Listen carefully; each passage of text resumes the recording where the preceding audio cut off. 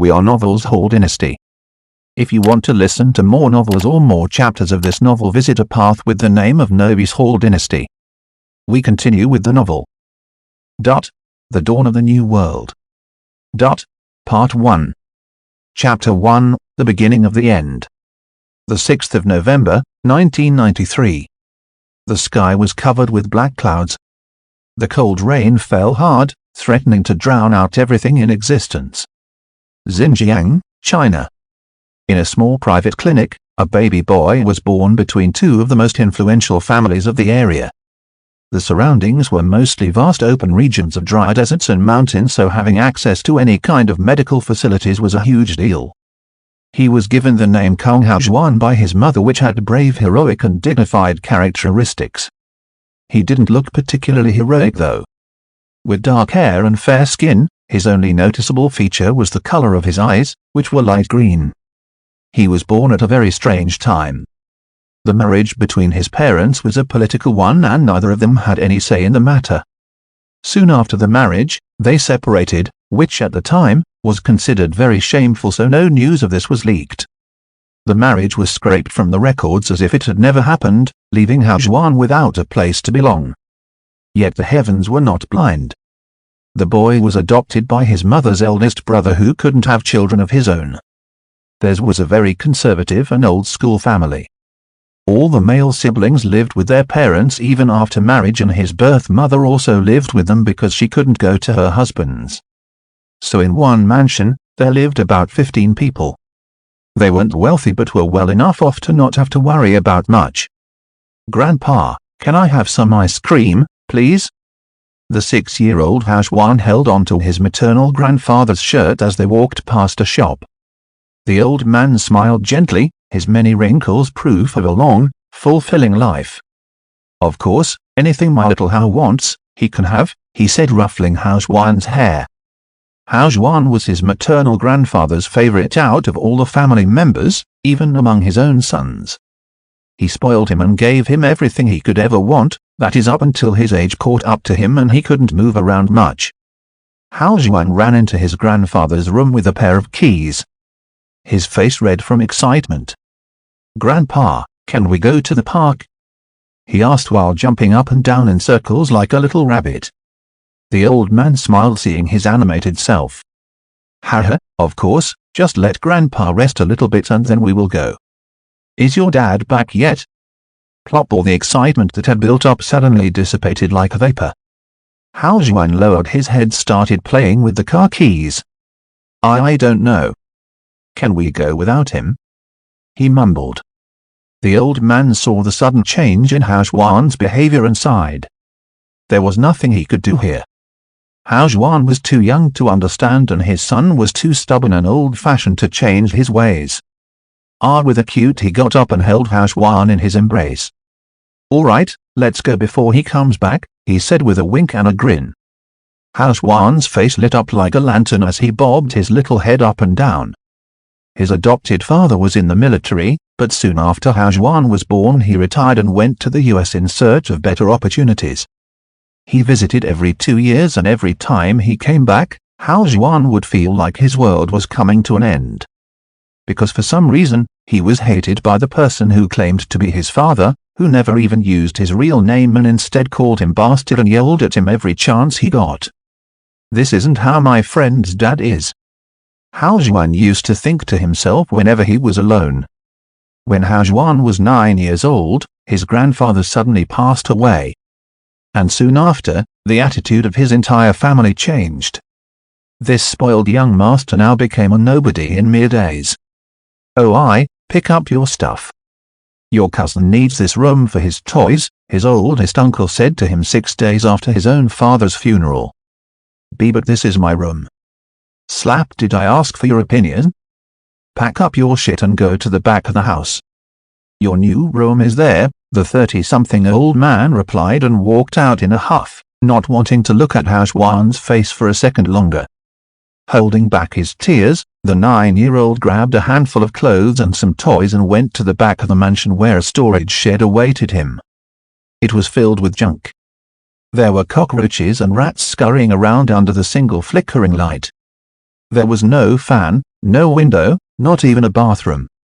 Good, you're here, a voice came from behind, startling him. He turned around and saw his favorite aunt standing there with a broom. She was the wife of the man that had just thrown him out of his room. His face still itching from the slap. First auntie. Uncle, he say, clean this place up. I'll come back to check in an hour, the woman cut in. I better not see any dust then. And don't break anything, you can't afford it, she said while throwing him the broom. She threw a disdainful glance towards the dazed Hao Juan before leaving. Hao Juan stood there alone, holding his clothes and toys in one hand, and an old broom in the other. But why? He would ask this question a lot. To himself, and to others, but never really got an answer, or one that satisfied him at least. No, it must be a mistake. I must have done something bad, that's why everyone is treating me like this, he said to himself and got to work. Auntie, I cleaned the shed. An hour later he ran into the kitchen covered in dust from head to toe but still smiling. His 4 cousins were sitting around the table having lunch. They glanced at him once before going back to eating the fried pieces of meat on their plates. His stomach rumbled looking at the delicious food. Good, here, eat this and go to sleep, his aunt handed him a plate. With a toothy grin he grabbed it with welcoming arms but froze upon seeing its contents. There were some half-eaten pieces of stale bread, a couple of pieces of burnt meat that looked like charcoal and a jelly-like substance that smelled like rotten fish. But the meat. Hao Juan looked over at the still sizzling pieces on his cousin's plate. Enough, get out of my sight. Let your cousins eat in peace, go. She waved her hand like she was shooing away a stray dog. Hao Juan wasn't hurt by the lack of food on his plate but more by the sudden difference in treatment. With a lowered head he walked back to his room and cried silently. And just like that, it became his new reality. Hao Juan never understood why his own family treated him the way they did. He thought maybe it was his fault, maybe there was something wrong with him. So instead of ever fighting back, he just endured it all. Trying to justify their actions, he didn't say a single word and cried himself to sleep for the next couple of years. His only solace during this time was his third aunt, his birth mother, who treated him better than everyone else, but he didn't know why, and she couldn't tell him either. So from the sidelines she saw how her own brothers treated her only child. She cried and begged them to let her leave with him, saying they wouldn't ever have to see either of them again, but they refused, saying, "What will the people say?" So she suffered, and he suffered. But soon after, he became dull to the pain as it was a part of his daily life. That's how he spent his teenage years. He went to a local public school where he aced every single subject without even studying much, but no one cared. A few students even tried to bully him once when the news of his situation got out. Ha ha ha, look at this retard trying to act normal. Oh, you don't belong here. Kick what? Oh, wait, you don't have one. Ha ha ha, still though, I can't believe this bastard was trying to be one of us. Some of the older boys cornered Hao Juan on his way back from school. What do you want from me? Hao Juan asked, wiping away the blood from the side of his mouth. Nothing, one of the boys shook his head with a grin. We just wanted to remind you of the truth. That no one wants you. Even your own family threw you away, who else would dare love a thing like you? I heard even his own father left the country because he didn't want to see his face. But I never did anything to you guys, why are you doing this? Hao Juan couldn't wrap his mind around the current situation. He had never even talked to these guys, so why were they bullying him? Honestly, because we're bored, Ha ha ha, replied the largest of them, who seemed to be their leader as well. Raising his right leg he kicked once again. Kick, kick, you stupid loser. Kick, how dare you look at me. How? Kick. When he raised his leg for the 6th time, he felt a tug on his trouser. Looking down he saw a pair of bright green eyes staring back at him. For a couple of seconds, he got lost in them. What? You wanna? He spoke dazedly but was pulled downward before he could finish. Hao Juan, who had picked up a broken brick from somewhere nearby, pulled his arm as far back as it would go before bringing it down on the boy's now lowered head. Thud. Squelch. Blood splattered onto Hao Xuan's face and chest, dyeing his white shirt crimson. A heart-wrenching scream came out of the boy's mouth as he grabbed the side of his head and fell backwards. What did you do?" he shouted mindlessly, still in shock. "Why? Why me?" Hao Xuan mumbled with vacant eyes and raised the brick once again. The boy's eyes narrowed as he raised his hand to protect his head. The others were frozen stiff, only able to watch as the scene unfolded in front of their eyes. Thud. Thud. Thud. "Would you have stopped if I had asked?" Thud. Thud. By the time Hao Xuan came to his senses, the boy had long passed out. He laid in a pool of his own blood and urine, looking more like a pig than a human being. Hao Xuan didn't even remember what had happened. The only thing that stayed with him was the feeling of striking another person. The numb sensation of flesh being torn apart and bones breaking into pieces. The feeling was like electricity coursing through his body, awakening something deep inside of him.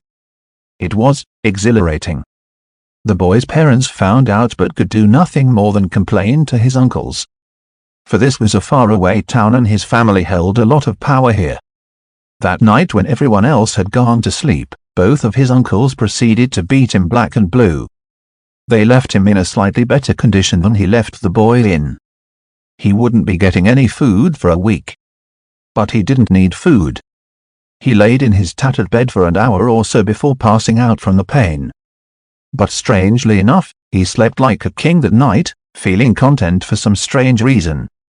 His aunt would come to him in secret every other day after sunset with food, and she would tell him stories of a better life.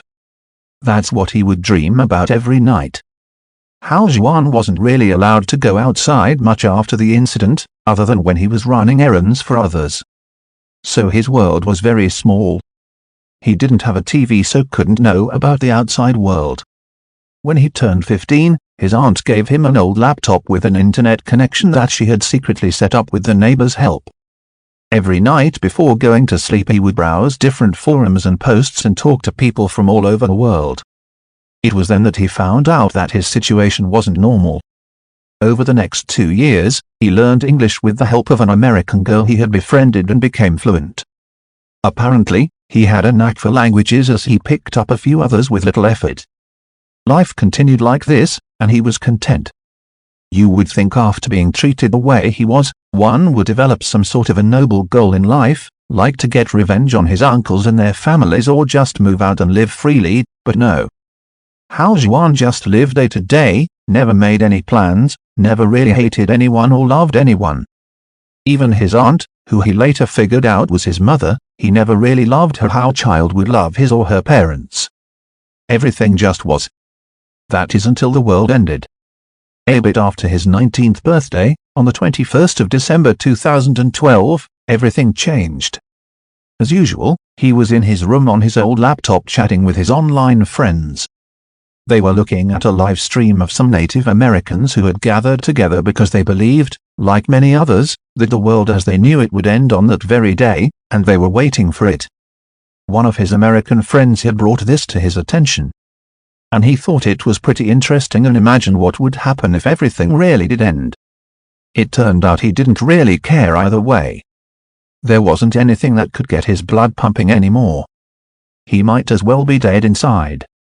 Pretty soon Hao Xuan got sleepy and said goodbye to his friends and logged off as he had to get up early in the morning. He lay down on his broken mattress and soon enough, dozed off. But it wasn't long until he was woken up by an extremely loud high-pitched sound, sounding right next to his ear. Thinking that it was one of his cousins messing with him again, he got up slowly and opened the door, but there was no one outside. He looked around but still found nothing. Yet the sound could be heard as clear as day, and it was blowing right next to his ear. He ran out onto the street only to find the neighbors looking around as well. He went up to one of them and asked, "You know what's going on?" but no sound came out of his mouth. He tried speaking again, but the result was the same. He looked at the neighbor who was as shocked as him. They both tried to talk several times but nothing happened. Hao Xuan ran back into the house, picked up a pen and paper, and as he was running out he saw all of his uncles and cousins finally coming out as well. They naturally ignored him and went past. He found his mother and wrote down, "Can you hear anything?" On the paper, she nodded while taking the pen and paper from his hands and wrote down "horn" on it. They both looked at each other and slowly walked outside as well. This went on for about 10 minutes, during which time no other sounds could be heard, be it the sound of a car engine or a gun. No other sound existed at that point other than the horn. And then suddenly, it stopped. Everyone started looking around. They tried to talk to each other and it seemed like all was well once again. But then they heard another voice, inside their heads this time, the voice of a man, sounding somewhat disappointed. Almost like a father looking at his failed children. It has been 200,000 years since humanity was created. You have evolved greatly. From the bottom of the food chain, you have come to the very top. Colonizing everything from the deserts and mountains to the jungles, you have come far, far indeed, the voice said. But it is a shame to see that you have not learned control. Instead of prospering and venturing outwards, you have killed each other by the millions, and with one intention or another, you have brought about your own destruction, and the destruction of the very planet that gave you shelter from the horrors of the abyss. The ground started to vibrate slowly. We have watched, and we have sent you our apostles, to foretell the end if you continued on this course, but you have ignored all of the signs and warnings, and profited from the misery of each other and lived in ignorance. And now the end is nigh, and all is for naught. Hao Xuan's heart was thumping like a drum, maybe for the first time since he was born. His blood was rushing through his veins in anticipation of what was to come. Unlike others, he didn't care much for this world, so even dying wouldn't bother him that much. The voice continued. We made this little planet as a safe haven for you, with not much danger to your well-being, at least not as much as compared to what is coming. We gave you a near-perfect body, with limitless potential for evolution, but not a single one of you could reach even 0.0001% of it. 'Tis a shame indeed. At this point, Hao Xuan couldn't focus on anything else. He was only listening to that voice in his head, waiting. Your time is up. Humanity was supposed to have reached the stars by now, but you barely reached your own moon. So we had to intervene. No longer will you be protected from the darkness, but all that you desire will have to be traded for your own sweat and blood. Humanity will be sent to one of the 7 origin planets, where you will have to etch out a new life. This place is bigger than your current world by several 100,000 times, filled with creatures and beings from the ancient era. Things that you have nightmares about are food to these beings. It is not unusual to see creatures bigger than this planet itself even. It seemed like the owner of the voice was recalling some old memories as he spoke of what was to come. But everything must be balanced. So we will unlock your potential and awaken your long-lost abilities, so as long as you work hard, any one of you can become strong enough to destroy your enemies with a single thought and leave that place for one of the other worlds. Remember, you are not special, you are not the apex predator, you are less than worm food as you are now. There are millions of races out there, and you are nothing in front of them. Stick together, support each other, fight for your very survival, for that is the only way. Defy the heavens, and ascend. Boom! The ground cracked, sending them all down to on their knees. Little Hao. His mother shouted from a few feet away, trying to reach out and hold on to him, but it was no good. Before Hao Xuan could do anything else, everything went white. There was no sound, there was nothing to see nor to touch. Hao Xuan's body started to expand and then suddenly shrunk out of existence. Hao Xuan regained consciousness and slowly opened his eyes only to be met with a blinding light. It took him a few minutes to get used to it. He looked around but didn't recognize anything or anyone. He was surrounded by thousands of people, some waking up, some still laying unconscious. There was greenery all around him, but it was not from plant life, but the floor itself was green. He was out in the open somewhere. As he looked up towards the sky, his vision was blocked by another large piece of green sheet right above him. He tried to take a step forward when he was met with extreme pain shooting through his body. With a scream and a thud, he collapsed onto the ground. Ugh! The pain was horrific, like hot needles being pierced into every single cell of his body. It was worse around his eyes, which felt like they were burning up from inside out. After a few minutes the pain subsided. He gathered his strength, stood up once again. Moving through the crowd, he reached the end of the area. After about 20 minutes of walking, he finally got close to the edge and peered down, only to be met with nothing but whiteness. Pure white, as far as the eye could see. He squinted and looked upwards and was shocked. There were 9 moons and 3 suns shining brightly in the sky. Hao Xuan stood there for several minutes, trying to take in everything he was seeing. The beauty and the majesty of whatever this place was. There was a loud noise right below him. He looked down and saw a humongous wing coming out of the white ground, and then the ground moved like water, giving way. Hao Xuan then realized that it was not the ground, but a layer of clouds, and he was above them. The wing was so immensely large that he couldn't even see as to what creature it was attached to, but at least the clouds had moved enough for him to see what was under them. So he squinted and tried to catch a glimpse of this new world, only to be met with nothing but darkness, where he could even see his own reflection.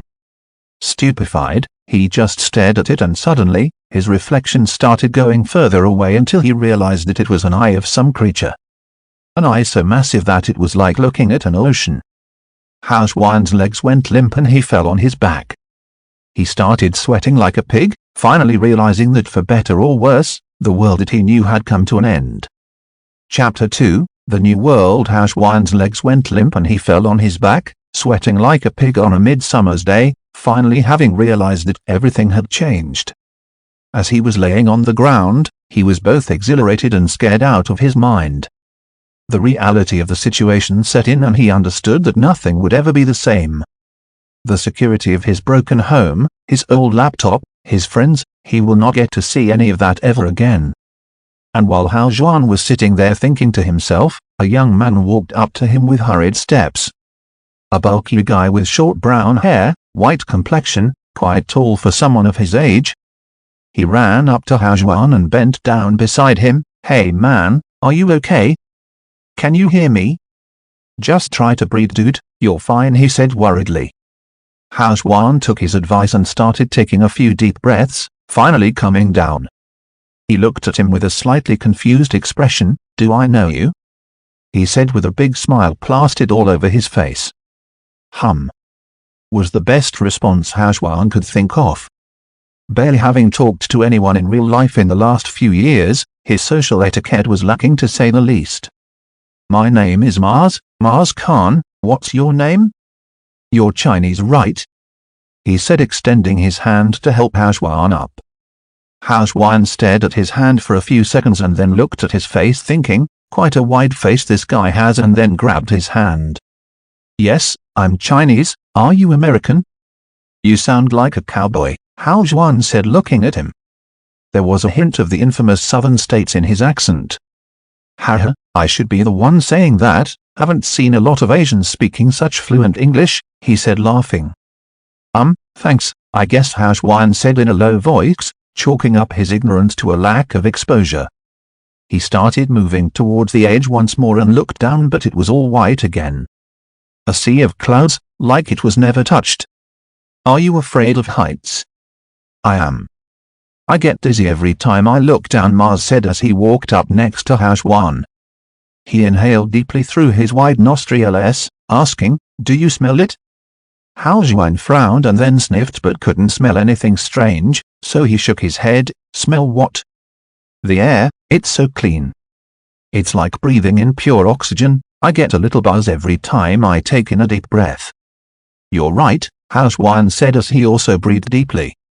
They stood there for a few minutes, just looking around, and noticed that there are a lot of similar platforms all around them, but quite far away. Suddenly there was a noise behind them and they turned around to see a group of people coming towards them. An old couple, 2 little kids of about 7-8 years of age, a teenage boy and a girl of about the same age as Hao Xuan. The little kids were 2 very cute twin girls. One of them, who was holding a teddy bear, ran up to Mars and hid behind his leg, looking towards Hao Xuan with big brown eyes. Don't just wander off like that without even telling anyone, the lady said to Mars in mock anger. Oh, BTW, these are my parents, my younger brother Sam, my sister Kay and the youngest of us, Olivia and Emily. Mars introduced his family to Hao Ains. Hello, nice to meet you, I am Hao, he said while slightly bowing. Oh, what a nice young man, and where your parents? You shouldn't go too far from them right now. We are in a strange new place and have no idea what's going on. They must be worried sick about you, said Mr. Khan with a gentle smile. Hao Juan thought for a few seconds about his family members, his mother and uncles, and their children, and he didn't feel any emotions towards them at all. So he just replied with I don't have any. His wife hit him with her elbow and gave him an angry look while turning around towards Hao Juan. I'm sorry, child, excuse this old man. He is getting crass in his old age. How about you stay with us for a little while? Just until we figure out what's going on? Hao Juan was startled by the sudden invitation. He had just met these people and without even knowing anything about him they invite him to stay with them. This act of kindness was his first such experience and left him quite confused. But he thought to himself, it's not like I have anything to lose, why not give it a try? Better than being alone all the time. So he looked towards her husband and other members of the family to make sure they were okay with, only to be met with smiles all around. Hao Juan nodded and gave another little bow with a barely audible thank you. Mars patted him on the shoulder while laughing loudly. His father and the little twin girls joined in on the laughter, creating quite a commotion. A few people turned to look towards them with curious gazes. They had just gone through God knows what, in a land out of a fairy tale, with no idea of what was going on or what they were supposed to do, and these people were laughing like lunatics out in the open. They talked for a few minutes after that and introduced each other personally to Hao Juan. The curious little twins were especially mesmerized by his green eyes and kept asking him if he could see how many fingers they were holding, making everyone laugh. Suddenly there was a commotion up ahead, and people started getting up and moving. The Khan family looked at each other and decided to follow the crowd as well. After walking for a good 30 minutes the ground started to get smaller and smaller. It was still a good 30-40 meters wide but much smaller as compared to before. In front of them was a wall with a massive door of about 12 meters in height and 20 meters in width. Still following the huge crowd, they head inside to wherever it led. There was a long hallway just after the entrance which divided into three after about 150 meters. People were going in every single entrance so they decided to go with the middle one and kept moving. A few more minutes of walking and they could see the end of the hallway. It was a huge brightly lit hall with a massive circular desk in the middle. There were a few very pretty girls standing inside the desk smiling at them. The family moved towards the desk and Mr. Khan went to the front of the crowd and asked the young woman, hello, do you know what's going? We need some help here. The lady smiled and points towards her left, where there was a group of identical doors and said, please head towards the left and enter any door to start your inauguration. Everything will be explained to you there. He nodded and led the family towards the first door. He slowly opened it and looked inside but it was pitch black. So he told everyone to hold hands and follow him inside in a line. Emily, which was the shyer of the twins, looked at her eldest brother Mars and said up with one hand holding the teddy bear and other extended outwards. He smiled and picked her up while extending his other hand in front of him towards Sam, who did the same forming a chain. Until Mars suddenly remembered Hao Juan and turned around and awkwardly looked at him. Hao Juan had no idea why he was looking at him so he just stared back in silence, making the situation even more awkward. How about you stand in front of me? Since one of my hands is tied up with Emily, I can't hold your hand. Hao Juan looked at the cute little girl who hid her now bright red face in her brother's embrace, and said, no, it's okay, I'll stay at the back, don't need to hold anyone's hand. Mars chuckled awkwardly once again, nodded at him with an apologetic smile and started moving forward. As they entered, there was nothing but darkness when suddenly, a very bright light turned on illuminating the surroundings. There was a crystal ball in front of them, with nothing around it. It was about the same size as a basketball and completely see-through.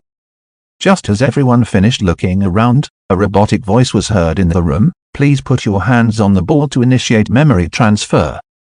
The Khan family looked at each other with doubtful gazes and surrounded the crystal ball, but no one touched it. Hao Xuan's interest was piqued, so instead of waiting for someone else to do it, he stepped forward and put his own hand on the ball. When he heard Mr. Khan yell, "No, wait," and all of a sudden his surrounding changed. Hao Xuan was in another space, looking at a huge screen in front of him. He heard that same robotic voice again, "Hello, traveler. Welcome to your inauguration. Currently, you are at Bestia Orbis Terrarum, or lovingly referred to by the local LS as the Beast World. As you may or may not know already, there are millions of different species in the universe. Some are very similar to your human physical structures, whereas some are very different." As the voice finished, the large screen in front of Hao Xuan lit up with different images and videos of strange creatures. They included some people with horns, some with wings like those of a bat and a bird, some with tails, some with several arms. The variations are endless. The human form of 2 legs, arms, eyes, ears etc. is the most basic one.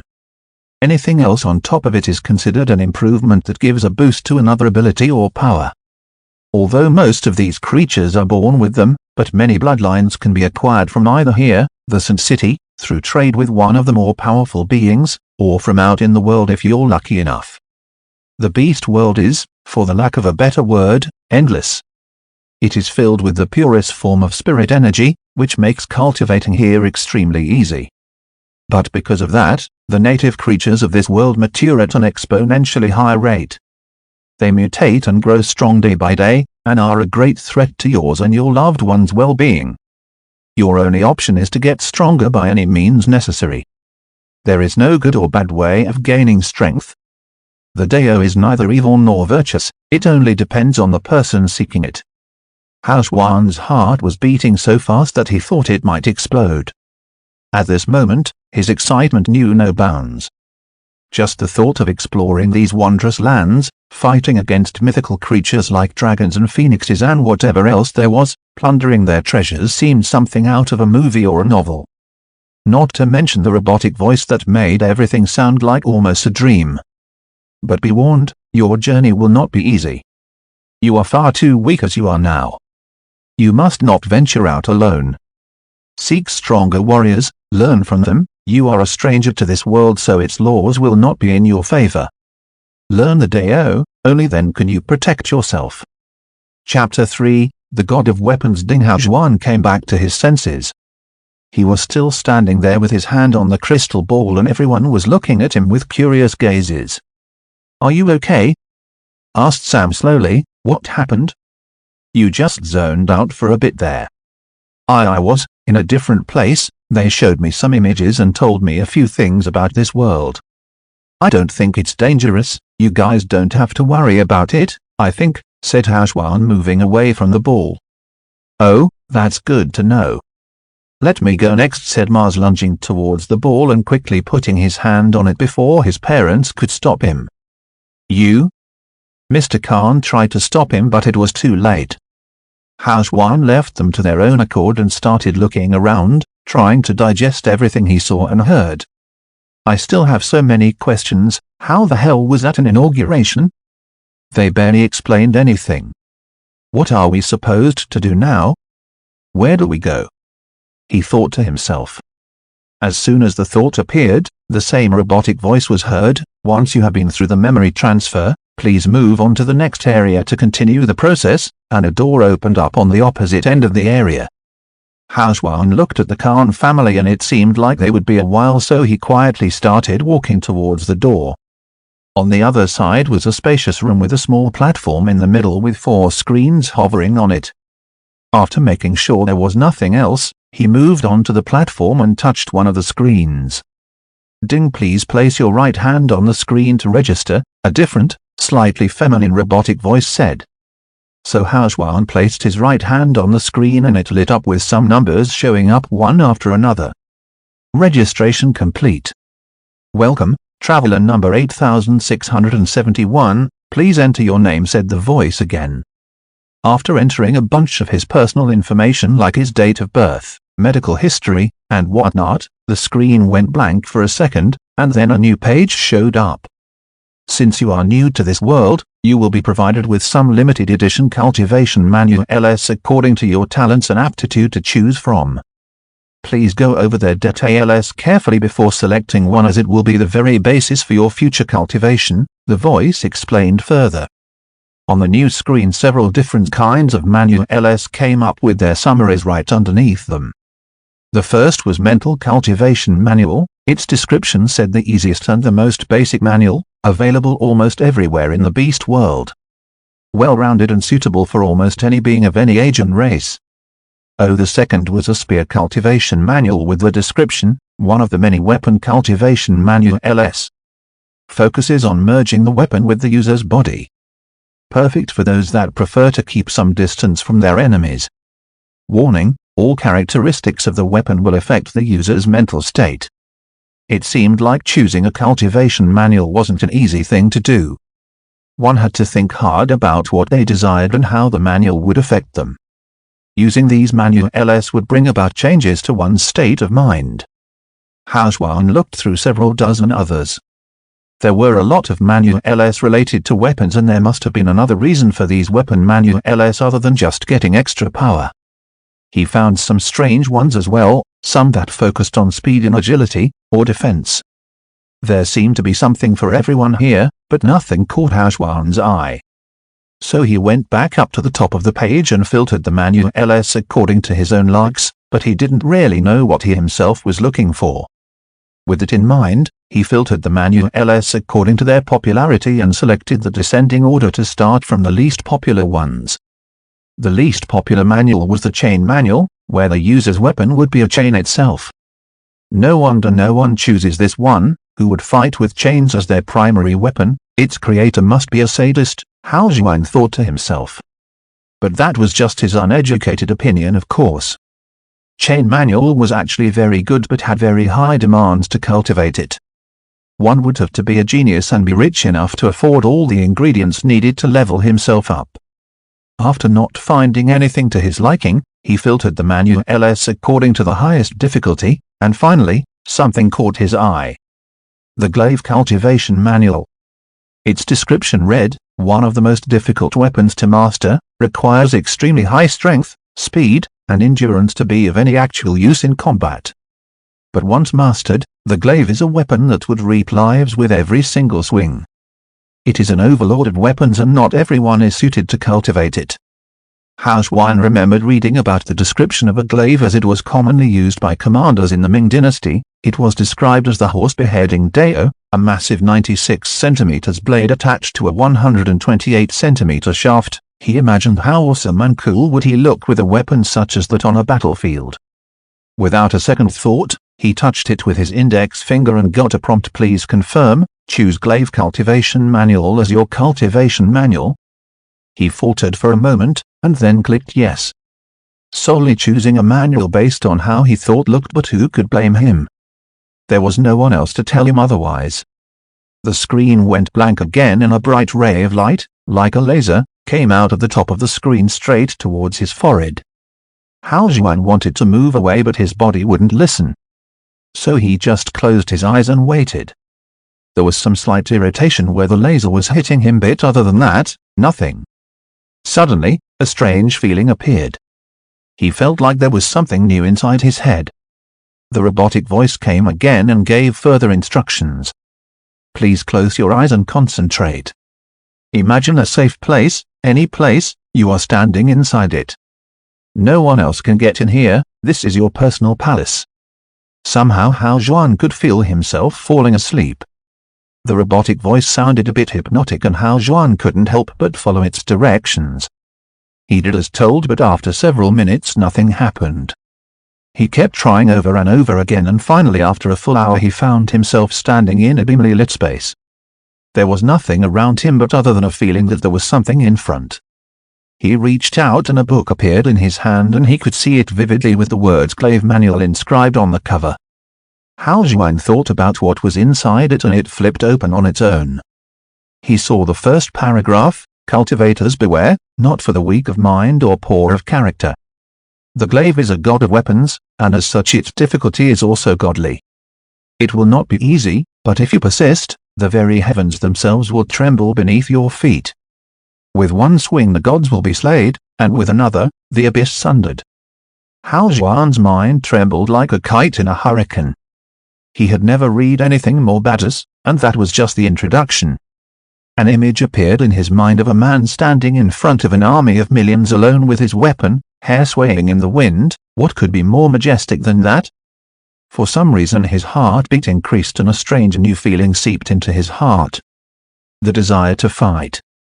He opened his eyes only to see a teddy bear staring back at him. What the F? Startled, he jumped back, falling off the platform onto his bum. After sitting up again he saw Emily standing on the platform, looking at him with tears in her eyes while hugging the teddy bear. "Did EMI hurt you, big brother?" she asked with a quivering voice, about to break out crying any second. No, absolutely not. I'm not that weak, how could a little fall hurt me?" Hao Xuan said, shaking his head vigorously. "Really?" Emily asked with a questionable gaze. "Yes, of course, why would I lie? I just tripped on my own, it wasn't your fault," Hao Xuan said with a laugh. He looked around but there was nobody else in the room. "Where is everyone?" said Hao Xuan, looking back at Emily with a little smile. "They are touching the crystal ball. Papa said everyone has to stay together so they will come after everyone is done." "I was finished so I came ahead without telling them," Emily said with a slightly guilty face. "Oh, okay, let's wait for your parents and big brother to join us, and then we can go out, I think," Hao Xuan said. A few minutes later the rest of the family arrived. Hao Xuan explained to them about the screens and manuals. He sat on the sideline and waited for them to finish. When they were all done, Mars came up to Hao Xuan with a wide smile. "Guess which manual I choose?" "The hammer manual," Hao Xuan said, looking at him. "Close, it's something heavy, the Great Sword manual," he said with a proud look. "Oh, well, it suits you, I guess. Someone of your size with a normal sword would look really comical," Hao Xuan said after thinking about it, as he imagined Mars, a well-built almost 7 feet tall guy holding a little sword. He chuckled. It would have been quite a sight. As Mars was about to ask him about his chosen manual, a lady in a blue cheongsam appeared on the other end of the room. Everyone looked at her. She was quite tall, fair skin and beautiful to boot, could easily have been a model on Earth with her looks. "Since everyone is done choosing their manuals, please follow me and we can send you on your way," she said with a gentle smile that was not a smile, and then without waiting for a response, turned around and started walking towards another door that appeared out of nowhere. Hao Xuan was the first to follow her and then the rest of the family came after. They walked for a couple of minutes and then reached a wide open hall filled to the brim with people. The hall seemed to have been carved out of wood with a fountain in the middle and some strange little birds flying around in the air. There were a lot of other women in the same dressing as the lady leading Hao Xuan and the party, either just standing or leading other groups of people to some places. They made their way to the other side and entered another room. It was much smaller in comparison, with some strange marking in the middle of it. On the right side, there was another lady who waved at the party as they entered. She was standing in front of a desk with some papers on it. Everyone moved towards the table when they heard the second woman speak. "Hello everyone. My name is Liu Yifei, and I'm here to send you to your chosen kingdom. A little information first. This place is called the Sand City. It is one of the central places in the Beast World where all new races are transported to. Just like you, they were inaugurated here and sent on their way to the lower world." Hao Xuan and company were thoroughly engrossed in her speech by now, so she continued, "Beast World is mainly divided into 6 main continents. They make up about 55–60% of the total land mass on the planet. The rest is unexplored wilderness filled with monstrous creatures that even gods fear. There are thousands of kingdoms in every single continent, along with some sects, ancient families and empires that oversee them. A kingdom has 3 grades, first being the highest and third being the worst. There are some other institutions out there as well as some powerful lone experts that are as strong as entire empires, if not more so." Hao Xuan knew this new world was big, but he had no idea how big until he heard the next statement. A normal grade 3 kingdom has a population of more than 5 billion, and every grade 2 and higher kingdom will have several times the population of a grade 3 kingdom. At this point Hao Juan was simply speechless. The population of the entire planet Earth was a little more than 7 billion, but here there were thousands of kingdoms with the same population, if not more. That was an unimaginable number of people. And this was only on one continent. Then what about the other 5? And the more than 40% of the world that was as of yet unexplored? For your family, the My Kingdom, which is a grade 2 kingdom, has been chosen. You will be sent to one of the main cities of the kingdom, the city of Fortuna. It is a very important location in the kingdom and acts as the trade center for the entire area. Do you have any questions? She asked smilingly. Chapter 4, The My Kingdom. Do you have any questions? She asked smilingly. No one knew what to say. Yes. Of course they had questions, many questions, but they had to take it all in first. Everyone was just looking at each other at this point, not knowing what to say. I have one. How can you speak English? Mars asked while raising his hand awkwardly with a weird smile. I am not. When you were transported over here by the Ancient Ones, they unlocked the limitations of your human bodies, which allowed you to receive information at a much higher rate. The most basic and common languages of the beast world were transplanted into your brains, so now without even realizing it you can speak and understand our language, said Liu Yifei while staring at Mars. Oh, that I were not even being able to get a whole word out, Mars was stuttering, as he did whenever he was nervous or just in front of a beautiful woman. Let me explain a bit more in detail. There are thousands of different worlds that are being reared by the Ancient Ones, just like yours was. To make sure the world doesn't stray from their plan, Ancients send their own people to nudge the civilization in the right direction, the direction decided for them by the Ancients. World leaders, artists, people in different levels of power, all of them are sent to these worlds by the Ancients, to slowly get you ready for the end. For example, almost all of the monsters and demons that were portrayed in your movies are actual creatures and races found everywhere in the universe. The myths and legends foretold in your stories and scriptures are all real as well. Everything that you saw and experienced in your old world was chosen by the Ancients. Even clothing, languages etc. were all picked out for you, she said with a serious face. Hao Juan thought about everything he had seen so far and it made sense. The dressing style of these women, the language, the images he was shown in the crystal ball of different races seemed like they were out of a fantasy novel or a movie, because they probably were. Because otherwise for normal human beings to get used to this new reality and entirely new concepts would not even be possible in 1 or 2 generations. Wait a second, so you're saying vampires, ghosts, werewolves, demons are all actually different alien races? Hao Juan asked suddenly. Yes, of course, everything is real. The mythical creatures like dragons also exist, but they are overlords and are capable of destroying entire continents with a swipe of their claw, replied Liu Yifei with another little smile. For some reason, that damn smile is really starting to piss me off now, Hao Juan thought to himself. Any other questions? She asked, looking around the room. Yes, you said we will be sent to this My Kingdom. How will we live over there? Do they know who we are? Will there be any support from the local government? Asked Mr. Khan. Naturally. Many kingdoms in the beast world are from races that immigrated here or were transported like you.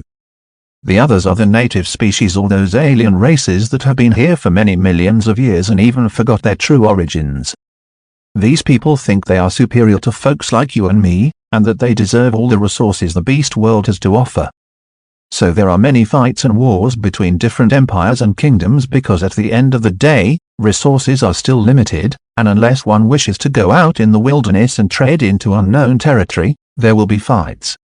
Sometimes entire kingdoms are eradicated in a matter of days. The My Kingdom's royalty also immigrated here several thousand years ago. It's a comparatively new kingdom, but its royalty and people are much more open-minded and accepting to newer species, especially if they have similar physical appearances, which you do. So the government has created a simple lodging area on the outskirts of some of the main cities, with fertile land for cultivation and opportunities for the young ones to develop their skill and find their calling.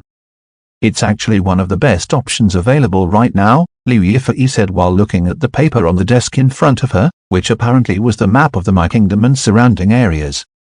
Once you actually get to the kingdom, there will be someone to guide you to your residences and give a bit more detail of the culture and people in the kingdom. Your main objective right now is to get fully assimilated into the kingdom. Do what you must to achieve that goal, she said while pointing towards the marking in the middle of the room. Everyone moved inside as Liu Yifei clicked a few times on the screen built inside the desk, which was covered by the papers, and a humming noise was produced by the markings as they started to light up. Close your eyes, she said from the other side of the room. Hao Zhuan and the Khan family followed her orders as they suddenly vanished from the spot. Hao Zhuan felt like he was falling, but he could still feel the solid ground under his feet. It was a weird case of vertigo which made everyone very uncomfortable. After what seemed like an eternity, the feeling subsided and Hao Zhuan slowly opened his eyes and saw that he was in a huge public square. It must have been a few kilometers in length and width as he could barely see any other buildings. Hello, welcome to the Kingdom of Mai, said a very chipper voice. Hao Zhuan turned around and saw a very petite young girl standing in front of them with something that looked like a pen and some papers. Hello, my name is Hao Zhuan. You said this is the My Kingdom? Are you our guide? He asked looking at her. She seemed a bit too young to be working already, but maybe kids matured faster in this world. Yes, my name is Yu Yan, nice to meet you. I'll help you get settled in and explain some things about the kingdom. Please follow me, she said with a big smile and started walking away.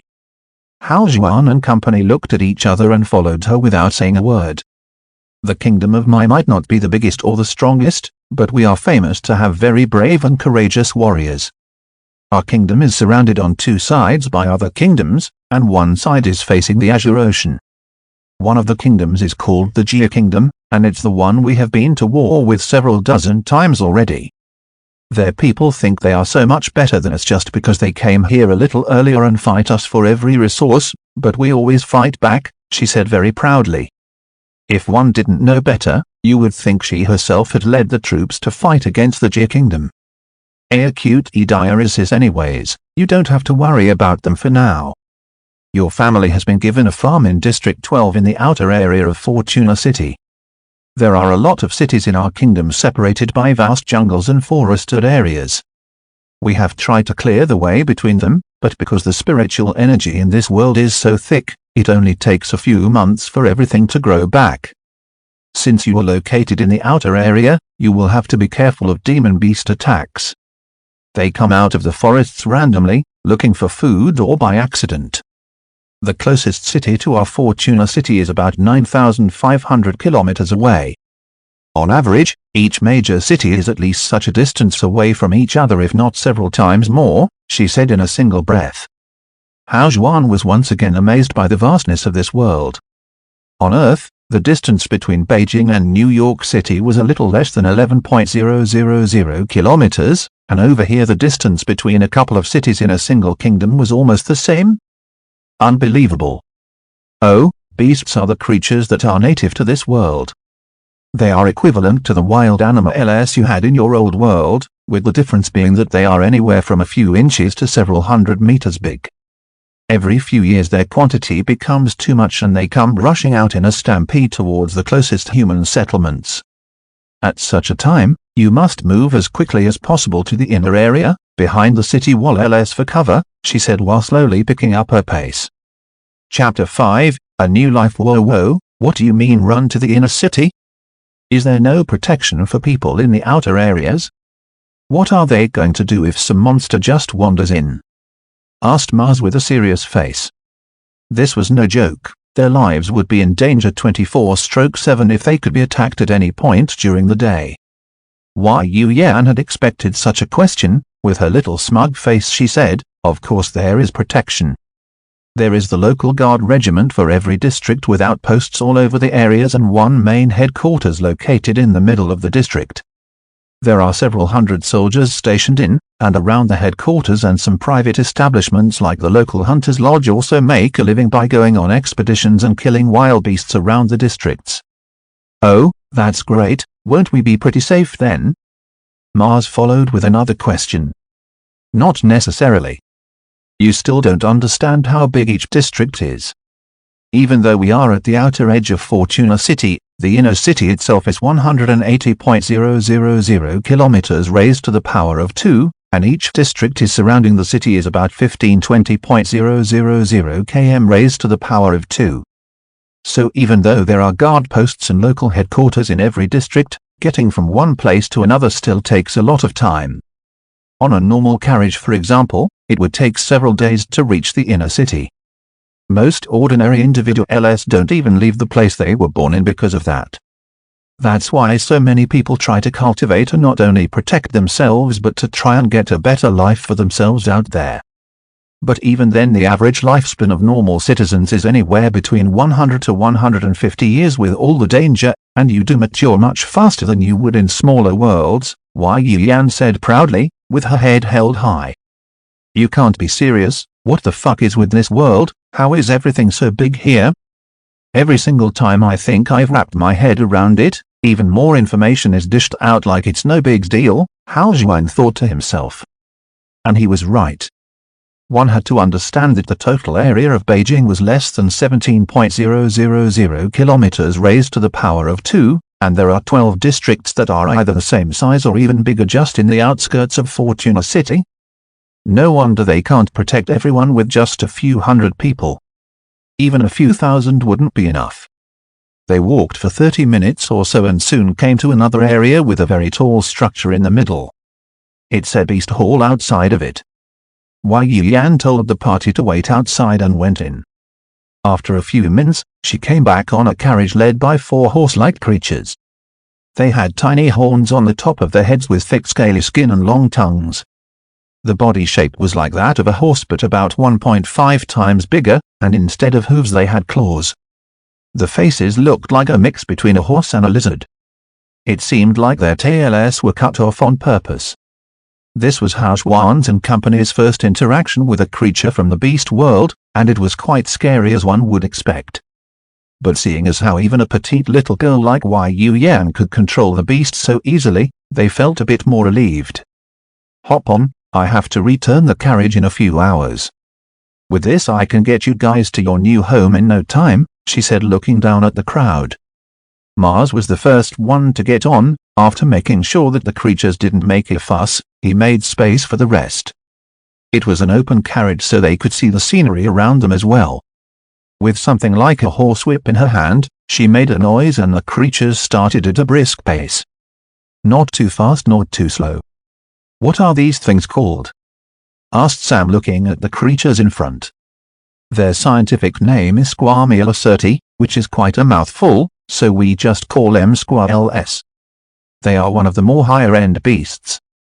They aren't terribly powerful but are extremely fast and have high endurance. That's why only military commanders or people with a high status can afford them. They can't be found in the wild as they were specifically bred for this purpose, she replied. Really? They don't seem that fast. We had normal cars that were much faster than this in our old world, Sam said, slightly disappointed. Oh, you really think so?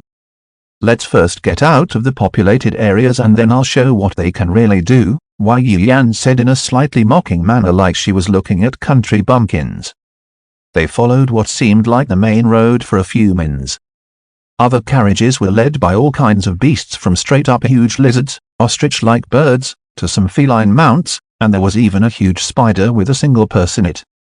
The people mostly looked the same as normal humans, just slightly taller, but some did have an extra eye or two, a couple more arms or legs, etc. This really is a different world, Hao Zhuan said, mumbling to himself. It actually looked like something out of a popular MMO back on Earth. All different kinds of people on strange creatures going about their daily life like it were no big deal. Hao Zhuan thought it would be really cool, looking at all these new things, but it was too much to take in all at once. It had barely been a few hours since they were transported to this world and so much had happened already. He thought about his family, his mother who he had never even called mom to her face. How was she? Where was she? Was she okay? For the first time in his life, he was actually worried about her. Once all this is done, I'll ask someone how to find other people from Earth. I wanna see her again. We don't have to live like before here.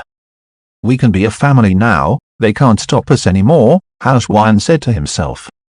Suddenly the scenery changed, a massive 100-meter tall gate came into view.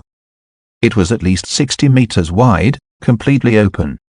There were dozens of guards stationed there and on top of the wall, which was even higher than the gate itself. Every single one of them was decked out in full armor and with different weapons on their sides or backs. They were standing there like centurions from the movies he had seen, filling the onlookers with amazement. No one stopped them when they saw the carriage. It was common knowledge that a new race was sent to the Beast World and that the Might Kingdom had accepted many of them. With Argonek following the main road for 15 more minutes, they took a right turn and got on a large dirt road, about 30 meters wide. Alright, I'll activate the support spell LS on the carriage, hold on to something and get ready to be amazed, Yu Yan said looking back at Sam with a huge grin. She tapped her foot on the carriage and suddenly a whitish bubble was formed around the carriage, covering the entire thing. What is that? He asked, pointing at the bubble. It's the protective screen. Since you guys are not cultivators, we were allowed to bring out these carriages to make the whole settlement process much faster. Otherwise, it would take months to get everyone settled down. That screen acts as a barrier, protecting you from the air pressure and stabilizing the carriage. You would get blown away otherwise, she replied as a matter of factly. She picked up the whip once again and swung it towards the squirrels as hard as she could. With a loud growl, they broke into a full sprint. Even with the barrier in place, Housewan's body jerked back and he hit his head on the back of the carriage, and then another little fluff was thrown into his arms. He opened his eyes and saw what had hit him, only to be met with big teary brown eyes and a cute little face. It was Emily. She was holding the teddy bear with all she had, not even looking around, shaking. "Woo, that lady is so mean," she muttered with tears in her eyes. Housewan had never seen anything cuter in all his years. He held her with one hand and grabbed a handle nearby for support. Only after a few seconds did the shaking stop. Looking around, almost everyone was in an awkward position. Sam fell headfirst into Mars and actually hurt his own head. Geez, how strong is this guy? Housewan thought inwardly. Housewan looked outside the carriage and it seemed like he was looking at a video clip at 5 times the normal speed. They were going so fast that he couldn't even see the surroundings. But the strange thing was, just like Yu Yan had said, there actually wasn't any air pressure. So after a few seconds, he straightened himself up and asked, "How fast are we going?" "About 350 kilometers per hour. We can go faster, but for safety reasons, this is the recommended limit," she yelled from the front. "How the fuck can living creatures run this fast? Are they using magic or something to speed it up?" "I'll ask her for details when we stop," Housewan said to himself. Chapter 6, First Encounter. After about 40 minutes the carriage suddenly came to a stop. Housewan looked out and saw vast open fields all around. He could see the tree line further ahead on the left, whereas they turned right and headed to a few lonely buildings in the distance. After about a minute or so they came to a stop once again, right in front of his new home. It was a very homey little place.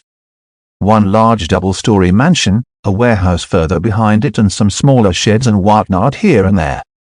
There was also a stable right next to the warehouse. Everyone got off the carriage and started looking around. Yu Yan went into the mansion first and then came back out a few minutes later with a small crystal ball in her hands, just like the one they had seen before in Sun City, just much smaller. "Everyone please gather around," she yelled. "This is the identity transfer token and also contains some information regarding the property, how to start cultivating, handle the horses, use the 2LS, etc. But you should be familiar with most of the stuff, as everything here was specifically designed according to the information sent by the Sun City to help you guys get used to it," she finished. The Khan family gathered around and placed their hands on the crystal ball one by one to receive the information. Housewan watched from afar. After the last person finished, Housewan came up to Yu Yan. "Are there any requirements to join the local guards?" And do they offer lodgings? He asked in a low voice. Taken by surprise, Wei Yan thought for a second before replying, no, there aren't any requirements for normal people to join the local guard regiment, as it is one of the ways for young people to start gaining experience, since they will be properly trained by the more experienced soldiers. Don't you like this place? Why do you want to move to military camps? I can assure there is more than enough space in the mansion for several dozen people. I was transported here alone. I don't have any family here and don't want to be a burden on the others, he replied with a small smile. Kid, what are you on about? Don't like us anymore? It's okay if that's it, you can say it to my face, this old man can take it, said Mr. Khan, trying to sound distant. Can you not act seriously for once? Elbowed Mrs. Khan angrily. Hao Juan, you don't have to worry about anything, just stay with us for a little bit, and once you get used to everything here you can move out if you still want to, the more the merrier, and EMI already likes you so much, she will be sad, she continued. Hao Juan felt someone pulling his shirt. He looked down and saw Emily with tears already rolling down her cheeks. Big brother, you don't like EMI anymore? Are you mad at EMing? Please don't leave, EMI will be a good girl, she spoke through a series of hiccups. Hao Juan felt his heart shudder. How can someone be so cute? His cousins were like the offsprings of Troll LS compared to her. He bent down and smiled. No, of course you didn't do anything, I was just kidding. If EMI wants me to stay, I'll stay, replied in a coaxing manner, trying to calm her down. Hao Juan didn't really care about much in this world, but he thought if something ever happened to this innocent little child, it would be heartbreaking. How can the heavens be cruel enough to hurt her? Everyone looked at the two of them and laughed. It was one of the most adorable sights they had ever seen. Wei Yan handed Mr. Khan an oval stone. This stone has the protection rune for the property. Right after you enter the house you will see a cavity on the wall to your left. In case of a beast attack, put this stone in the crevice and a protective barrier will be created around the mansion and a signal will be sent to the nearest guard outpost. It should protect you until they arrive, she said. Should? What do you mean should? Asked Mars, frowning. For normal beasts, the barrier will hold without any problems, but if their numbers are too many or they are too strong, they can break the barrier itself or hit it until its energy runs out. But none of the more powerful beasts or demonic beasts come out of the forest unless something is wrong. Under normal circumstances, all should be fine, replied Wei Yan, getting back up on the carriage. Take a few days to get used to the life here, then you should start cultivating so you can take care of normal beasts yourselves, she said while hitting the squirrels and disappeared within a few seconds from their view. The next couple of days were spent settling in. Their routine was quite simple, and if one didn't know any better, they would think it was the same as any old farmhouse from Earth. After the extraordinary events of the first day, everyone was still very much in shock, even if they tried their best to hide it. Having arrived in such a foreign place out of nowhere and one that was so different from theirs, it would naturally take some time to get acclimated to this new reality. So instead of jumping feet first into this new life and embracing it wholeheartedly, they retreated back to the Shell LS, busying themselves with the mundane. But Hao Juan was a little different. For the first time in a long time he had tasted freedom and could not hold himself back from spending the majority of his days enjoying the little things this place had to offer. He would spend the days tending to the horses or the crops. During the evenings all the Khan siblings would get together and play. Olivia, the other mini-twin, also got familiar with Hao Juan in those days. Both of them would often come to him requesting piggyback rides. He didn't refuse and instead thought of it as training. The house had some sort of rocks embedded in the walls which were illuminated naturally by absorbing the spiritual energy from the surroundings. They had running water and plenty of food in the storage, both new and some familiar ingredients from Earth. The technology in this world was both more and less advanced at the same time, or would it be better to say that it depended on the place and the people? The two LS and equipment that depended on the worldly energy were more efficient, longer lasting and easier to find and use, which left the majority of the technology from Earth impractical and even ineffective to a point, since high spiritual energy could actually interfere with it. But even then Hao Juan enjoyed every single minute of it. From the tiring farm life to the seemingly boring errands and chores, they were all blissfully simple. It was the first time Hao Juan had been happy since the death of his grandfather. The more he interacted with them, the more blessed he felt. He was truly grateful to the Khan family for taking him in and treating him like their own when he had nowhere to go. The well of emotions that should have long dried out was starting to revitalize bit by bit. At first he really did want to get stronger to protect what he had now, but the human mind is a fickle thing.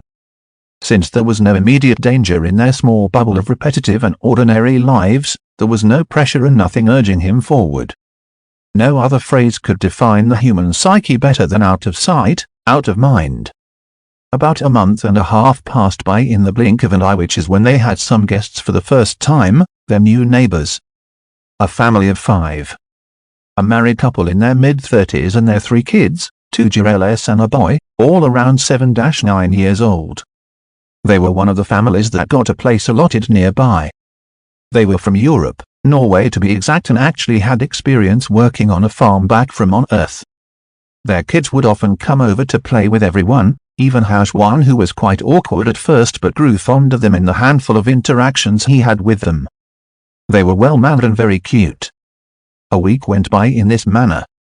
It was almost midnight and Hao Juan was sitting on his bed with his eyes closed, trying to read and understand the complex terms and expressions within the glaive cultivation manual, when suddenly a bright light flashed by his window. He opened his eyes and saw what seemed like a meteor falling deep into the forest. It went down with a loud boom and the shockwave from the impact could be seen coming towards the house. Hao Juan's eyes constricted upon noticing the clouds disperse from the sky above. He jumped back from the window and ran towards the door, trying to warn everyone when the shockwave hit. Boom! It felt like a magnitude 8.0 earthquake hit the area.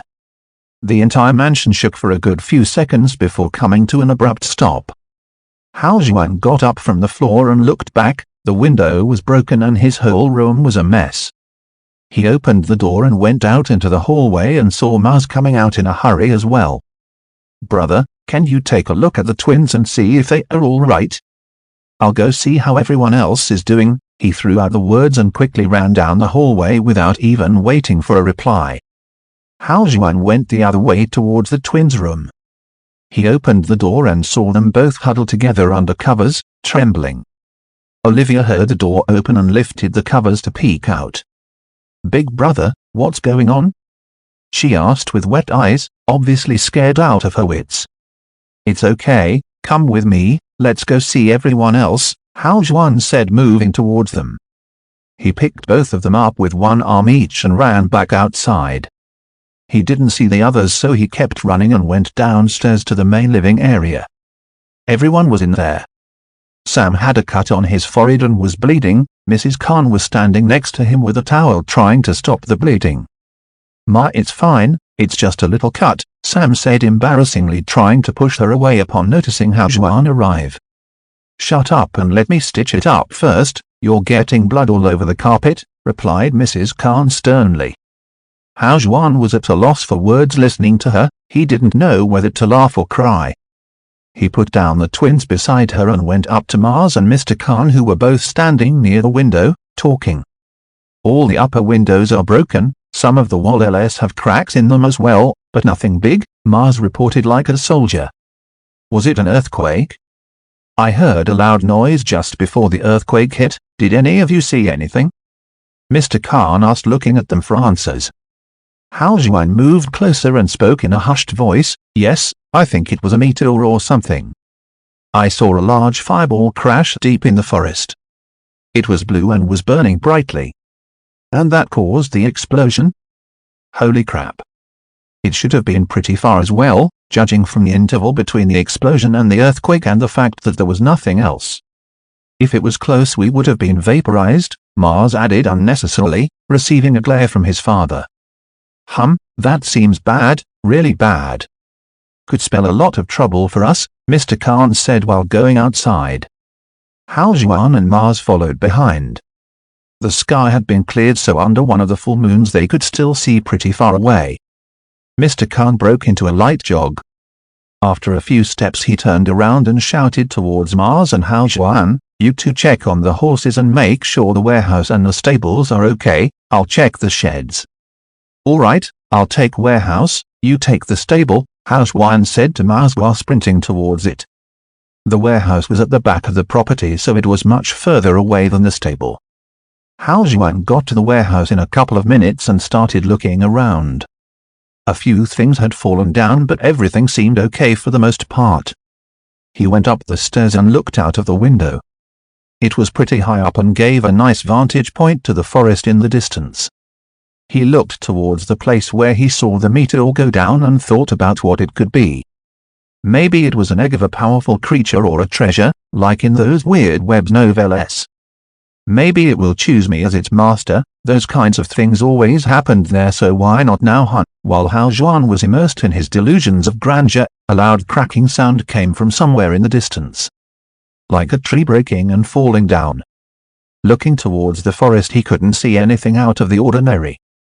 Only the trees moving in the wind. After staring at the tree line for a few more seconds, he suddenly held his breath and stretched his hand outwards to feel the air, but his pupils constricted. There was absolutely no wind blowing. It was deathly still and so quiet that he could hear his own heartbeat. Thump thump. Thump thump. Thump thump. Screech thump thump. Hundreds of creatures rushed out of the forest like an ocean tide, some small rodents, and some bigger than the carriage that brought them here. All running out of the forest as if their very lives depended on it. Hao Xuan quickly turned around and screamed at the top of his lungs, "Monsters! Monsters are coming!"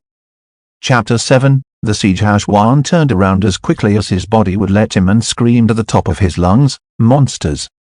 Monsters are coming!" The tree line was almost 4 kilometers away from the farmhouse. With the beast speed in numbers, it would only take a few minutes for the first wave to reach the mansion. He ran down as fast as he could, falling twice in the process, and ran out of the warehouse. As he got close to the mansion, Mr. Khan came running towards him. "Monsters? How many? Where are they coming from?" he asked hurriedly. "Hundreds. Hundreds of them coming out of the forest all at once. They should be here within a few minutes. We have to get out, quick." Hao Xuan replied in a panic, looking at the stables. "Get out? How can we get out? We can't outrun them on foot, and we don't have the horses to take everyone," Mr. Khan replied gloomily, his tone bleak. "We can only depend on the barrier and hope it holds till the guards get here," he finished. At this point Mars came running over as well. Mr. Khan looked at Hao Xuan and shook his head, signaling him not to talk about it anymore. "Go to the sheds and grab any weapons you can find, then come to the mansion quickly," he said to Mars and Hao Xuan as he ran back first. Hao Xuan explained the situation to Mars as best as he could while they both searched the sheds for anything useful. There were a few sickles and axes which they brought back to the mansion, where everyone else was waiting for them with flustered expressions. As soon as they got in, Mr. Khan put the protection stone in the crevice beside the door and a bright white bubble appeared around the whole mansion. "Stay away from the barrier, we can go out but nothing else can come in," he said as he took an axe from Mars. "I'll go up and see how far they are," Mars said, running up to the second floor. Hao Xuan and Sam followed him. There wasn't any roof access, only an attic, which was the highest place on the farm other than the warehouse. The trio reached the attic window and peered towards the forest. The monsters were close enough now that they could easily be seen with the naked eye because of the moonlight. There really were thousands of them, coming from every side. It wasn't just them that was in danger, but everyone around them for 100 miles or so would be attacked. Hao Xuan realized it was going to be a bloodbath one way or another. There weren't enough guards or hunters to get to everyone in time. He looked the other way, hoping to catch a glimpse of the guards' outpost, but there was nothing for miles around. Then suddenly another bright bubble popped up on the left side, much further away, and then another and another. It seemed like everyone else in the vicinity was aware of the incoming monster horde. With nothing else to see, they went back down to the living area. As they entered, Mr. and Mrs. Khan looked towards them with hopeful eyes, only to see Mars shake his head, confirming their fears. There was no help coming anytime soon. Olivia and Emily were huddled together with Kay, their oldest sister. She was the same age as Hajuan and was really mature for her age. "Sis, I'm scared," said Olivia in a quivering voice, holding Kay's hand tighter. "Are the monsters going to eat us?" Emily asked weakly, looking towards her mother. As Hajuan heard those words, his heart skipped a beat. Were they really going to die? The life that he had just now started, would it really end so abruptly? They came to this great new world and he was already going to leave it without ever stepping out of this farm. He was saddened by the thought but couldn't see any alternatives. What could he do? He looked towards the family, at Kay and Mrs. Khan trying to console the twins, Mr. Khan, Mars and Sam, holding various farming tools standing by the windows, waiting for their inevitable deaths. He didn't want any of them to die. They had done nothing but be kind to him and make him feel happiness beyond what he had ever thought possible. He had only now started living, so how could he let it all end so soon? There has to be a way, boom. The barrier shook intensely, the monsters were here. There were thousands of them just running and not even looking in front. Rather than an attack, it seemed more like they were running for their lives. What could make so many of these creatures come out of the forest fearing for their lives? Was it the meteor? If you could even call it that. What exactly is going on? Hajuan's thoughts ran wild. Even at this time he couldn't hold his inquisitive nature back. Unexpectedly, most of the creatures bumped into the barrier, got up and continued running while many others ignored the barrier completely. But some of the bigger ones stayed. For example, a few creatures that were as big as calves, had 4 extremely long legs and a small hairy body. With the face of a bat, it looked they came straight out of a child's nightmare. Authors thought. These creatures were just standing there, not attacking nor running away. Just looking. Another monster stopped behind them as well. It looked like a mix between a moose and a bear. As big as a bus, it was huge to say the least, reaching even the second story of the mansion while on all fours. It was the biggest one out there and from the looks of, the deadliest as well. There were a few other different kinds of monsters that had stopped outside the barrier. After a few minutes, the majority of the horde had gone past the farmhouse, with just those creatures outside. And then suddenly, the bear hybrid came running over at full speed and ran into the barrier, making it shake and slightly dim for a second. Hajuan's expression turned ugly instantly. Even with just these few creatures, the barrier wasn't going to hold out for very long. The twins started crying loudly. The men tightened their grips on the tools, ready to fight. Everyone knew it wasn't going to end well at this point. Despair was in the air. Even Mrs. Khan, who was usually very calm and collected, had tears in her eyes holding on to the twins. Hajuan's heart bled. Why? Why wouldn't the so-called almighty ancient ones help? They certainly had the capabilities to do so, it was nothing for them, so why wouldn't they help? They brought them here and then left them to die to some wretched beasts. Hajuan slowly backed out of the room without being noticed, which wasn't hard at this point. With a troubled expression he looked at the floor below and then the ceiling above before his knees bent and he fell down to the floor. Please, ancient ones, gods, whoever is listening, just keep this family safe. If you just need someone to suffer, then I'll do it in their stead, whatever you want, I'll do it. But please keep them safe. I beg you. Just one little miracle and I'll serve you for a lifetime, please, he prayed and prayed with closed eyes and folded hands. Negotiating with unseen beings. This was the second time he was praying in his life and it still felt as disgusting as the first. Praying was supposed to cleanse a person of their sins and make them feel content, but Hajuan never felt that way. To him it felt like the most humiliating thing he could do. Down on his knees like a beggar. But if it would save these innocent people, then it would be worth it. Bam. Bam. The barrier got hit again and again, dimming ever so slightly every time, but nothing happened. There was no heavenly thunder sent to burn these beasts to ashes, no angels descended to protect the house and its inhabitants. The heavens were blind. No one was coming to help them. Suddenly a heart-wrenching scream came from afar. Hao Juan ran to the window and like a flame in the wind, the bubble in the distance flickered and then broke. He recognized the voices. It was their neighbors, the small family of 5. They were quite a distance away, but Hao Juan could still hear the children's screams for a few seconds before it all went silent. He stared at the place for a few more seconds and could already see what was going to happen when their own barrier inevitably broke. It would be a massacre just like that one. Hao Juan placed his right hand over his chest and felt his heartbeat. Maybe his heart was going to stop soon, but not without a fight, not like this. If the heavens won't help, then fuck them. If the gods don't help, fuck them. What good are they? I will fight these beasts as long as I can, and if I come out of this, one day I will stand in front of the altar of the gods and ask why. He liked this place, so he won't let it go just like that. Finally he had made up his mind, and as soon as he did, an old brown book appeared in his conscious mind without him realizing it. It flipped open on its own and a passage on the first page lit up. With one swing the gods slayed, and with another, the abyss sundered. The words lit up with a reddish-golden color, and the small vortex of spiritual energy that was always surrounding him finally entered his body. But Hao Juan was in a world of his own right now and couldn't feel anything due to the rush of adrenaline. He ran into the living room where they were all gathered.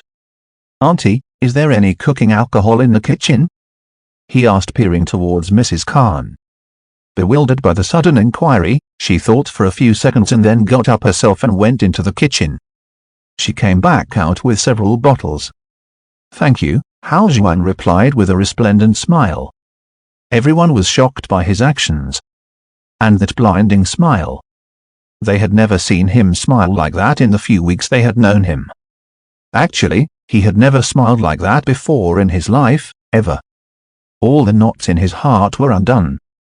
It felt like a huge weight had been lifted off his chest. Right now he didn't have to think anymore. His body moved on its own. Become strong enough to hold the very sky up if need be. Hold those heartless bastards that brought them here from the safety of their homes and left them to die accountable. As soon as the thought appeared in his mind, he suddenly felt an external power enter his body. At that moment Hao Juan felt like he could destroy the world with a single punch. What was this mysterious power? He would later find out that this was the awakening of his first energy, an energy that would not bow to anyone. But he didn't linger on it for too long. "Please hold on, I'll go get help. Don't give up," he said to the family, looking at everyone present once before running up the stairs with a huge grin on his face. Everyone in the living room was sitting there completely shocked. Did he have a mental breakdown? Hao Juan reached the attic once again, opened the window and stepped out. The stable was right in front of him but still about 7 meters away. Normally there was absolutely no way he would even think of making such a jump, but there was no other way anymore. And that strange power was still lingering inside of him. He felt like he could fly with that power, let alone jump a few meters. So without thinking about it anymore, he gritted his teeth and leaped. The windowsill broke to pieces under his feet by the sheer power exerted on it, and he flew through the air and landed the stable roof, barely making it. He found the top window and went inside. His heart was beating like a drum, and for a few seconds that was all he could hear. He looked around in the darkness, slowly making his way down. The stable door had a hole in the bottom about 4 feet wide, and it looked like something had chewed through it. Oh no! Did a beast get inside? He sprinted towards the back where the horses were kept, but staggered upon seeing the blood. Of the 3 horses he could already see 2 from afar. Their bodies had large bite marks the size of watermelons around their necks. As slowly as he could, Hao Juan grabbed a nearby pitchfork and raised it up like a weapon. Step by step he walked over to the last stall where his horse was kept. He could still hear heavy breathing on the other side. With gritted teeth he jumped and landed right in front of the stall, once again being caught off guard. The first thing Hao Juan saw was a giant black shadow glaring at him and then a dead beast under it. "You're okay." He let out a breath of relief. Using the pitchfork, Hao Juan pushed the beast aside. It was like a jaguar, but its mouth was almost twice as big as its head. There were hoof prints on its body, and it had been crushed to death under the stallion's weight. "Nay?" Seeing another silhouette appear out of nowhere, the horse neighed loudly and stomped on the ground with all its weight threateningly. Hao Juan swiftly lowered the pitchfork and went closer with his bare hands above his head.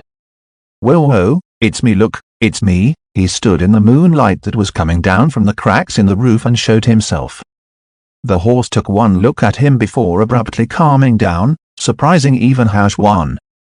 That's a good boy, relax now, everything's fine. Hao Juan brushed its mane with his hands. There were a few small wounds on it but nothing big. Seeing as his ride was secured, Hao Juan started looking around for a weapon and some rags. He found a dibber and tied it to a wooden rod to build a makeshift spear. He found some rags and tied them around the digger and poured the alcohol over it before stuffing the rest of the rags in the bottles, making some good old Molotov cocktails. After making sure everything was ready, he went to the back of the last stall. The horse was still obviously agitated and neighed when he saw Hao Juan arrive. Shh, hey, look at me, everything's going to be okay, he whispered while caressing its mane. The strange power in his body moved yet again, through his hands and into the horse, calming it down and even empowering it with new strength. The horse looked into his green eyes, which seemed to be shining like lanterns in the darkness. At that moment, Hao Juan felt like he was connected to the horse mentally. If he thought about something, the horse would understand. A strange feeling indeed. We're going to go save everyone. I need your help. I know it's scary, but I can't do this alone. You like them, right? Everyone treats you so well, you wouldn't want them to get hurt, right? He said to the horse, trying to make himself feel better. He knew the horse wouldn't be able to understand him, but still. The horse neighed in response, catching him by surprise. Can you understand me? He asked again and got another neigh in response. Hao Juan was utterly shocked. How was this possible? Were the animals in this world so intelligent? Or maybe he was just neighing to everything Hao Juan said. Bam! A loud thud came from outside, bringing him back to reality. The barrier was going to break soon. With a deep breath, Hao Juan got on the horse's back. Let's go. That reminds me, I still didn't name you right. My bad, how about Joey? I'll call you Joey, he said, patting the horse, getting another neigh in response. All right, let's do this. Hao Juan mumbled under his breath. This was meant more for him than the horse. His heartbeat increased yet again and he felt like throwing up but forced himself not to. Yeah? Hao Juan clicked his heels and Joey broke into a trot, slowly picking up into a full-on gallop. They circled around the mansion once, making as much noise as he could. Huh? The Khan family, who had all but given up at this point, suddenly heard a neigh and looked outside to see Hao Juan with a large stick and a clanking bag of bottles on his back riding towards them on Joey. FWEET with a loud whistle, Hao Juan came running around the mansion, successfully becoming the center of attention.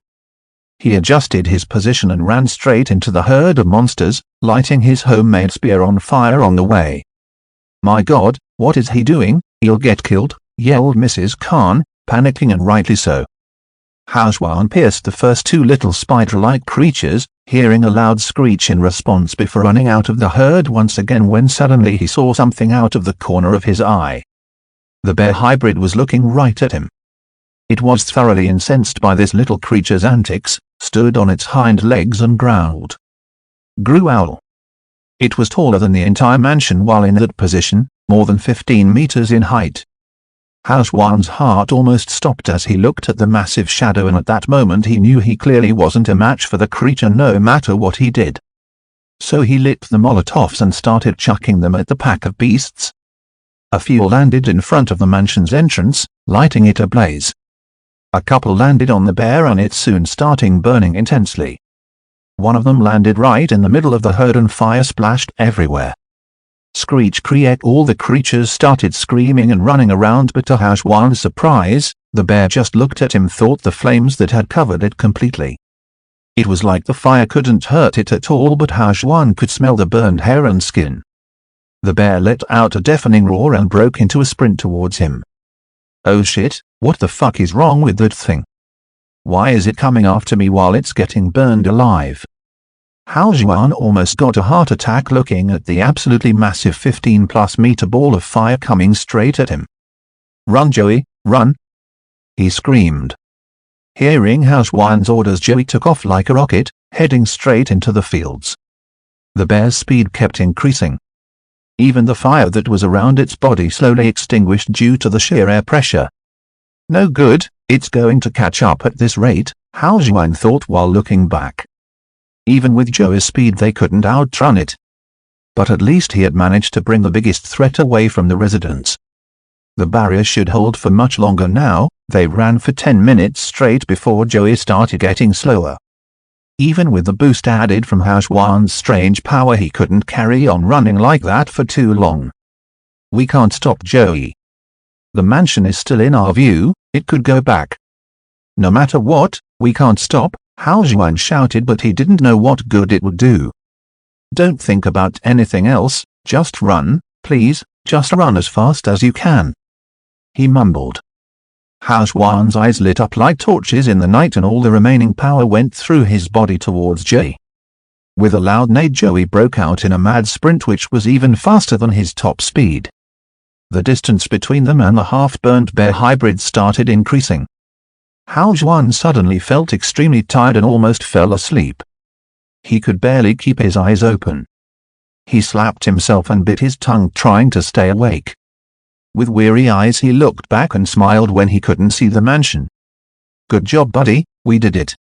We saved everyone," Hao Juan spoke in a barely audible whisper. All he wanted to do at this point was sleep. Nothing would be sweeter than a bed right now, he thought.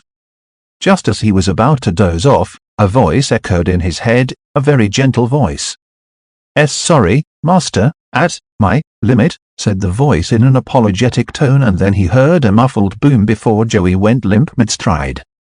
The world turned upside down before Hao Juan could even process what was going on as he got thrown off Joey's back and landed in the fields after swirling in the air a couple of times.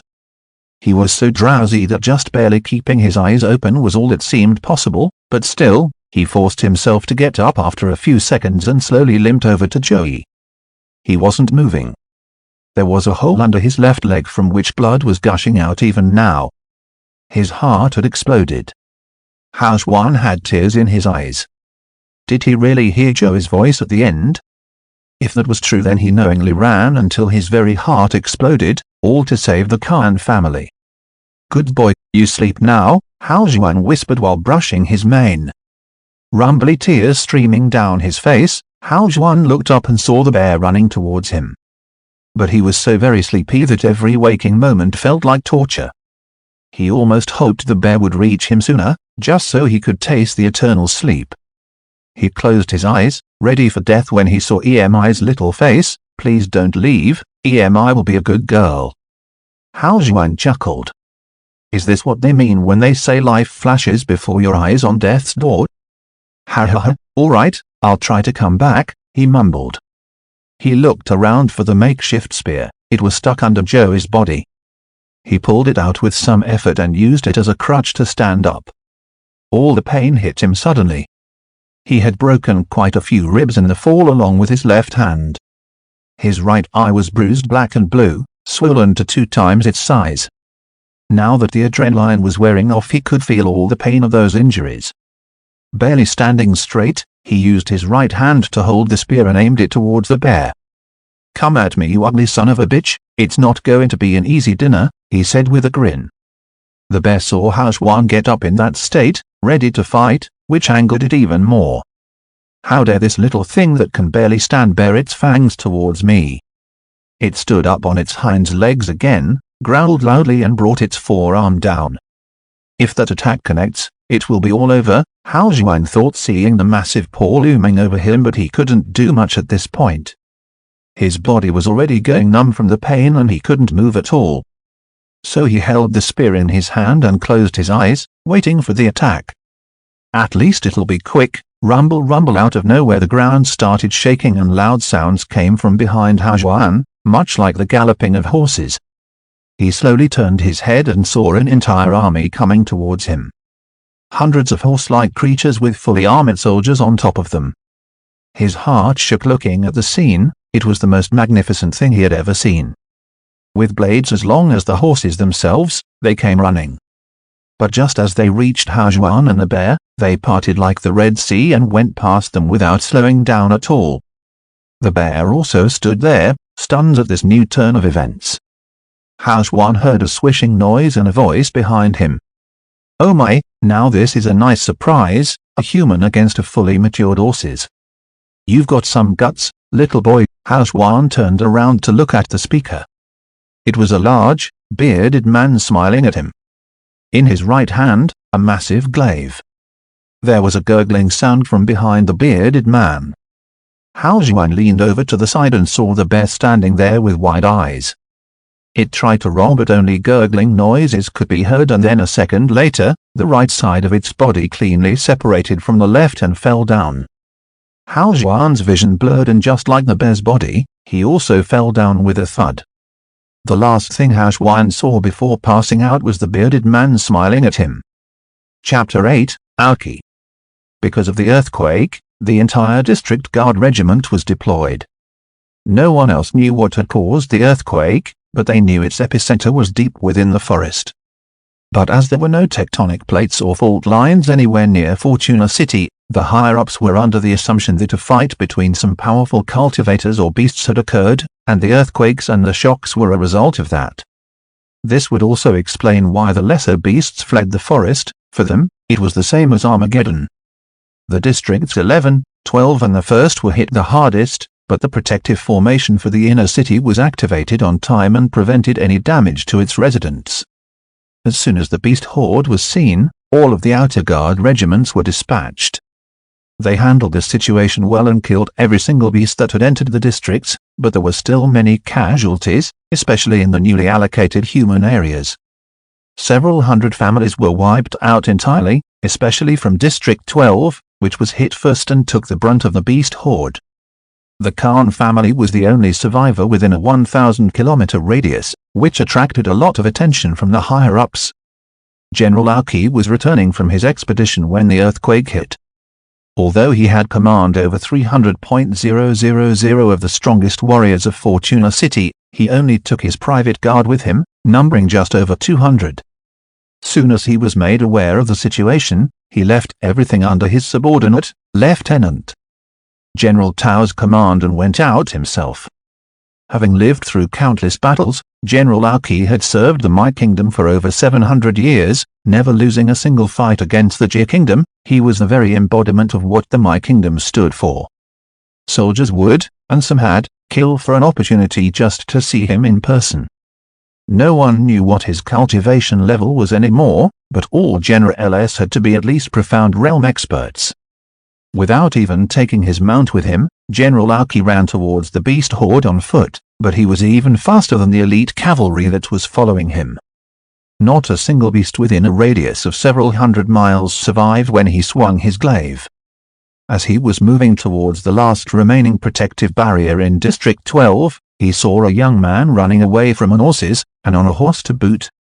Normally he wouldn't pay any attention to it and just send one of his underlings to remedy the situation, but he was slightly taken aback when he heard the boy speak. "We can't stop Joey, the mansion is still in our view, it could go back. No matter what, we can't stop." Even though he was a few miles away from him, everything could easily be heard like he was standing right next to the boy. This was normal when considering his cultivation level. Powerful cultivators could tear the very heavens apart, so something like this was nothing out of the ordinary. Interesting. And how is that horse so fast? Normally an horses would have caught up to it in a few seconds, General Alki wondered as he saw the situation unfold. If he so desired, General Alki could have killed the horses just by lifting a finger from 100 miles away, but he wanted to see what would happen next. The horse's heart exploded and the boy fell. He thought that would be the end of it, but the boy got back up again, and even more surprising, he wanted to fight the horses in his condition. Even for an elementary realm expert it would be a challenge, let alone someone who didn't have a single ounce of ki in his body. For the first time in a long time, General Alki felt his warrior spirit move. To stand firm and not give up in the face of adversity, that's what it meant to be a warrior. never surrender no matter how bad things got. He missed those days. Back when the world was simpler, and the only enemy was the one in front. Back when we fought our way out of impossible situations with our brothers in arms. Those were the days, he reminisced.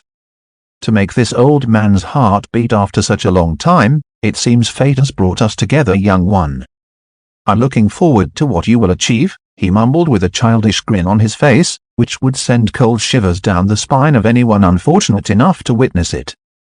So he took a step, and appeared behind the boy, slaying the horses and saving him. He picked him up and with another step, appeared outside the Khan family residence 100 miles away. As he saw the destruction that had been caused by the beasts and the panic-stricken faces of the family, he got a little angry and tapped his foot lightly on the ground, and then everything went silent. Every single beast in District 12 died at that moment. Normally he wouldn't use his power needlessly, but something had come over him. Just as the Khan family was preparing for the worst, listening to the howls and roars of the beasts outside, everything stopped. Mr. Khan peered outside to see what was going on, only to see a giant standing there with a blooded-up Hajwan on his shoulder. Who are you? He asked cautiously, looking around. All the beasts were dead, nothing else outside the barrier was moving. Oh, hello there, my name is Aoki. I'm a soldier of the kingdom, you don't have to worry about anything anymore, the general replied, smiling. He snapped his fingers and the barrier burst like a bubble. Does this belong to you? He asked, pointing at Hajwan. Mr. Khan, completely astonished by the sudden turn of events, nodded his head blankly and opened the main door. Please, come in, he said. Thank you, General Aoki replied and bent down to enter the mansion. Mr. Khan didn't realize before how tall their savior actually was until he entered the house, his head almost hitting the ceiling. Everyone else also came out to the hallway to meet their new guest and got the shock of their lives. The man was about 10 feet tall. Mars, who usually dwarfed everyone else in front of him, looked like a child standing in front of this guy. Where should I put this guy down? Aoki asked, referring to Hajwan. Everyone was so engrossed looking at this giant in front of them that they forgot about the bleeding Hajwan on his shoulder. Right here, Mrs. Khan replied, pointing at the dining room table on the right. As he put Hajwan down, everyone got a better look at his condition and they were horrified. His left arm's bone was popping out of the skin, there was a huge dent on his chest and his head and legs were bleeding profusely. Emily saw him and started bawling, a baby, with snot and all. Is Big Brother going to die? So much blood is coming out, Mama, please help Big Brother, she said through all the tears. General Aoki smiled at the scene and moved his hand over Hajwan's body as a bright white light illuminated his palm. As soon as the light hit his body, all the bleeding stopped. Aoki put his left arm's bone back inside his body and made a grabbing motion with his hand above Hajwan's chest, and the dent disappeared. Then he took out a small bottle from his side pocket and poured the liquid into Hajwan's mouth. A few seconds later, they could hear crackling noises coming from Hajwan's entire body, and every single wound closed and healed itself like it was never there. Holy shit, Sam accidentally said out loud, amazed by the scene unfolding in front of him. The rest of the family was just as shocked. Everything happened so quickly that even though they saw it, they thought it was a dream. Just as everyone was immersed in the situation at hand, someone knocked on the front door. Chapter 9, The Adventure Begins. The knock woke Mr. Khan from his stupor. Who could it be now? He mumbled and blankly walked towards the door and opened it. All he could see was a massive body blocking the entrance, leaving him speechless yet again. See, can I help you? He asked, stuttering. Yes, did a large, bearded man pass through here? Came a voice from the top of the body which was hidden behind the entrance. Yes, I'll go call him, Mr. Khan said, going back to the dining room. I think there is someone outside for you, he said to General Aoki. The boy will be fine, just let him rest, he said, nodding to Mr. Khan. He turned around but after taking a few steps stopped. What's his name? That's Big Brother Hajwan, replied Eming, still covered in snot. Haha, lucky guy, replied the general while laughing as he headed outside. He opened the door, but there was no one there. Like he was expecting that, he continued moving and closed the door behind him, but before the door could even fully shut, he vanished from there as well. Several thousand kilometers away, there was a man floating right above where the meteor had landed, looking down. Suddenly there was the sound of clothes ruffling in the wind, followed by the appearance of another person. General Aoki appeared out of nowhere right in front of him. "Tao, did you find anything?" General Aoki asked the man. Apparently, it was his second-in-command, Lieutenant General Tao. "There is no sign of a fight anywhere.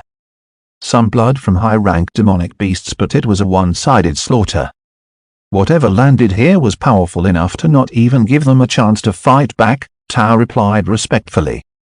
This man, who was powerful enough to become a general himself, was talking to General Aoki with such reverence that anyone would be shocked. It made one wonder, just how powerful was the old general to command such respect from a cultivator as powerful as Tao? It is strange. Even I can't feel anything. Either the being is more powerful than even me, or extremely skillful at hiding, said the general frowning. But either way, it seems like it doesn't have any bad intentions towards the kingdom. As long as it doesn't hurt the innocent, let it be, he followed. "Oh, I almost forgot, there is a young human boy that recently came here, Hao Zhuan is his name. He's got some ballets on him. Send someone to pick him up, keep an eye on him and train him. Let's see if he has the potential to join our ranks," General Aoki said with a smile, as he turned back around towards Fortuna City, and then disappeared. Tao's eyes constricted. Someone caught the general's eye. That poor kid. But he must have a lot of talent if the general even remembered his name, he said, shaking his head, feeling sorry for Hao Zhuan. The night passed and the morning came. Hao Zhuan slowly opened his, still feeling tired. He looked around and had no idea where he was. He was in a room he had never seen before, and slept in a bed he didn't remember. There was some noise outside his window. He got up and drew the curtains open, reaching out for the window, but there was nothing there, just an empty frame. Ignoring that, he peered down to see where the noise was coming from and saw two cute little girelles running around, playing with each other. And then suddenly it all came rushing back. He was in a new world, a world completely unknown to him. It was filled with things from the legends of old. It was a cruel world. The strong preyed on the weak, and no one would go out of their way to help someone else. Gods existed, or beings as powerful as them, but they stayed in their ivory towers. "I remember now," he mumbled to himself, looking at the scene of the twins playing in the garden. That's what he had to protect, that's what he had to fight for. "Oh, I thought I died last night, what happened?" Hao Zhuan said out loud. "Was it that man that saved me, or was it a dream?" He said, but it didn't matter anymore. He lived through it. He was ready to die, yet here he was. "I won't waste my life away anymore, enough is enough. I'll become strong enough to take whatever I want, and protect whomever I want," he said with a firm voice. He went down and everyone was caught by surprise, seeing him up and about after his condition last night. After breakfast, Hao Zhuan borrowed the remaining 2 horses, some ropes and 2 ls, and followed the same trail he had last night. About an hour or so later he found what he was looking for, Joey's body. He stood there in silence for a few minutes, not knowing what to say. After a little while he slightly bowed and said, "Thank you. Thank you for saving them, and thank you for helping me." Then he tied Joey's body to the other 2 horses and dragged it to a hill not far from there, and started digging a hole. It took him several hours to dig a big enough hole. By the time Hao Zhuan returned to the residence after burying the body, the sun had already set. No one asked where he had gone when they saw that he wasn't in a good mood. They ate dinner like they had done the last couple of weeks, but it was much quieter this time. Hao Zhuan quickly finished his portion and got up to leave, when Mr. Khan spoke up. "How, my boy, some soldiers came today when you were out. They said there was something they needed to talk to you about. Maybe it's about that man that saved you. Pay them a visit tomorrow when you have time." "Yes," Hao Zhuan quietly replied and went up to his room. He lay there on his bed with eyes closed, looking over the cultivation manual that had been all but useless, thinking maybe he had made the wrong choice in selecting it. When suddenly he felt a coldness on his forehead. Surprised, he opened his eyes and saw a cute little face staring at him concerningly. Without even realizing it, a smile had crept up on his face. "Little girl, what are you doing?" he asked, looking at the adorable little EMI who had her hand on his forehead. "EMI is making sure Big Brother doesn't have a temperature." "Big Brother, does it hurt somewhere?" "Tell EMI will make it fly away," she said with an assuring face. "Ha ha ha, EMing, do you like Big Brother?" Hao Juan suddenly asked while laughing. Thinking he is making fun of her, she says in a loud and resounding voice, "Of course, EMI loves Big Brother no matter what." "No matter what? What if I become a bad guy? Would you still like Big Brother?" he asked with a grin. "Big Brother is a good person," EMI said as a matter of factly, like it was the God's honest truth. "But what if I wasn't?" he asked again. "EMI would still love Big Brother no matter what," she said without any hesitation. How can anyone be so innocent? Hao Juan wondered as he looked at Emily's doll-like face. "Promise?" he asked, extending his pinky outwards. She nodded her head, making a pinky promise. Hao Juan smiled and said, "Good girl," while patting her head. She giggled delightfully in response. "All right, it's late, go to bed now," Hao Juan said, looking at the time. "Yes," Emily nodded gleefully and skipped her way out of his room. Her objective had been achieved. Hao Juan wasn't sad anymore, and that's all she needed. Hao Juan sat there on his bed, looking at the little silhouette leave his sight. As long as she is fine and happy, I will be happy. No matter what, nothing can ever happen to her, nothing. Hao Juan said somberly. After that, he packed the few little belongings he had and went to Mars's room. He was still awake. "Brother, I have to do a few things, I might not be able to come back for a little while. Please take care of everyone," Hao Juan said, looking at Mars. Taken aback, "What? What do you mean? Where are you going?" he asked in return. "Just to take care of a few things." "You don't have to worry about me, I'll be back soon," Hao Juan replied earnestly. Mars looked at him, seeing the look in his eyes. He knew Hao Juan wouldn't stop unless he was done with his business. "All right, if you think that's best. But be sure to come back soon, okay?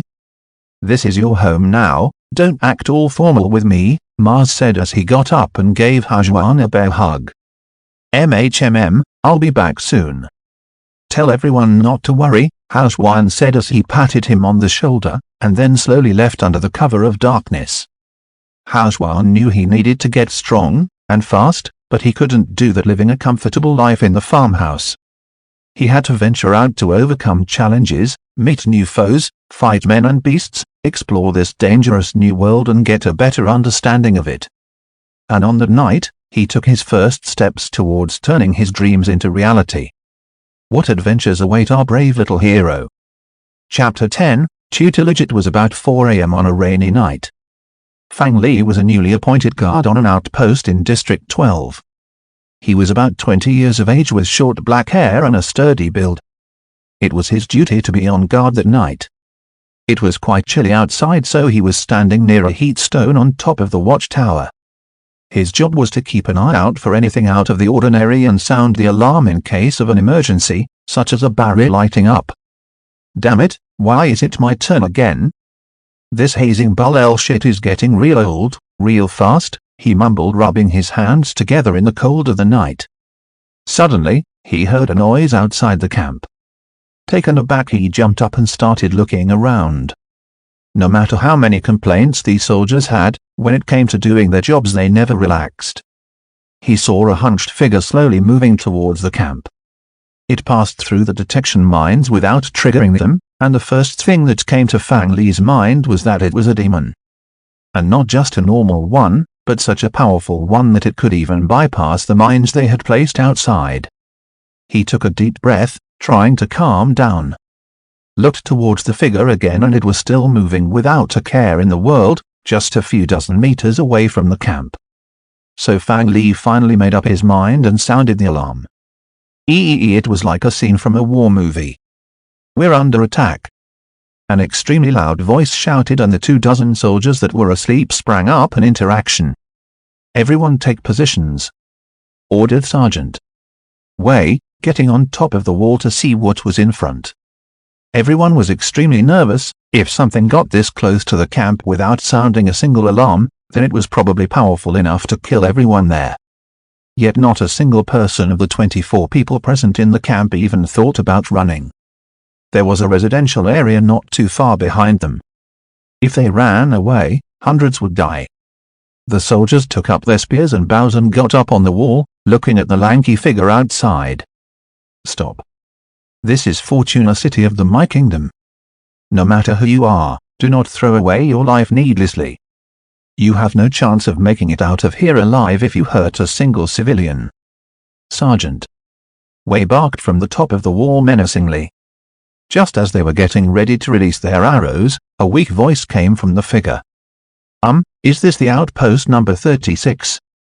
I got a little lost and have been trying to find outpost 36 for a few hours now," the figure said. "Who are you? What's your name? Why are you looking for outpost 36? The SGT asked after a few seconds, thinking this to be a ploy from the enemy. But then again, if the figure was powerful enough to bypass the warning systems of the camp, why would it need to lie? "My name is Hao Zhuan. Some soldiers came to find me yesterday at my home, but I was away," he replied weakly.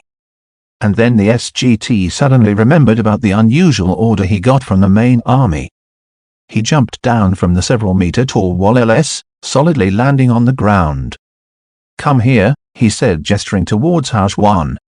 Hao Zhuan complied and went up to him. The SGT took a look at his face and suddenly his expression turned even worse.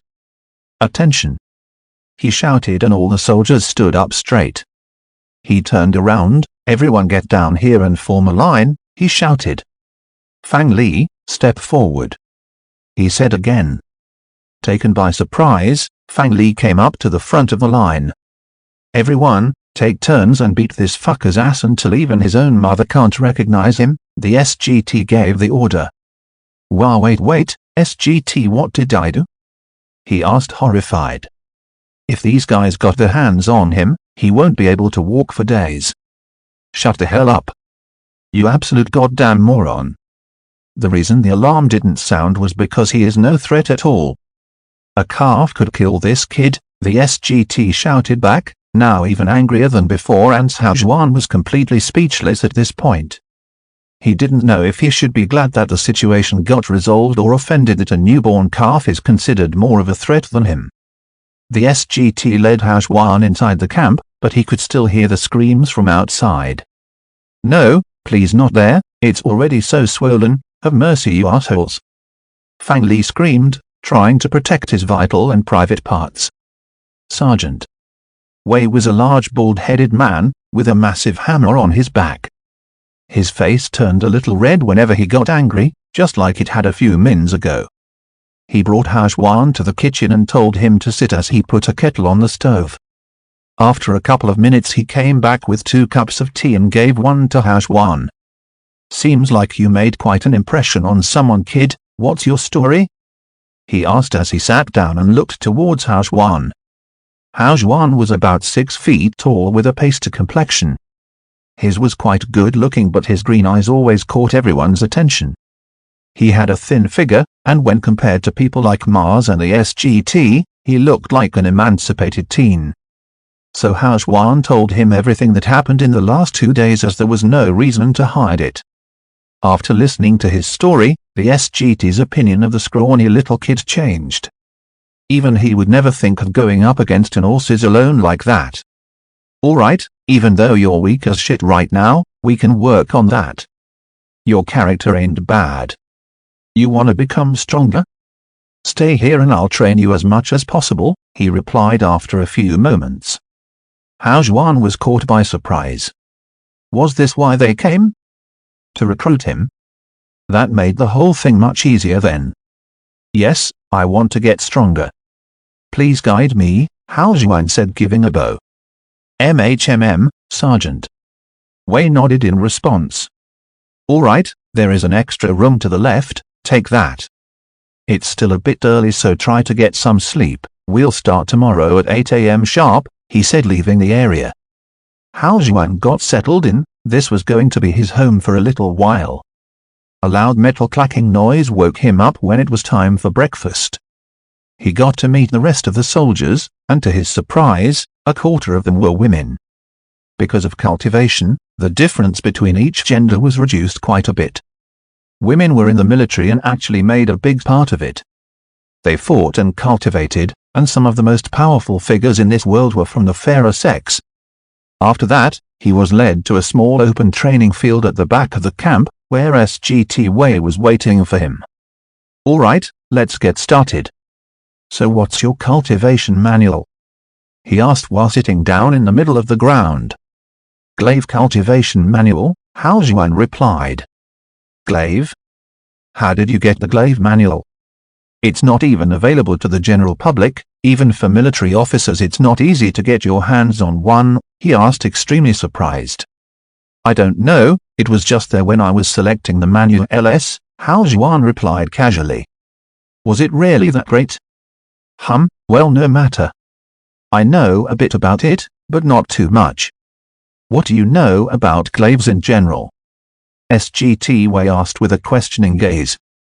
Just what I have read from the manual itself, that it requires high speed, strength and endurance and a lot of work. All right. Well, when you talk about glaives, especially in the cultivation world, there are a lot of variations in the weapon itself. For example, Naginata, Guandao and Pudao, Sovnaya and Palma are some of the most popular types of glaives. They each have their own slight differences and it depends on the user's ability and taste what they want to go with. Also, each cultivator usually makes some alterations to make it more personal. But the reason why glaives have such a high difficulty is because their characteristics are a mix of many different weapons.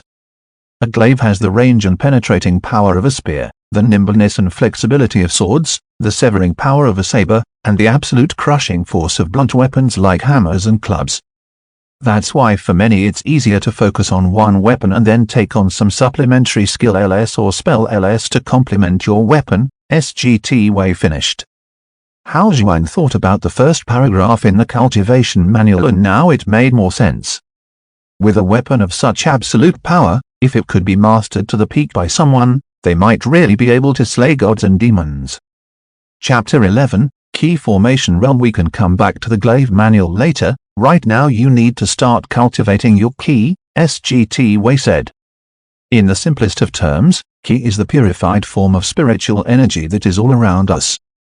You have to absorb the spiritual energy and convert it into ki that you can use. Some individuals are born with small clusters of nerves and blood vessels called meridians. They are different from your blood circulation system and form another system entirely, which covers every single part of your body. Every creature has a different number of meridians, but the 5 main ones are present universally. You use meridians to store ki to use during fights and when utilizing different skill LS and abilities. Our cultivation method forces the 5 main ones to be opened with a special energy type, whereas others can be opened by your normal spiritual energy, he explained in detail. The cultivation manual tells you which meridian to open and in which order, using which type of energy. For example, the hammer manual requires one to open their first main meridian using some sort of heavy elemental energy. For this, a cultivator can train in places of higher than normal gravity, or under physical pressure by tying weights to your body or training deep underwater, and absorb the essence of that to convert the spiritual energy into ki, and blowing open your locked meridian. Just like that, it should say which type of energy you need to open your first meridian, whichever one it is, the SGT said solemnly. Hao Zhuan closed his eyes and the glaive manual appeared in his mind. After the first page introducing the manual itself, the second explained much of what the SGT had just told him. It said that the 5 main meridians were present in the forehead, both the legs and arms. But then it mentioned another, a 6th meridian, which could be used to cultivate something called a spiritual soul. It was located below the belly button. The opening of this 6th meridian had some special requirements and would take a long time. Hao Xuan was taken aback by this mention of a new meridian, especially since the SGT had no information about it at all. Maybe this is why the glaive manual was so highly regarded. Reading on, it said that the glaive was a very flexible weapon in terms of the energy requirements to open the main meridians. One could use the severing energy of a saber to open the first one, the blunt and impact energy of a hammer user, the cutting energy of a sword, etc. All one had to be mindful of was whichever type of energy they used to open their first meridian, it would overpower the rest. Meaning if Hao Xuan used a sword for the first meridian and hammer for the second, his attacks would have more cutting power than impact. But this was all for later. Right now he had to start absorbing spiritual energy and open his first normal meridian. On the third page, it detailed the process of opening normal meridians. Hao Xuan followed the instructions and tried to sense the spiritual energy in the atmosphere around him. After just a few moments, he could feel the presence of something around him. It was everywhere. His eyes were closed, but he could still perceive that it had a rich blue color, even though it wouldn't normally be seen with the naked eye. He emptied his mind of any stray thoughts as the manual said and thought of something that could attract the spiritual energy. So Hao Xuan visualized a whirlpool forming inside his body.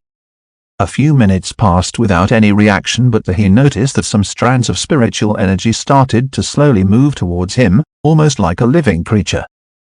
He could feel it enter his body and had a certain degree of control over it. Well, control would be a bit far-fetched, he could just barely push it in a direction. He imagined the whirlpool getting bigger and bigger, and even more spiritual energy gathered around him. SGT Wei's mouth slowly fell open from shock at how quickly Hao Xuan got the hang of it all. Normally it would take hours just to feel the energy flows, let alone draw it in. The lecture he had prepared for Hao Xuan detailing the importance of being patient and taking your time was useless now. Hao Xuan continued absorbing the spiritual energy for about 30 minutes or so and then started applying force on it to compress it as much as possible. After a few more minutes the energy turned into a much smaller blob of clear and dense qi. He led it towards the meridians located in his right hand to start attacking the many normal meridians there. One after the other, dozens of meridians unsealed, each one boosting his power by just a little bit.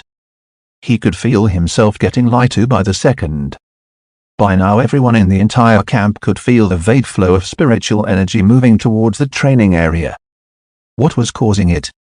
It wasn't even being absorbed anymore, but going towards Hao Xuan's location of its own accord. He could feel a burning sensation in his eyes.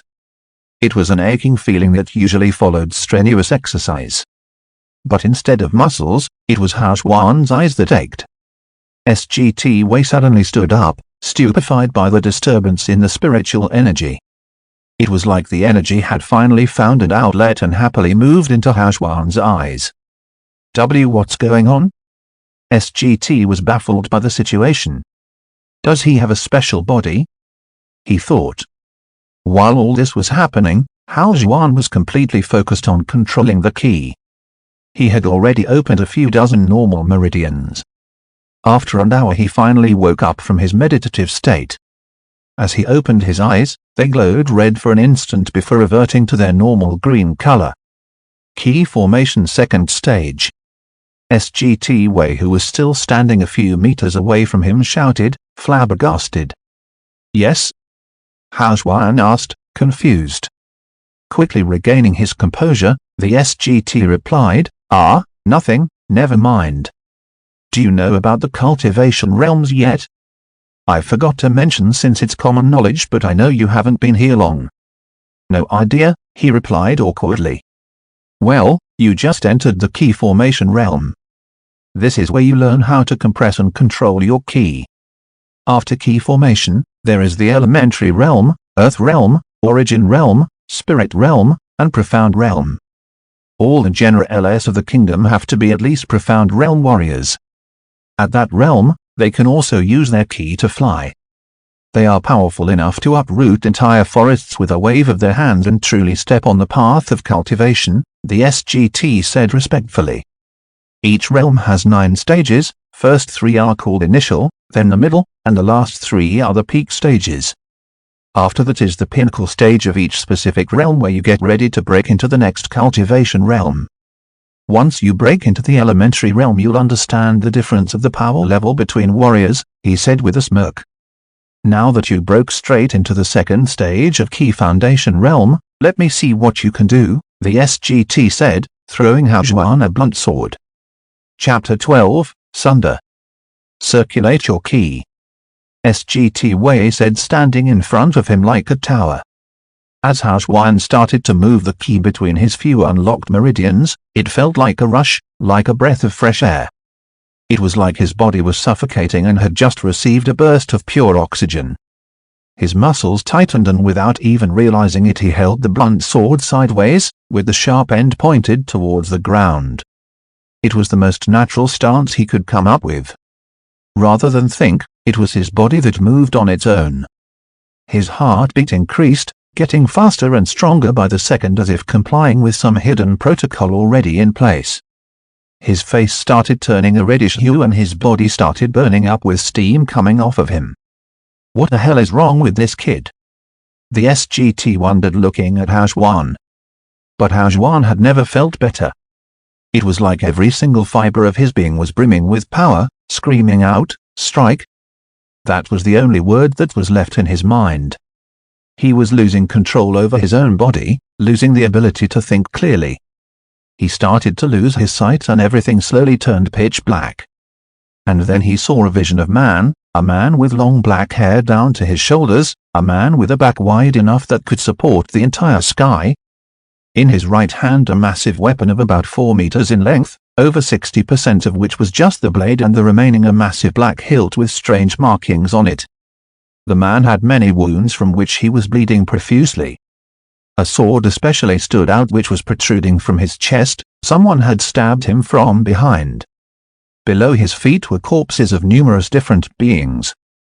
Hao Juan could not see the man's face, but for some reason, tears formed around his eyes seeing his bloody state. It was as if he was looking at an old friend.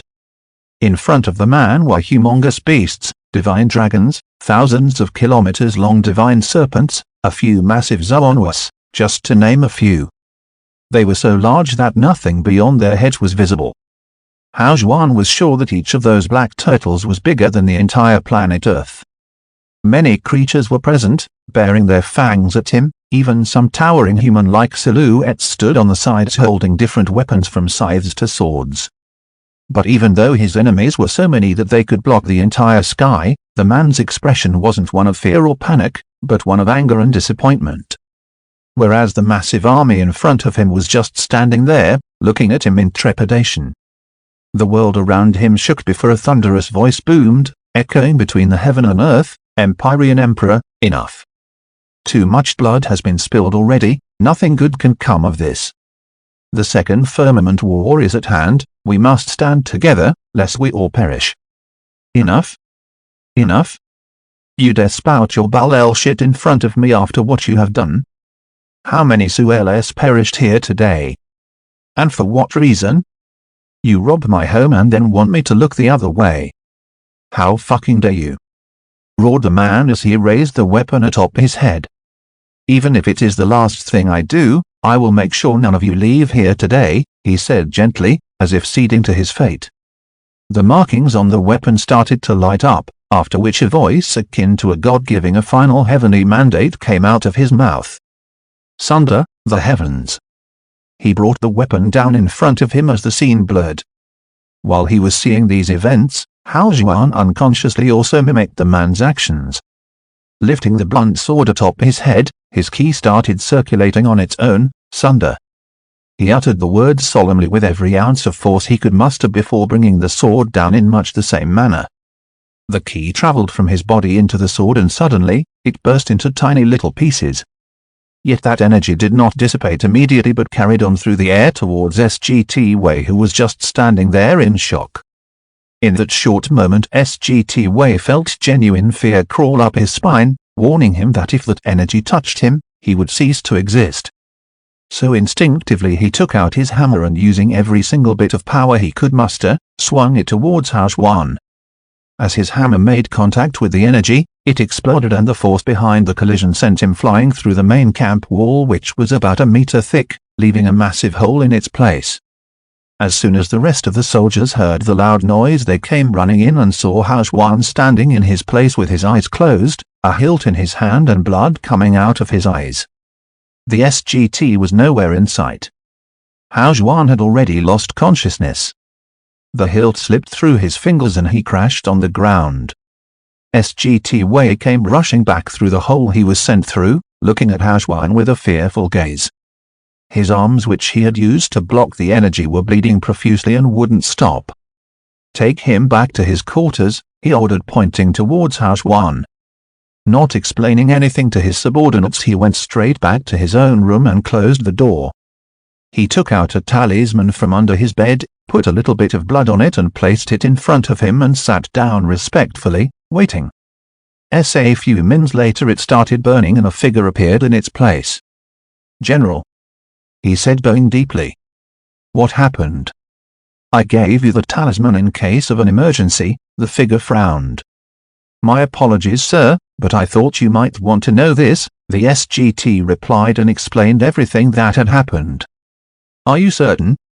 "And his eyes were bleeding?" "Show me your wounds," the figure ordered. After taking a look at Wei's injuries, he went silent for a few minutes. "Did anyone else see this?" "No, sir, it was just me," SGT Wei replied with sweat pouring down his forehead. All right. Don't let a word of this out. Nothing happened, understand?" the figure said, looking straight at him. "Yes, of course." SGT Wei bowed from the waist. "I'll send some people to take him away. Make sure no one says a word about him to anyone, by whatever means necessary. He doesn't exist anymore. If anyone asks, Hao Xuan is dead," the figure said as it turned into smoke and vanished.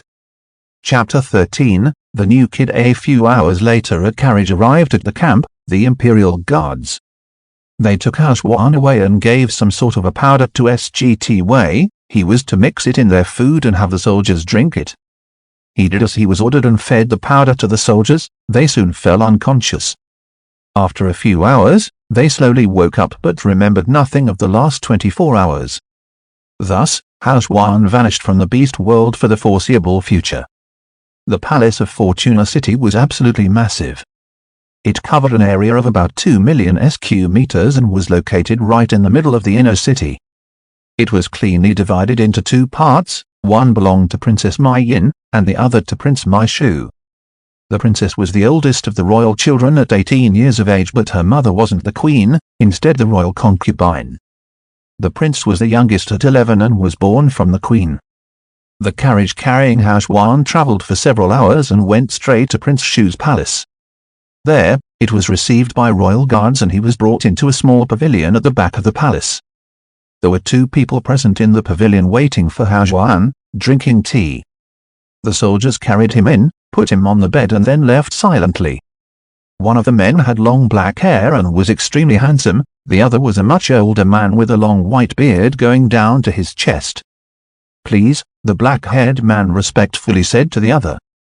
The old man got up and went up to Hao Xuan and put his hand on his forehead as it lit up for a few seconds.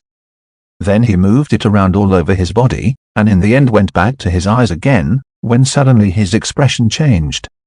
The younger man who was sitting there looking at the whole scene frowned. What could make the old doctor change his expression, at his age, he thought. The old man came back and sat at his original spot, with a puzzled face. "What's wrong?" the younger man asked after not receiving any response from him. "What's this child's background?" the old man asked. "Nothing. He is a human who was just brought over to Beast World," he replied. "I don't think you should get this child involved in your affairs," the old man replied after pondering for a few seconds. "What? Why?" "Please explain," the younger man said with a perplexed expression. "He has a very unique constitution. Or rather, his eyes. Something is wrong with them. I've seen many cultivators with unique bodies and constitutions, but the ones with special eyes are extremely rare, and even among them I don't know which he has. You should be well aware, Even though several of the princes and princesses have unique bodies, they aren't that special, the old doctor said. The few people that do have such bodies are extremely eccentric. Their powers usually belong to the spiritual type and are feared by all. I don't know what his abilities are, but if it's anything like I think it is, you might be nurturing the very being that brings about your destruction. My advice, either kill him right now or help him with all you have. Don't get on his bad side, the old man said as he got up and walked out. The younger man sat there thinking for a good 20 minutes or so. Then he got up and walked up to Hashwan. As he looked at his peaceful face, he couldn't comprehend how such an innocent little boy could ever become one of the monsters the doctor mentioned. "Sai, all right, I'll make a bet on you. I hope you will live up to your potential," he said as he took out a small pearl and crushed it. Some sort of an energy came out of it and entered Hashwan's body through his nose and went to his brain. He struggled for a few seconds, but then everything calmed down again. "Sleep well, little one," he said smilingly and walked out. Hashwan woke up a few days later. "Where am I?" he wondered as he looked around. He tried to get up, but his body froze and he almost fell. The two extremely beautiful maids heard a commotion and suddenly came running in. "Young master, are you all right?"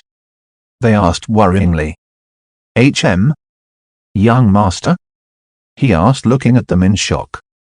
"Oh my God, our young master has gone dumb." One of them screamed and ran out. "What? Did she just call me dumb and then ran out crying herself?" he asked the other maid, bewildered. "Young master, do you remember your name? Do you remember us?" the other one asked. "My name is Hashwan," and as he was trying to remember, suddenly his head felt like it was going to explode. There was a searing pain and he almost passed out again. "A gravy with arganeka, young master, please don't die." "I'll go call the general," the other one also ran out screaming. A few seconds later a tall handsome man with long hair came running in. He looked at Hashwan and suddenly smiled. "I thought something serious had happened. Those two are always so protective of you. Are you okay now?" the man asked with a kind smile. Do I know you? Where am I?" Hashwan asked awkwardly. "You don't remember?" the man asked, surprised. "I remember my name, but that's it," he replied. Well, I guess it's not that unexpected. You were in a serious accident after all," the man said after a few seconds. "Your name is indeed Hashwan. You are the son of an old acquaintance of mine. After he passed away you had nowhere to go, so I took you in. The accident I spoke of happened a few days ago when someone tried to take Prince Shu's life. You heroically stepped in and saved him. You've been in a coma ever since," the handsome man said, meeting Hashwan's gaze. Chapter 14, Dominus. Hashwan sat alone in his room for a few hours, just trying to remember anything about his past he could, but every time it would hurt even more than the last. His head would start pounding like a drum and his vision would go dark. "I still remember everything about cultivation, but why is it that only my personal memories are out of reach?" he wondered while sitting cross-legged on his bed.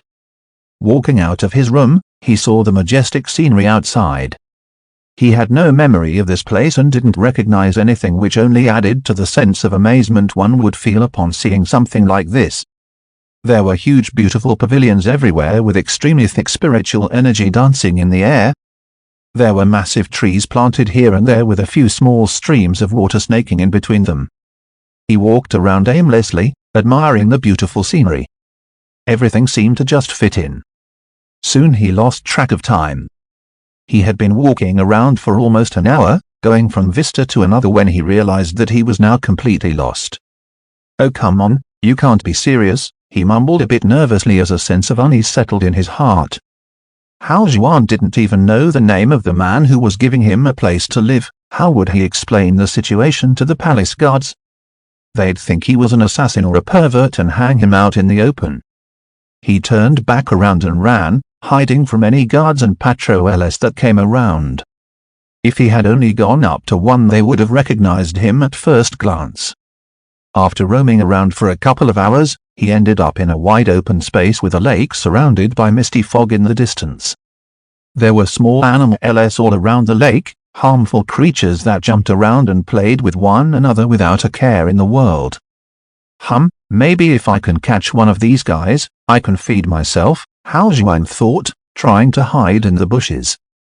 He hadn't eaten anything in the last 2 days, and now that his mind was somewhat empty, the intense feeling of hunger hit him head on. After a few minutes of careful examination, he narrowed down on his target. A beautiful white and black hare which was just jumping around looking for food, biting every other leaf found on the ground.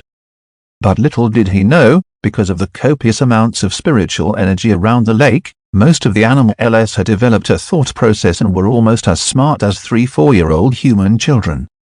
With its acute senses, the hare quickly found out it was being followed by Hao Juan and intentionally led him deeper into the mist, closer and closer to the lake. When Hao Juan came to his senses and looked around, he was even more lost. He could see nothing and hear nothing in the dense mist. "Oh, what fresh hell is this now? You gotta give me a break," he pleaded, looking above as if someone would actually respond. Hao Juan tried to retrace his steps, but they were gone. He couldn't see anything at all. It was like someone had intentionally wiped away all traces of him. Stumped, he found a small rock and sat down, pondering about his current situation and trying to think of a way to resolve this conundrum when he heard a tune. The melodious tune was being hummed by someone close by. Hao Juan clenched his fists and decided to follow the humming as it was his best and perhaps the only way out of this place. Just a couple of minutes of walking later, he came to a clearing near a small waterfall at the edge of the lake. He saw the source of the humming. It was a beautiful slender back sitting on the edge on the waterfall with dark hair going down to her uncovered hips. Hao Juan forgot all about his current sticky situation as he listened to the love song she had started singing. "Who are you to make me keep thinking of you? This hurts my pride, but I'm all worked up, my face goes red and my heart is racing, I can't control myself as if I'm getting dizzy." She sang while pouring the blue lake water on her legs, lost in her own world. Her skin was clearer than the whitest of jades and smoother than the finest of silks. Hao Juan almost fell into a trance upon hearing her voice. His body felt so relaxed that he only wanted to lay his head in her lap as she sang to him. The sound of footsteps came from the other side and another girl walked over, covering herself with a small towel. Her long legs caught Hao Juan's attention from afar as she had long, orange hair tied up in a ponytail at the back and fringes coming down covering her forehead. "Senior sister, come on, let's go swimming, they are waiting," she said as she sat down next to the first girl. Those two were the most beautiful creatures he had ever seen, or at least remembered seeing. A strange feeling, something he had never felt before, rose in his heart. A possessiveness he had never known before in his life. The first girl replied as she stopped humming, got up and put on a swimsuit. Then she followed the second girl back. Hao Juan's eyes looked like they had lost their usual green luster. Like a mindless puppet, a series of thoughts entered his brain. Thoughts that weren't his own, but weren't too foreign either. "If I go out right now, they will think I was peeping on them. So I should follow them secretly, make sure they don't pose a threat. I must investigate before going up to them," he mumbled blankly, trying to justify his actions. After a few seconds, Hao Juan followed after them as well. They went down an old staircase cut out from the natural stone, going around the waterfall and to another area. This place was surrounded by beautiful trees blooming with pink petals that broke off with the slightest gust of wind. It looked like a scene from a movie. Here, two more girelles were sitting on a rocky ledge, dipping their legs into the water below. One of the new girelles had long brown hair, a very pronounced chest, and same as the other three, porcelain-like skin, white and smooth. She was a bit older than the others, more mature, more womanly. She was wearing gold-rimmed spectacles. The last girl had long pink hair and a round and cute face, but one thing that was common in all of them was that they were all extremely beautiful. Like angels on earth. They were standing there with the sunlight hitting them through the clouds, all so different and alluring. As Hao Juan was investigating the GRLS from afar, a tinge of red had invaded his pupils from somewhere deep inside his soul. It moved around his eyes like a serpent. Without even realizing, he had entered a strange state fueled by his previously unknown desires. It was like his body wasn't his own anymore. Like a door that was never supposed to see the light of day had cracked itself open just a little bit and something had leaked out, polluting his very being. Strange voices, whispers sounded in his ears. The whispers overlapped, but they all sounded like him. "She is beautiful, don't you want her?" The whispers said lightly as his eyes closed on their own and an image of the first girl appeared. "If you want her, then just go take her, who will stop you?" The image of the second girl appeared. "No," he shouted back, trying to open his eyes but to no avail. These thoughts felt like his own yet still foreign. It was like the whispers were trying to change him somehow. "Yes? You want her all for yourself, admit it. All your life you were taken advantage of, when will it be your turn?" And the third girl's image appeared. "No, this is wrong," he repeated inwardly over and over again. "It is the fairest of outcomes. We are strong, yet they are not. If we do not take them, someone else will, such is the law of this world." The whispers intensified, drowning out his own thoughts. "No," Hao Juan said one last time before he fell asleep. The fourth girl's image appeared. "If we so desire, it shall be ours. Such is our nature, our law." This time the whispers came from Hao Juan's own lips. "Yes, I want them, so I shall have them," he mumbled, his words oozing with utmost confidence. Throughout the conversation, the pronouns were changing constantly. The whispers first referred to Hao Juan as you, which then changed to we, and now it had become I, signaling the beginning of the final process. "I will have what is owed to me," the whispers sounded inside his head, overwriting what little was left of Hao Juan. He abruptly opened his eyes, the pupils glowing with a bright green glow with a spark of red in the middle. The glaive manual appeared in front of him. It opened on its own as he started absorbing all the spiritual energy from the surroundings with its help. Soon the GRLS noticed the disturbance and went on full alert. They jogged their hands and various weapons appeared. The third girl with the glasses had a golden rapier in her hand, which she held in front of her. "Show yourself. Who dares trespasses in the royal palace?" she yelled loudly. A couple of seconds later several dozen silhouettes appeared all around them. All women, all armed to the teeth. But Hao Juan had no idea about the ruckus he had caused. Without a care in the world, he greedily absorbed the spiritual energy, with it automatically turning into ki which rushed through one meridian after another, increasing his power by a small margin. "All of them are mine," he said out loud.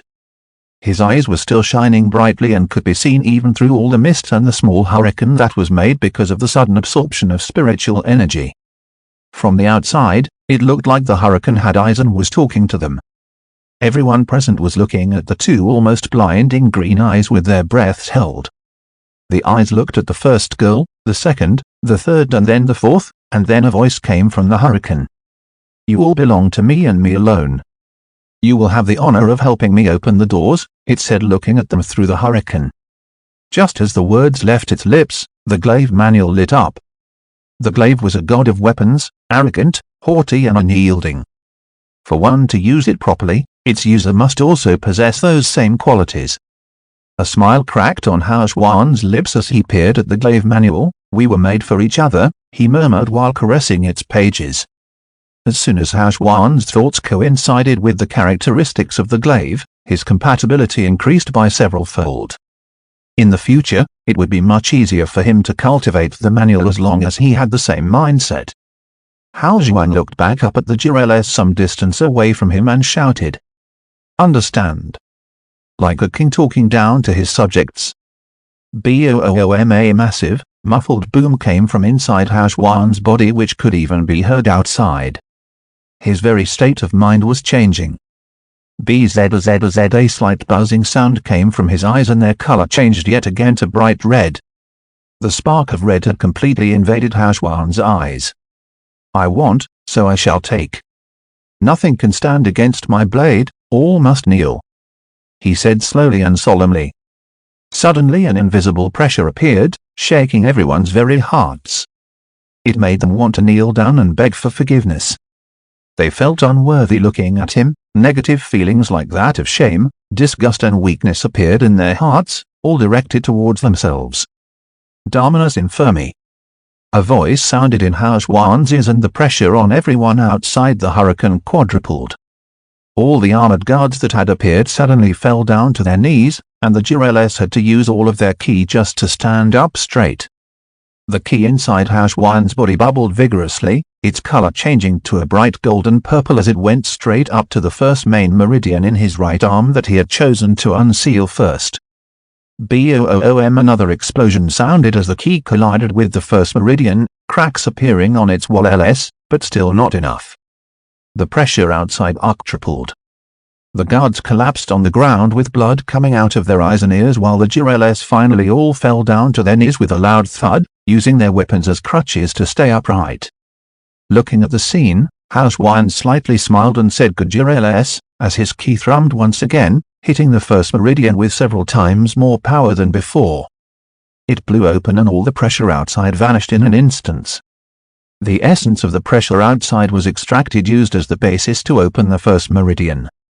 Instead of using a weapon's essence to open his first meridian, Housewan used the strength and aura of an emperor, which required complete obedience from everyone against him. Chapter 15, Control. In a simple and elegant pavilion near Prince Shu's palace, a handsome man was sitting there drinking tea. Suddenly he felt a disturbance in the spiritual energy coming from the restricted area of the royal palace. No one other than those of the Mai bloodline were allowed inside. It was a place filled to the brim with spiritual energy thanks to a massive spirit gathering formation. The man frowned and flew straight up into the air and looked towards the source of the commotion. It was still a few kilometers away, but he could see everything that was happening. He saw Housewan and the ladies and frowned again. What was happening? He had left Housewan alone for just a few hours. How would he explain this matter to others? To keep the information from spreading, he sealed the entire place with his ki. No one other than him would be able to feel the commotion anymore. He flew above the lake and heard Housewan's voice, "Understand." He looked down and saw Housewan in the middle of the hurricane, sitting there with his legs crossed, looking at the Girelles. What's wrong with him? Did sealing his memories have a negative side effect? He mumbled. And then he felt his aura peak all of a sudden. In that instance, Housewan broke through to the next realm, the elementary realm. How is this possible? He was on Ki Foundation 3rd stage this morning. The handsome man was flabbergasted. This speed was way too fast even for someone with a special constitution. Damn it, no other choice then, he thought and made up his mind. He closed his eyes and started humming a tone. Slowly it got louder and louder. When it reached the people below, they felt extremely tired. A few seconds later, one after another they started to fall asleep. Housewan sat in the middle of the hurricane and watched everything unfold. When the sound waves reached him, his eyes dimmed for a few seconds and all the energy from them was neutralized. The handsome man was shocked yet again. Was that his ability? When he was sure that everyone else was knocked out, he slowly came back down to the ground. "Housewan, what are you doing here?" "This is a restricted area," the man said. "I go where I want when I want. Who are you to stop me?" he replied casually. The handsome man's eyes constricted. "Who are you?" "You are not Housewan," he said as he took out a long sword. "Me? I am Housewan, and he is me. We are one and the same," Housewan replied with a smirk. "I have always been here, inside him, waiting. Thanks to your meddling I could finally get out," he continued. "Demon." The man stepped back, stunned. "No, nothing that simple. I told you, I am just as human as Housewan." "We are the same," Housewan said, standing up. "I don't believe you," the man replied, on guard. "You don't have to believe me, you will see for yourself in the future. For I am the whisper in the back of his mind, I am the last voice of reason. I am the final seal before the coming of the beast," Housewan replied with a huge smile. "As if you see me again, do yourself a favor and run as far away as your feet will carry you. Because if I am unable to halt his arrival, all shall perish, Hao Xuan said, looking at the handsome man. For the first time in a long time, the man felt like he was standing in front of a mighty beast. Something he would never ever be able to even comprehend, let alone stand up against. Without even thinking, he slowly nodded his head. Hao Xuan nodded in response and went back to his position and sat down as if nothing happened. Don't give in to your desires so easily, kid. Have some self-control, for God's sakes. You see a few beautiful women and lose all rationality. You mustn't become like him. Hao Xuan spoke as if giving someone a lecture. Become stronger and stronger until you're standing at the top of this world. Maybe then you will have some chance of victory, he sighed. Here, have this technique, it suits the glaive perfectly. Don't let us down, Hao Xuan said as he closed his eyes and his body went limp and he fell to the ground. The man stood there watching as all this was happening. After a couple minutes, he took out a bottle from his sleeve and emptied it. A white fume came out and entered everyone's brain. Then he carried Hao Xuan in his arms and flew away. A few minutes later everyone woke up, but they couldn't remember what happened, that is everyone except the 4 GRLs. They could clearly remember those eyes looking at them and saying, "You all belong to me." They looked at each other and saw the look confirming that it was all real and not a dream. They shuddered, thinking what kind of a being could make Origin Realm experts such as them kneel on the ground just by looking at them. The handsome man brought Hao Xuan back to his pavilion and placed a spirit mark on him so he would always know where he was. After that he sat there in front of him, not moving a muscle. About 5 hours later Hao Xuan woke up. The first thing he saw after opening his eyes was the handsome man sitting on the edge of his bed. "Are you okay?" the man asked with genuine concern. Yes," Hao Xuan replied awkwardly. "Why was this guy on my bed? Did he do something to me while I was sleeping?" Hao Xuan suddenly thought, covering himself with a blanket. "It's good if you're okay. Do you remember what happened?" he asked again, ignoring Hao Xuan's strange actions. "I was out on a walk when I got lost and then ended up in a weird misty place. There were some GRLs there, I didn't mean to peek, I just wanted to ask for directions. But I don't remember anything after that," Hao Xuan replied, trying to explain himself. "Hao Xuan, you're 19 years old already. You need to get stronger. Even Prince Shu, who is only 11, has a higher cultivation level than you. I'm going to admit you into the military.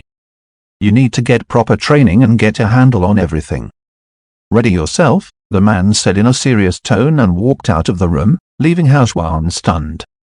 Chapter 16, Legion. Hao Xuan packed his things and got ready to leave with the man.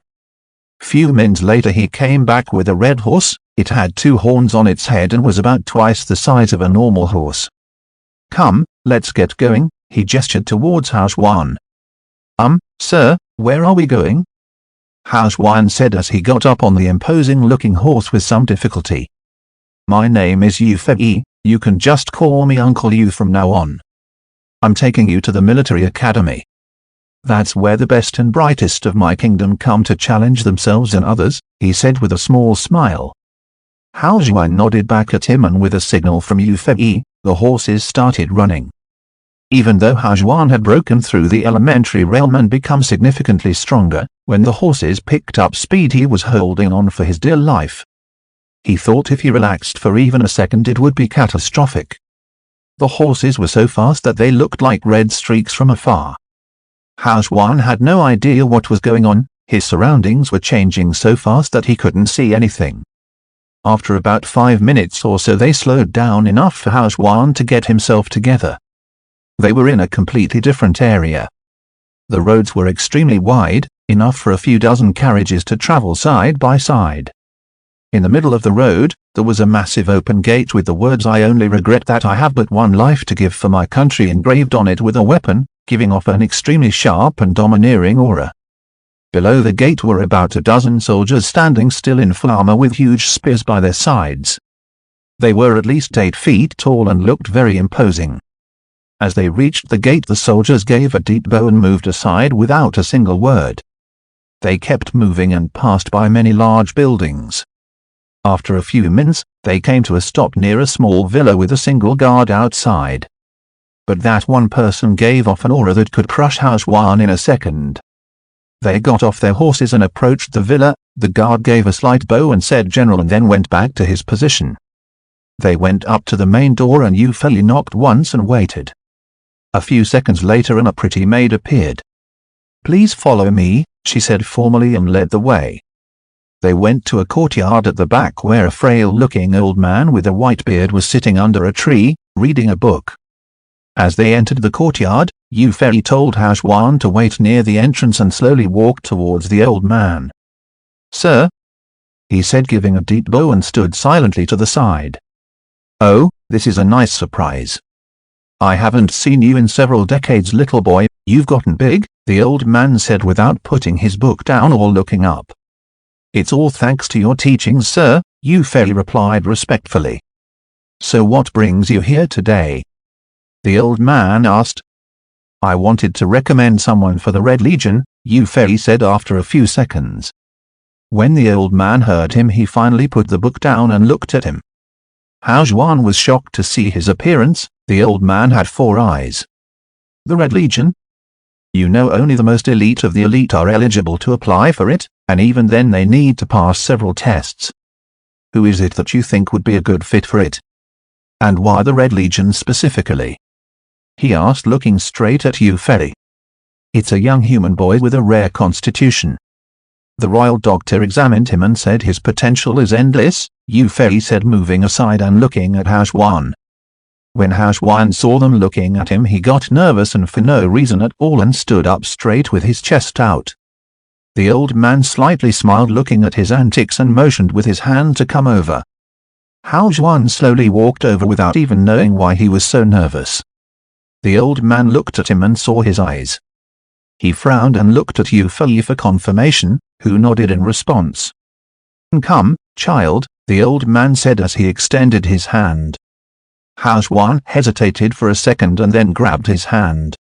The old man sent his own key into Housewan's body and examined every single part of it. Housewan felt like there was a worm inside his body, wriggling around. But when he reached the eyes, all of his ki vanished without a trace. Slightly shocked, he sent another burst of ki straight towards Housewan's eyes and it vanished as well. Stunned, the old man contemplated for a few seconds and then rang a small bell that was right next to him.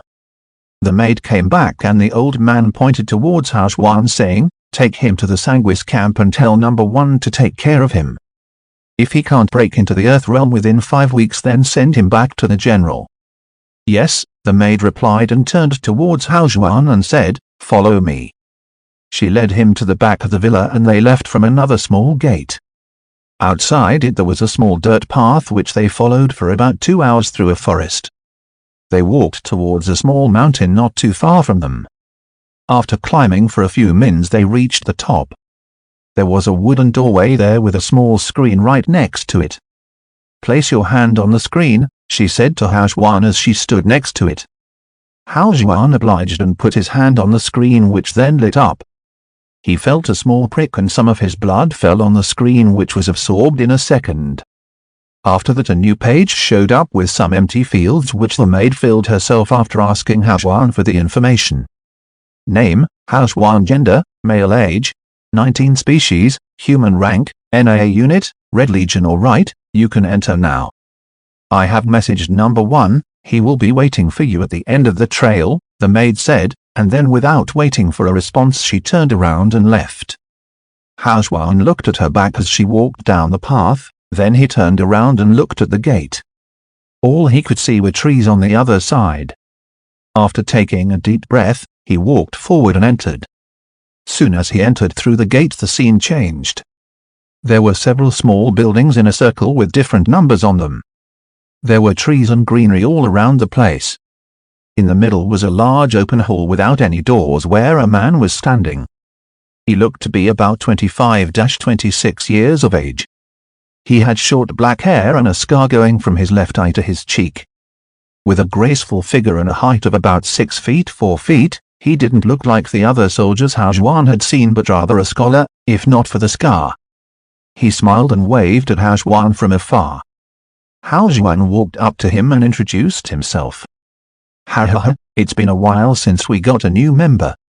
My name is Han Xin, but here we don't use names. Brother Hao can call me number one or first brother from now on, he said with a laugh. Ah, how do you do first brother, Hao Xuan said with a formal bow. Good. Brother Hao, other than me there are 7 others here. They also have a number assigned to them. You will be referred to as 9th brother from now on, he said as he led Hao Xuan to his quarters. It had 9 written on it and wasn't too big, with only 2 simple rooms.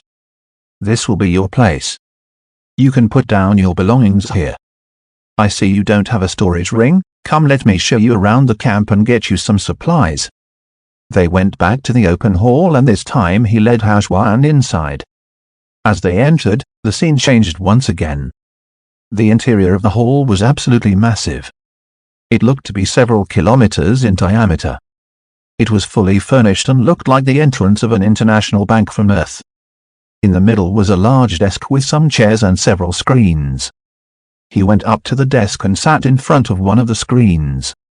9th brother, here you can look for any techniques you need and also order cultivation material LS and different pill LS.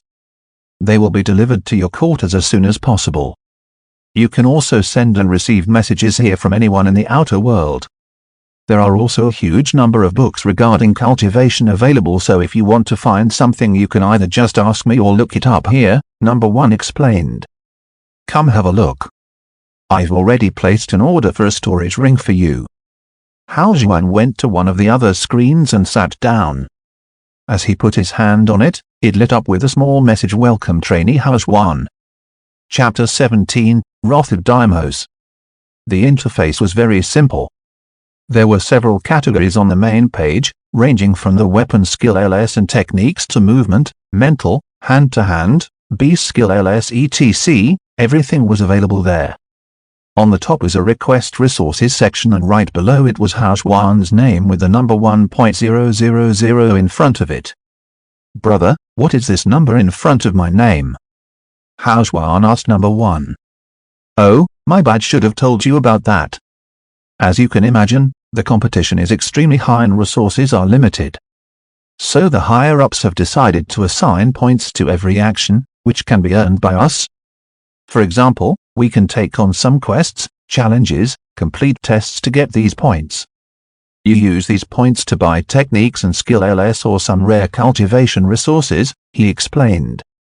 Every new member gets 1,000 points to spend on anything they need. That's what those numbers are. When you get your storage ring, it has a built-in function of monitoring those points so you don't have to worry about anything. Is there anything good that I should go for at first? Hao Xuan asked. Haha, there is nothing bad here. Only the best of the best are available to us. But still, it mostly depends on your personal choices. Everything is good if you know how to use it. Just choose something with a high grade and it will last you for a while, number 1 replied as he got up. I'll get everyone together to make an introduction. We will be working together as a unit, so you have to familiarize yourself with them, he said and walked out. Hao Xuan turned his attention back to the screen and started browsing. He thought about what he needed right now and decided to take a look at the glaive manual first. As he closed his eyes, the glaive manual appeared, but it looked different this time. Its cover looked like it was made out of solid silver. While Hao Xuan was observing the changes in the glaive manual, another book appeared, blood red in color, which caught Hao Xuan by surprise. On its cover were the words Wrath of Deimos. He hesitated for a few seconds but then decided to open the first page and read the introduction. Deimos is an ancient demonic god of terror.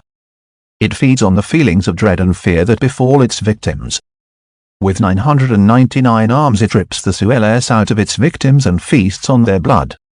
Described as one of the most feared beings on the battlefield, it has no conscience to speak of and has been known to explode into bouts of mass slaughter.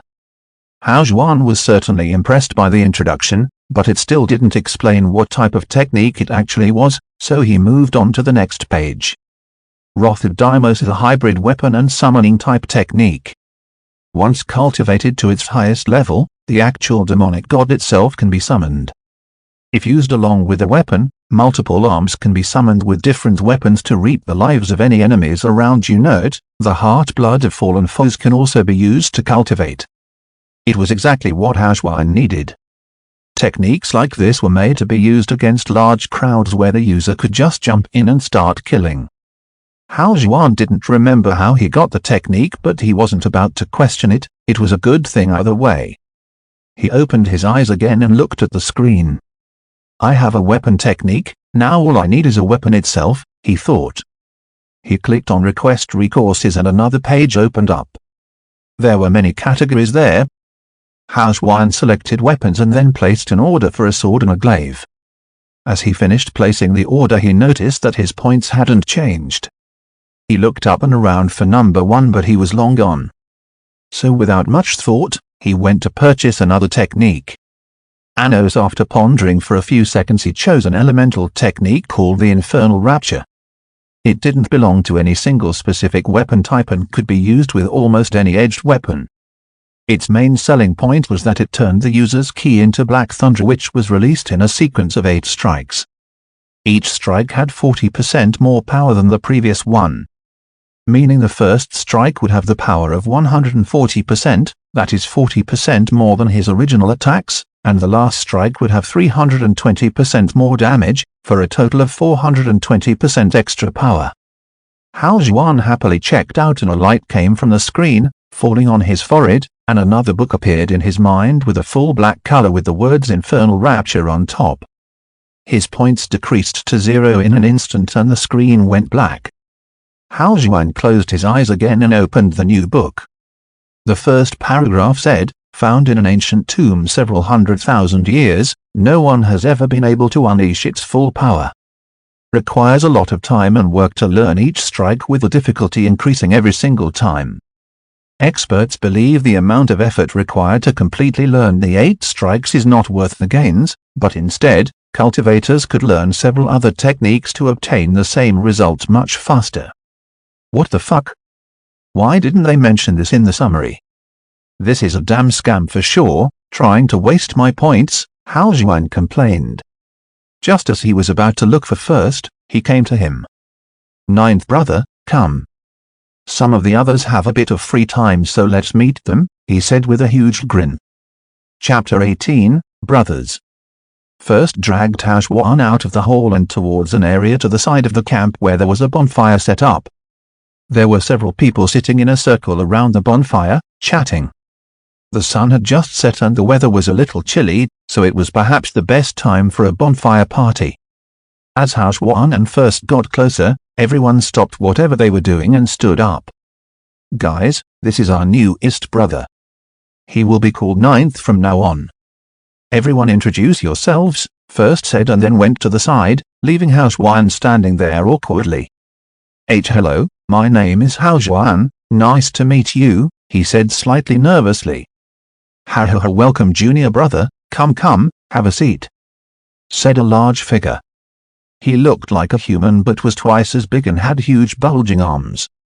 My name is Bence, I'll be your third brother, he said as he motioned towards an empty seat. This is Dishy, he is your fourth brother, he introduced another figure. Fourth looked extremely young, he had a long coat on with a bandana and a short sword on his back. He was sitting there with a large piece of meat in his hand, chomping down on it. Yo? He gave a little salute as Hashwan looked at him. This is our fifth sister, her name is Ai, he introduced another person. Ai was an attractive lady with long red hair. She wasn't that tall but had a nice figure. As Hashwan looked at her, she smiled at him. Hello junior brother, it's nice to meet you, she said gently. Her voice didn't match her appearance at all. One would think a girl like that would be very energetic and haughty, but she seemed really gentle and kind. This is Jun, he is the youngest of all of us. He is your sixth brother, he said pointing towards a teenager. He had slightly long black hair that were going down to his forehead. He wasn't that tall or muscular but looked like a normal teenager. With what seemed like a chicken leg in his hand, he walked over to Hashwan. Before I accept you as a brother, you have to answer a question of mine with all honesty, he said with a serious face. looking straight into Hao Xuan's eyes.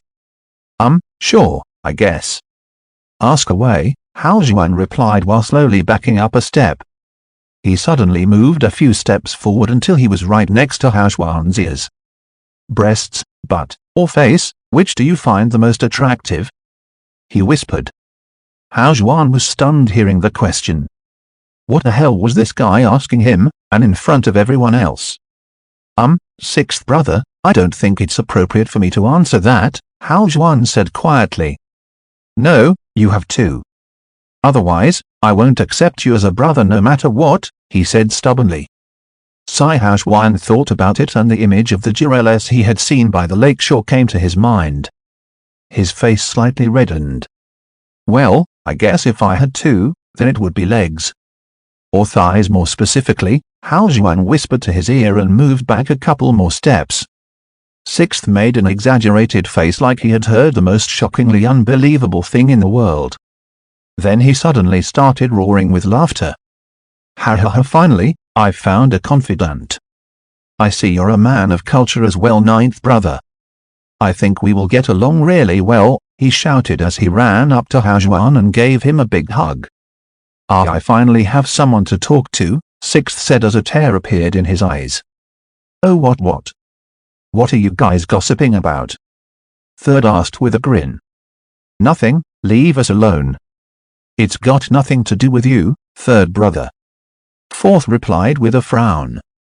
Ha ha ha, alright, whatever you say, third laughed, not taking it to heart at all. It seemed like this was a regular occurrence. This is Brother Kiao, he is our seventh brother, third pointed towards another person in the back. He was sitting there with a katana on his lap, eyes closed as if in meditation. Don't mind him, he is really serious about training and barely takes any time off to have fun, third said when not getting a response from him. Hao Xuan looked at him and slightly bowed anyway. Seventh had long black hair coming down to his shoulders and had a very handsome but serious face. He looked to be a little bit older than Hao Xuan. And finally, this is Tong, our eighth brother, he introduced the last person there. It was a slightly chubby guy, about the same age as Hao Xuan. He was laying down in front of the bonfire scratching his ass. Hey, what's up newbie, he said without getting up. Hello, Hao Xuan greeted him the same as others nonetheless. Second is on a mission so I'll introduce you guys later, third said looking around. Come, sit down. Let's have some fun. Sixth said as he dragged Hao Xuan to one of the empty seats. They drank and ate well into the night. A bit later seventh had joined them too. He greeted Hao Xuan and actually seemed like a very nice person. Sixth came over to Hao Xuan several times during the party and started talking about thighs. Near the end he whispered thick thighs save lives into Hao Xuan's ears and stumbled off drunkenly, leaving Hao Xuan speechless. Ninth brother, you have to break through to the next realm as quickly as possible. The first thing tomorrow morning go to the hall and read some books on cultivation so you're prepared. Then come meet me or seventh and we will start your training in the sword, first said suddenly turning serious. Then he bid everyone good night and went off into the forest. Chapter 19, Elementary Realm. Because of last night's drinking party Hao Xuan slept till 11 the next morning. He cleaned up and went straight to the hall where fifth was already sitting in front of a screen. They greeted each other and Hao Xuan took another seat and logged in. He looked up several books on cultivation and started going through them one by one. According to them, after the key foundation realm, the next four realms were basically used to enhance the physical body along with opening more meridians according to whatever cultivation manual a person uses. For example, in elementary realm cultivators had to use their ki to refine all of their fleshly bodies. They would temper their tissues and refine each and every cell with their ki and infuse it with spiritual energy so it could become stronger. Similarly, in each preceding realm cultivators were to cultivate their bones, blood, and then finally the soul itself. There were many dozens of ways of going about this and depended on each individual's own preferences. Hao Xuan then read some books regarding the beast world itself and the My Kingdom. He found out that the beasts also had realms, with the lowest being called the brute beasts. After that came the spiritual beasts. Once a brute had been alive for a certain period of time, it would evolve into a spiritual beast on its own due to the abundant spiritual energy in the beast world. Spiritual beasts were intelligent, and some rare ones could even speak the human tongues. They could live for over 1,000 years. But the most interesting thing was that spiritual beasts and above could be trained by cultivators in a number of ways. They could be threatened or beaten into submission to form a slave bond, or if the beast initiated the bond by itself, a life bond could be made where the beast would die if its human died. After that were the demonic beasts. All beasts had to go through evolution at almost every new realm, bringing changes to their appearances and abilities. That's why there were trillions of variations among the beasts, and almost no two were the exact same. Demonic beasts had the same power level as a human profound level expert and were extremely dangerous. After that were the heavenly and divine beasts, but not much was known about them. Beasts of those realms were millions of years old and had incredible power. They could even traverse the abyss and the universe at those realms. There were other realms after that, but nothing concrete was recorded about them other than an old story that was told to children to make them behave. The story said that when the beast world was just discovered by the ancients and was colonized, an unknown creature came from the abyss and threatened their very existence. The ancients fought it for hundreds of years and after great sacrifices, managed to seal it in another dimension. But even now it struggles to break free and devour them whole. Hao Xuan tried to imagine what kind of a monster was powerful enough to fight the ancients, which were capable of moving entire planets, for hundreds of years, and even then it couldn't be killed but only sealed. He then moved on to the history of my kingdom. Everyone with royal blood was from the My clan and had their own bloodline. Their bloodline was called the Verdant bloodline and gave those capable enough to awaken it the ability to control life energies. They had much longer lifespans than others and retained their youthful appearances for a long time, even at low cultivation levels.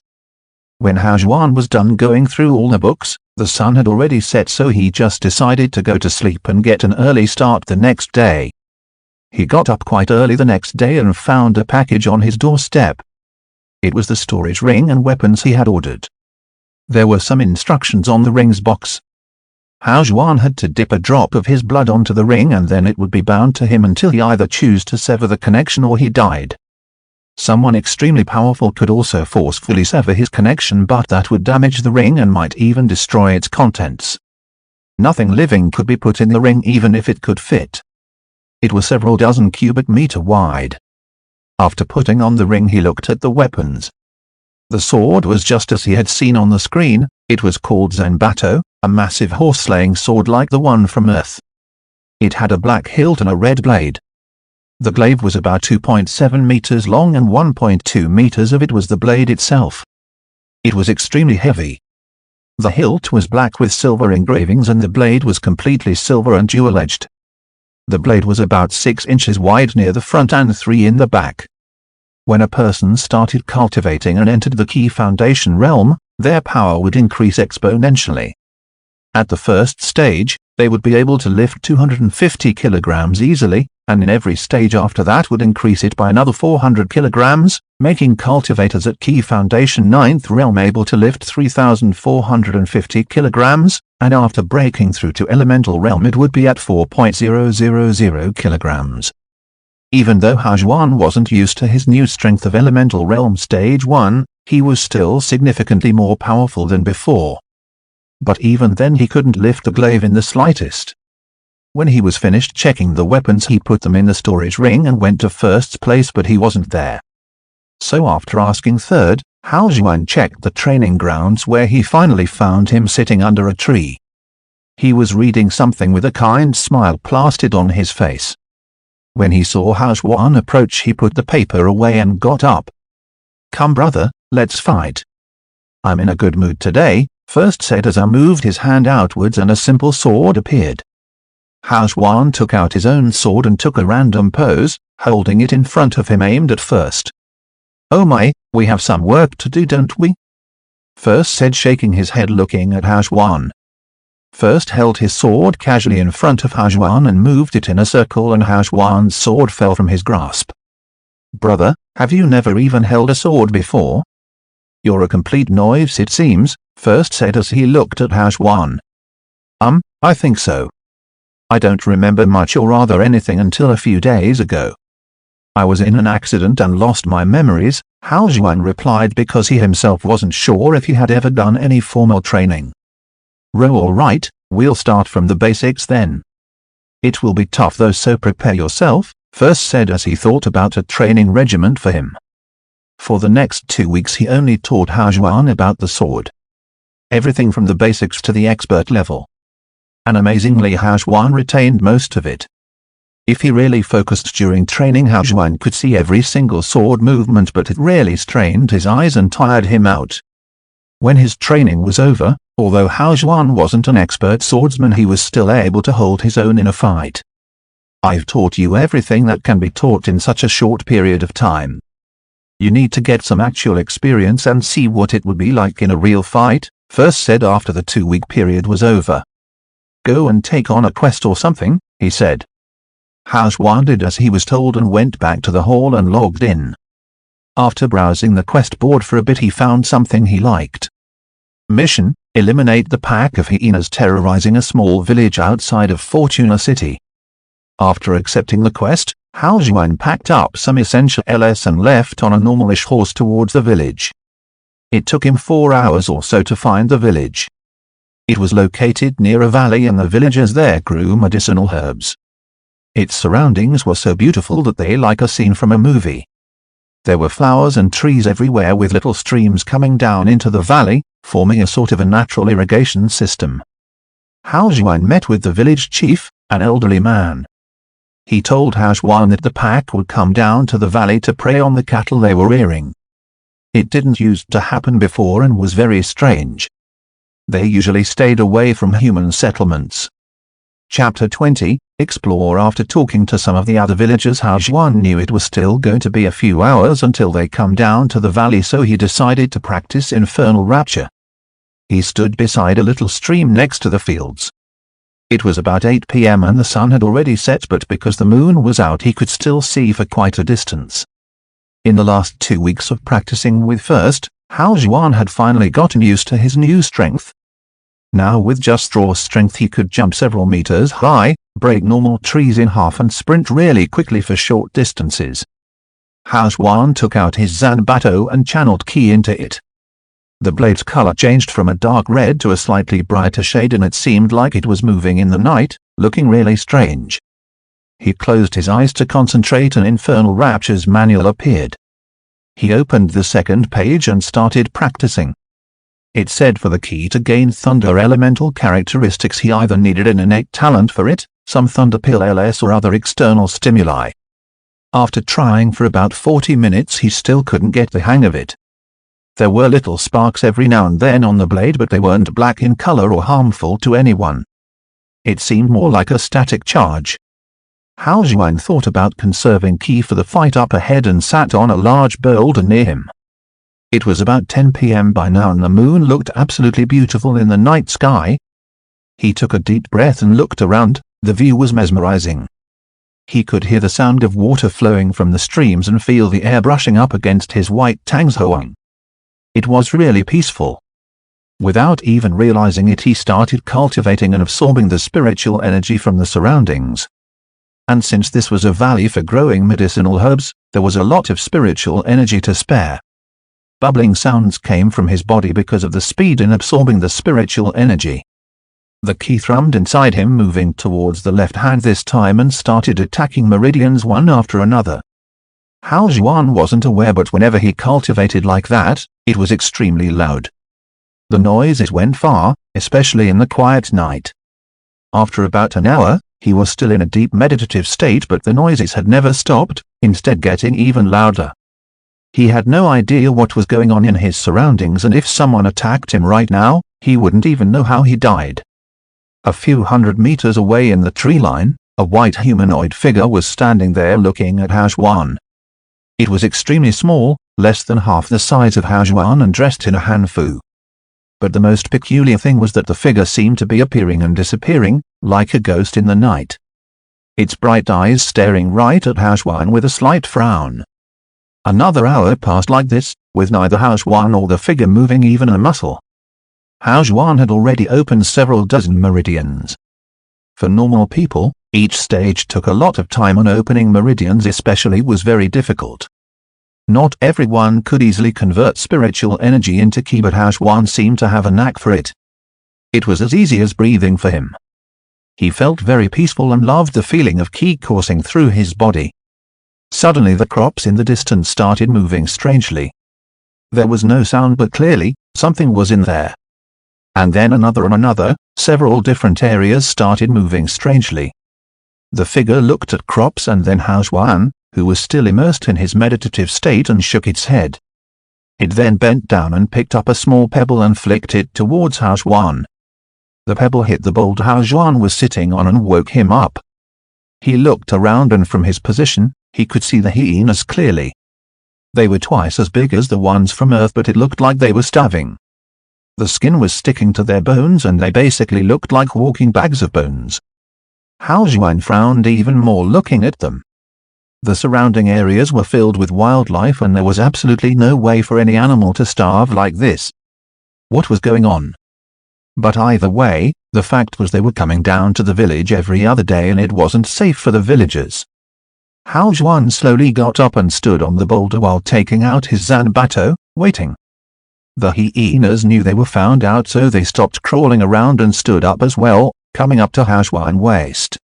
Normally anyone would be nervous when coming face to face with beasts for the first time, but Hao Juan was strangely calm. His eyes started to glow even brighter, and he could see the hyenas clear as day. Every time they breathed, every muscle movement, all was laid bare in front of him. Hao Juan knew about his ability ever since he started training with First, but he never used it too much. Even now it kicked in on its own, like a biological impulse.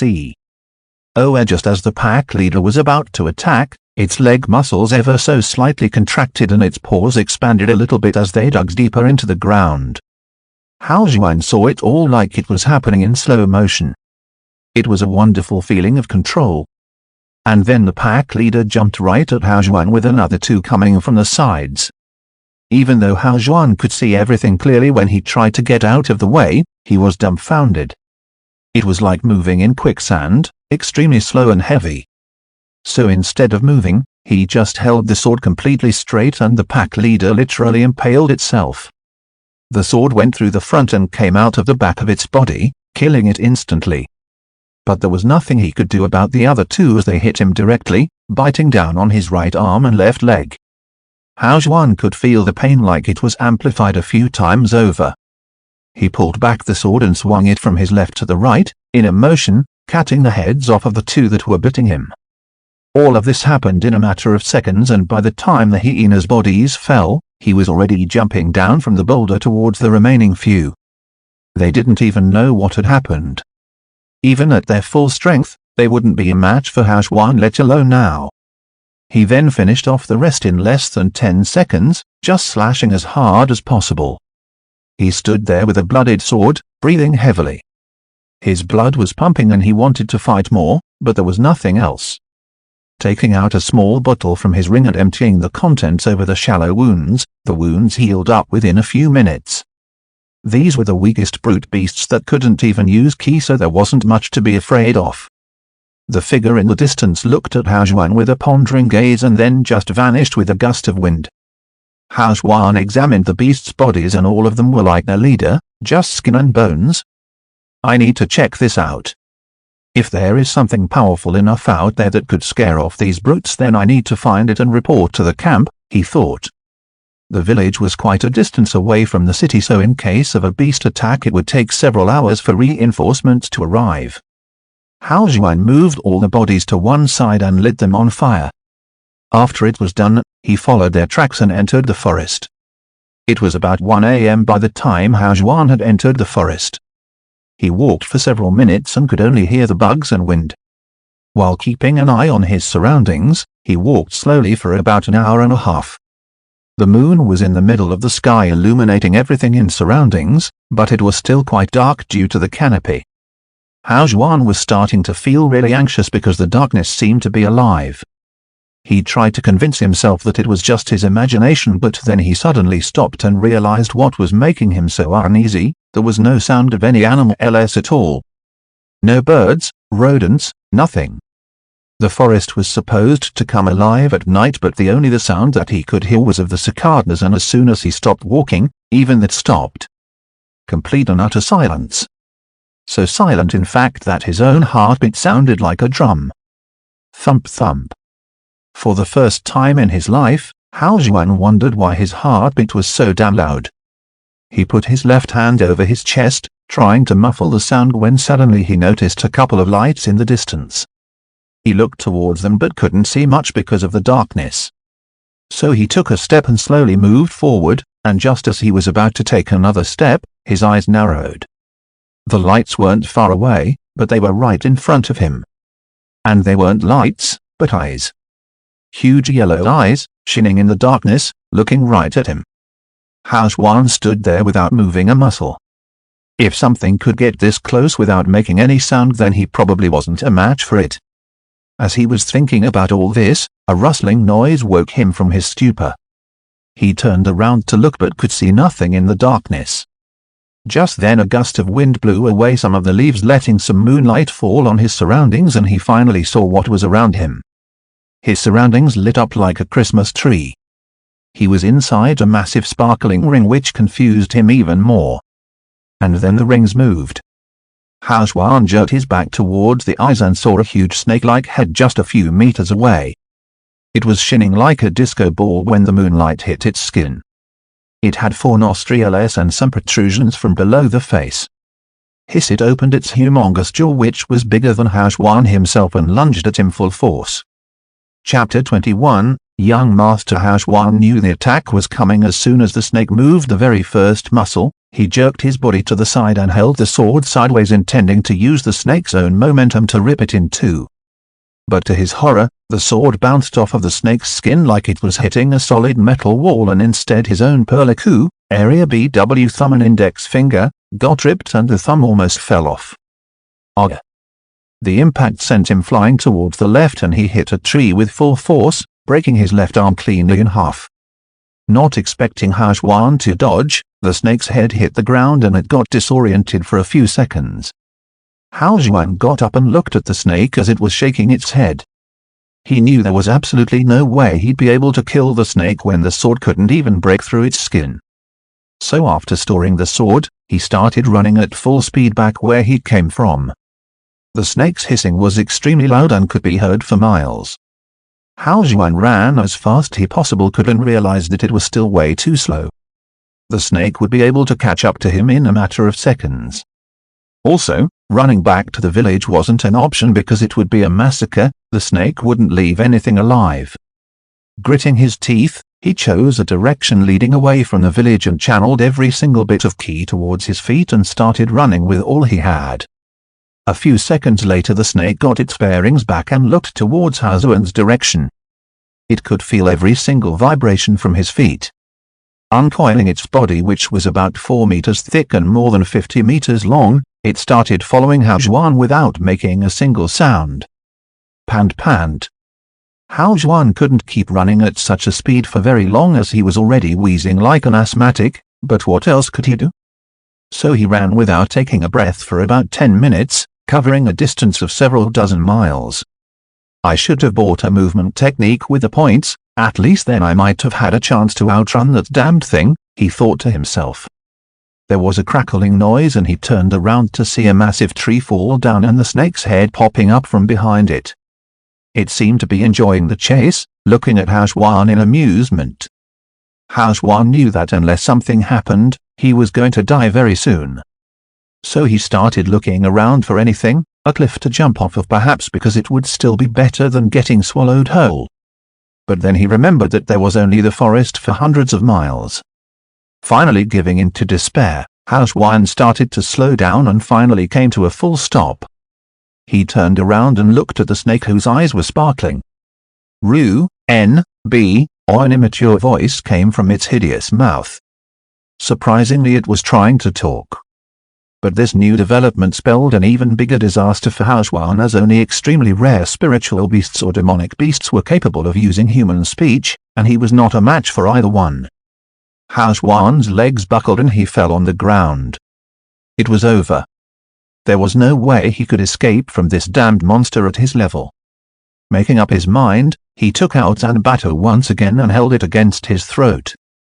I won't give you the thrill of the chase or struggle for your amusement anymore. I'd rather die of my own accord. You fucking monster, you better hope we don't meet again in another life. I'll be sure to make soup out of your worthless carcass, Haojuan said with a grin and pushed the blade deeper into his skin. But just then he heard something behind him. Squeak! Haojuan turned around and saw a pure white ball of fluff not 5 meters away from him. Soon as the snake saw the new creature, its eyes constricted and it backed off several meters without any hesitation. Squeak! Squeak! The fluff ball made noises again and slowly stumbled towards Haojuan. When it was a meter away he finally got a clear look at the thing. It was a cub, a tinny little snow-white lion cub with little protrusions coming out of its head and back. It had azure eyes and 2 tinny little fangs coming out of its mouth. BWH, at? Haojuan was so surprised by the cub's appearance that he completely forgot about the massive snake right in front of him. No, go away, shoo! Haojuan tried to chase away the little cub. It was the cutest thing he had ever seen, just it trying to walk with its stubby little legs was a sight to behold. It looked like it was barely able to hold its own head up, which was a bit bigger than the rest of its body. Shoo, go, please go away, Haojuan said again, trying to push it away with his hand. Instead of leaving, the cub came even closer and licked his fingers and made another squeaking sound. Its entire body moved and it almost fell to the ground. Seemed like just that one little squeak was the most it could do without falling over. Looking at the little thing wobbling around, a smile crept across Haojuan's face without his knowledge. It was a natural reaction to something so cute. The cub licked his hand again and tried to get into his palm. Its entire body was maybe a little bit bigger than Haojuan's hand. Hiss! The snake was looking at them casually. After it was sure there was no other beast around and the cub was alone, it moved closer to Haojuan once more. Haojuan woke from his daze and looked at the massive snake blocking out the moonlight once more. Let it go. It's a newly born, a single fang of yours is bigger than its entire body. There's no point eating it. Just let it go and you can have me, Haojuan said, looking straight into the snake's eyes. The snake made a weird noise like it was laughing, looking at Haojuan as if looking at an idiot. Why would it need to negotiate with its food? There was nothing Haojuan could do against it either way, so what was the point? Haojuan understood what it meant. He turned around and looked at the little cub who was still trying to climb into his hand without a care in the world. It seemed like that was the only thing it wanted to do. Haojuan's heart shook. This little cub seemed like it was born within a day or two and it would end up dying because he led the snake here. I'm sorry, little one, Haojuan spoke gently and caressed the cub's head. It seemed to like it a lot and moved even closer to Haojuan's hand. Ha, you're a good boy, aren't you? He said instinctively with a laugh. Haojuan put his sword away and slowly stood up. Squeak! The cub made another noise and moved forward again. Haojuan bent down and picked it up with his right hand. Soon as it got into his embrace, it tried to climb up his chest with its little paws. Haojuan smiled once more looking at it. It felt like he was holding a cuddly little cloud. He then moved towards the right where the cub had come from. The snake didn't try to stop him because there was no way he could escape from it. Haojuan walked for about 30 seconds and found a little hole on the side of an old tree. It looked like a nest made by a rodent. He put the cub inside and made sure it wouldn't fall out, blocking the entrance with some branches and twigs. Squeak! Squeak! The cub spoke again, looking at Haojuan through the leaves while trying to push them away with its tiny little paws. I'm sorry, Haojuan said with a smile, looking at the chubby little ball of fur. He took out his Zanbato once again and looked up at the snake. The snake tilted its head sideways as if asking, how's that going to help? Shut the fuck up, Haojuan roared as his expression suddenly turned livid. He was truly angry. Eating him would make sense, but what was the point of going after the little cub? "Come at me, you son of a bitch, it's not going to be an easy dinner," Housewan said while grinding his teeth. "Eh?" He frowned. Suddenly he got a weird feeling of déjà vu. Hiss! The snake coiled its body and lunged at Housewan while he was dazed, swallowing him whole. The snake's maw coming at him full force was the last thing Housewan remembered before he lost consciousness. The snake swallowed the human whole without any issues. Its stomach juices would dissolve him in a matter of minutes. It then turned to look towards the little cub in the tree. The cub was squeaking non-stop, trying to push away the foliage and jump at the snake. The snake slithered its massive body towards the tree and coiled around it. It looked at the cub as it was still squeaking at the snake without an ounce of fear. Ignorance really is bliss. "Little thing, you will soon know why you should be afraid of me," the snake spoke in the beast language as it got ready to attack once again. "It is not ignorance that makes him fearless, but absolute confidence, little worm. For even the weakest god is still infinitely stronger than the strongest mortal," said a voice not far from the snake. "Who?" The snake hissed as it turned around to look at the source of the voice. It was a white figure that had spoken, but it was so small that it looked like an ant in front of the snake. "You do not have the qualifications to know," the figure replied, and then spoke a single syllable in an unknown language. The snake's body jerked for a second and then fell limp. Its brain had incinerated. The figure floated towards the tree, picked up the cub and turned around to leave when the cub squeaked once more, looking at the snake's body. The figure frowned and looked at the snake again. After hesitating for a second, it moved its hand, splitting the snake's belly in half as Housewan fell out. "He should be okay now," the figure spoke again, but before it could even finish, the cub jumped down and landed right in front of Housewan. It wobbled its way towards Housewan's face and started licking it. "Young master, we have done enough. He is not worthy, we must find someone stronger," the figure spoke in an authoritative tone towards the cub. But the cub paid no heed to the figure and continued licking Housewan's face. The figure sighed after not getting a response from the cub. "You're just as stubborn as the old king," the figure said and bent down to get a clear look at Housewan's face. "Fine, even though he's weak right now, at least he's got a bit of potential. But it's still far from enough to protect you." The figure then pointed its index finger at Housewan's forehead and it lit up. "Young master, my will won't be able to stay here much longer. You mustn't tell anyone of your origins. You are the only legitimate heir to the throne, please act like it." The figure shook its head looking at the cub licking away at Housewan's face. A few seconds later it slowly disappeared, as if erased out of existence. Squeak, squeak. In the dark of the night, only tinny little squeaks could be heard. If someone were to come upon them right now, they would see a cute little fluffy animal licking the face of an unconscious human beside the dead body of a baby ice flood dragon. Chapter 22, Great Service. The moon and the sun changed places. It was about 1 p.m. when Housewan woke up. He opened his eyes and took a few seconds to adjust his vision. He tried to get up and got hit with a sudden surge of pain from all over his body.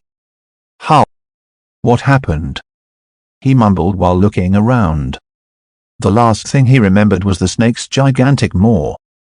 There was a purring sound coming from his chest which surprised him. He looked down and saw a little white cub sleeping on his chest without a care in the world. "You're okay?" he spoke up, even more surprised. How was he alive? What happened to the snake? The snake. Housewan suddenly jerked his head around and caught sight of the 50-plus meter snake body. There was a thick reddish-silver liquid coming out of its belly, but other than that it looked fine. Housewan slowly moved the cub off of his chest and put it down as he limped up. There was a sharp pain from his left arm and he remembered it had broken during the fight. He got up and walked towards Snake and poked it with a stick, but it didn't move. He walked around to find its gigantic head and poked its eyes and nostrils, but no reaction. Only then did he breathe a sigh of relief and sit down once more to catch his breath. Housewan's clothes were ripped and even had burn marks from the snake's digestive tract. Luckily he was saved soon after he was swallowed, otherwise it would have been a disaster. He looked at the snake's body and remembered reading that high-level beast carcasses could be traded or sold for either points or any other currency. He made up his mind and tried putting the body into his ring, and it barely fit. Well, all's well that ends well, I guess. The quest is finished, although injured, but I'm alive at least. Time to head back, he said out loud. But just after taking a couple of steps he heard a rustling noise behind him. He turned around slowly, praying it wasn't another monster again, and saw the little cub walking towards him with its little legs and eyes half closed. Meow, the cub spoke while looking at Hao Juan with tears in its eyes. Seemed as if it could finally turn those little squeaks into meowing. It took a few seconds to cover the distance of less than a meter and came up to Hao Juan's leg and starting tugging on his already ripped clothes. Hao Juan smiled looking at it and picked it up in his hands. Soon as the cub got in his embrace, it closed its eyes and went back to sleep without a worry in the world. Oh I, what's wrong with this one? How is it so trusting towards strangers? Where is your mother, little one? Hao Juan spoke, talking to himself and the cub. But the cub was already fast asleep. Hao Juan walked around the area for 30 minutes or so trying to look for its mother or any other tracks, but couldn't find anything. I guess it's not too strange that I can't find your parents. If they were still alive you wouldn't have been wandering around at night, Hao Juan said while slowly petting its head. It enjoyed the petting and a small smile appeared on its sleeping face. Right, looks like we're both alone, hun. How about you stay with me till you can fend for yourself? He spoke to the cub and got a cute little purr in response, making him chuckle. Hao Juan then started walking back in the direction of the village, which took him close to 2 hours. He jumped in one of the many water streams in the valley and cleaned himself up. Then he took a new set of clothes from the ring and changed behind a tree. Using the remnants of the old clothes he made a makeshift cast for the broken arm and put the cub inside it, where it snuggled in even deeper and made itself at home. After finishing up, Hao Juan went to meet the village chief and told him that he had taken care of the hyenas and then left on his horse. The return journey took twice as long, and by the time Hao Juan got back to the camp, it was already dark, so he went straight to bed. He woke up at around 10 the next morning and left the little cub sleeping beside his pillow and went to First's quarters to tell him everything that had happened. That is really strange. Creatures that powerful are usually deeper into the forest. Show me the body, First said with a frown. Let's go to the main hall. I don't think it will fit here, Hao Juan said looking at First's residence.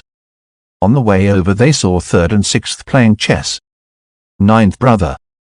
Where have you been the last couple of days? I was so bored, Sixth said while fake crying. I was out on a mission and just got back, Hao Juan replied helplessly. This sixth brother of his was really weird. Are you going to the hall? I'll go too, he said looking at Hao Juan and First's backs. Oh no you don't, you owe me 20 points. I've all but won this one. Third hollered and ran after Sixth, who had followed after Hao Juan. The party of 4 went into the hall and saw their fourth brother sitting in front of a screen. Hao Juan greeted him and got a smile and a nod in response. Here should be good enough, right? First asked looking at Hao Juan curiously. Yes, Hao Juan said and faced away from everyone and took out the body. Complete silence. Soon as the body appeared all other sounds stopped. Third and Sixth, who were quarreling a second before, were now looking at the massive body with their mouths open. First was also just standing there looking surprised. Even Fourth stood up from his chair and was staring at it without blinking. Flood dragon? And with an elemental bloodline. Sixth spoke while stuttering. Ninth brother, are you a god? Is that it? You're a god, aren't you? Sixth spoke again looking at Hao Juan as if looking at a freak of nature. Brother, did you kill it yourself? First asked slowly turning towards Hao Juan. Nope. I couldn't even leave a single mark on its skin. It swallowed me whole in one bite. Something else killed it, replied. That makes more sense, Fourth said. But if something is strong enough to kill it without making a fuss, then we need to report this to the higher-ups, Third said as he touched the carcass. Is it really that strong? Hao Juan asked, slightly puzzled. You don't know? Brother, this is a baby flood dragon with an ice elemental bloodline. And it's only a few months old, a year max maybe. Fully grown flood dragons are thousands of kilometers long and are heavenly beasts. Sixth explained to Hashwan with an excited face. Ninth brother, did you really fight it alone? Fourth asked looking at Hashwan curiously. Well, I wouldn't call it a fight. It chased me for a while and then swallowed me whole, Hashwan said with an awkward expression. But still, you stood your ground. That's more than what most others would have done, he said with an admiring gaze. Really? Haha, that's true I guess, Hashwan said while scratching his head. He didn't even know what it was, how could he be scared of it? Ninth brother, you have done a great service to the kingdom. You not only led the dragon away from the village but ended up getting it killed.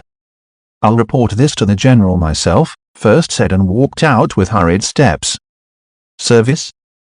Brother, don't worry about it, just let me buy a good movement technique and I'll be happy, Hashwan screamed at First's back who didn't even turn around. Chapter 23, Beast Hall. Hashwan stood there in the hall as the rest walked around looking at the flood dragon's body. It was the first time any of them had seen one up close. Even though flood dragons weren't actual dragons, they were still extremely powerful and were synonymous with natural disasters. They had elemental powers and could bring about great floods, forcefully erupt dormant volcanoes, and move tectonic plates, just to name a few. Hashwan took a closer look at the thing and it really was huge. Its head alone was 3-4 times the size of Hashwan's body. He suddenly felt really thankful towards whichever creature it was that had killed it. As they were chatting, their fifth sister walked in holding the cub. As soon as the cub saw Hashwan, it jumped down from her embrace and ran towards him. Hashwan bent down and picked it up and it started licking his face. Meow meow, it spoke while looking at Hashwan with a heartbroken look on its face, as if saying, how could you leave me all alone? And for some strange reason, Hashwan felt like he could actually feel what the cub was saying and petted him while apologizing. Ninth brother, is the little one yours? Where did you find it? Fifth asked, looking really envious. Apparently, she also liked cute and cuddly things and was really disappointed when the cub left her hanging without a second thought. From the forest while I was on a mission. I couldn't find its parents so thought why not bring him with, he replied awkwardly. Even a blind man could see she was feeling hurt after getting ditched by the cub. Meow, the cub spoke in a slightly annoyed tone. What? What did I say? Hashwan asked looking at its cute little face. Meow, it replied again while hitting Hashwan's face with its fluffy little paws. Oh, are you mad that you don't have a name?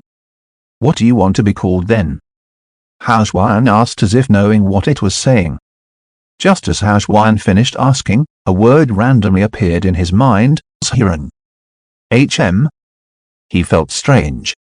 It was like it had to be the cub's name and nothing else would feel right. How about Zhiran then? Hashwan asked the cub after a few seconds.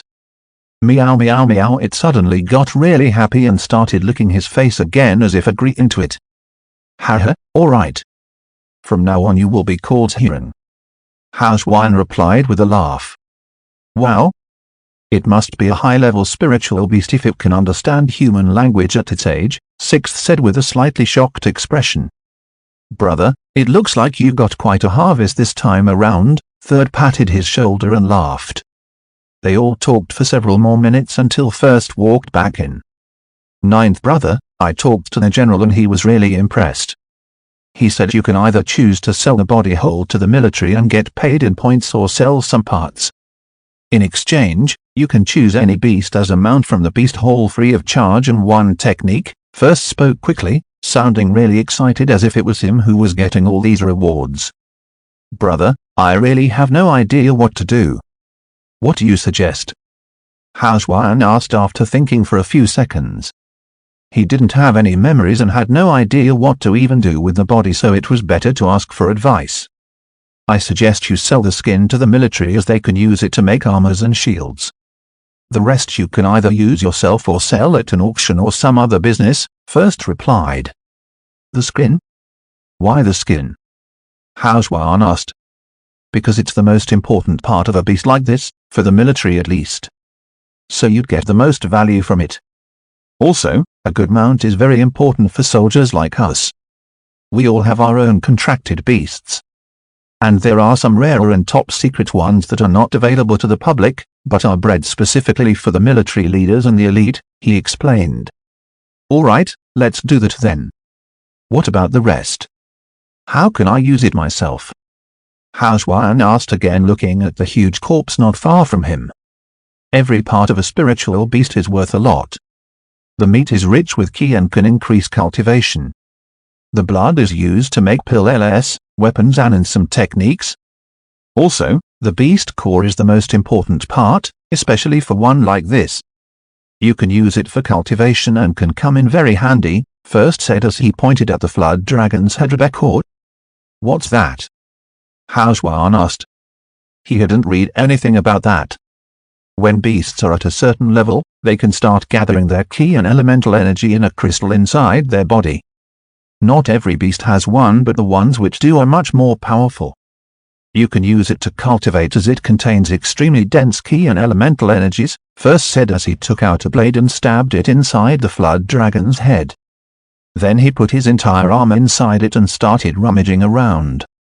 A few seconds later he pulled his arm out and was holding a diamond-shaped white crystal. It looked like a quartz crystal and something milky could be seen inside.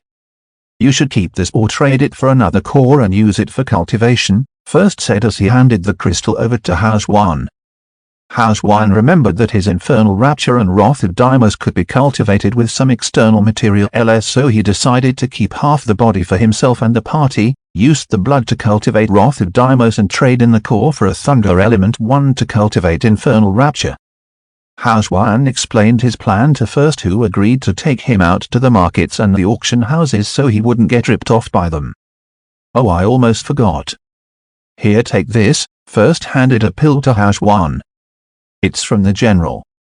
Eat it and cultivate, your injury will heal within a few hours and you can use the remaining ki to open more meridians, he replied after looking at Haojuan's confused face.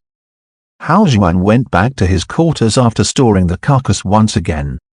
He took out the pill. It was light green in color and looked almost like a marble. After swallowing he felt a cool stream coming from his stomach and going all over his body. He closed his eyes and concentrated on absorbing the pill. All of his injuries healed within a few seconds and he felt a burning sensation from his left arm and it started healing itself. Within an hour it was healed completely like nothing had ever happened.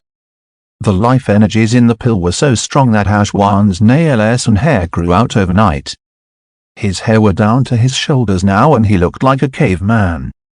Using the remaining energies to open more meridians, Haojuan reached the 4th stage of the elementary realm.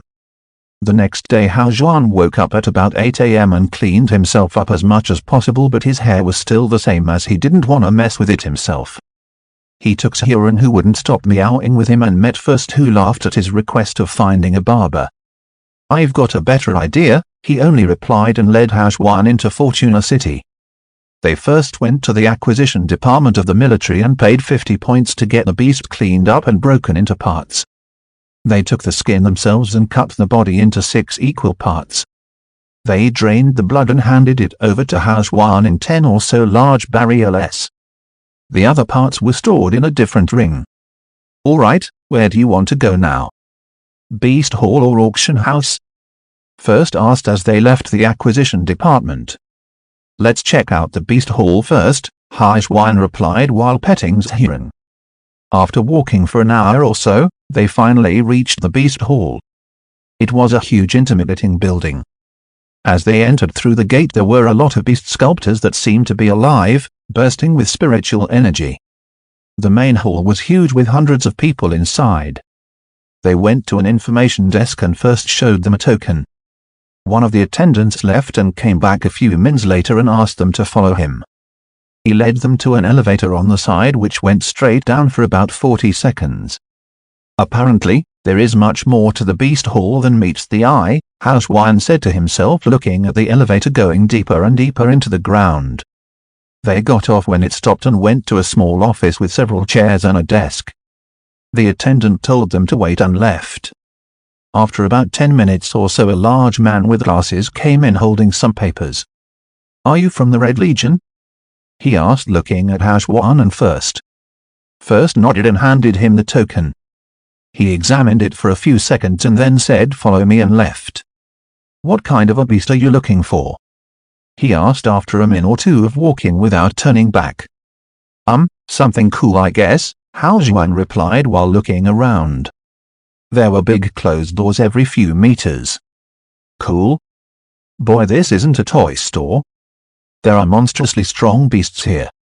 We breed them to kill without hesitation.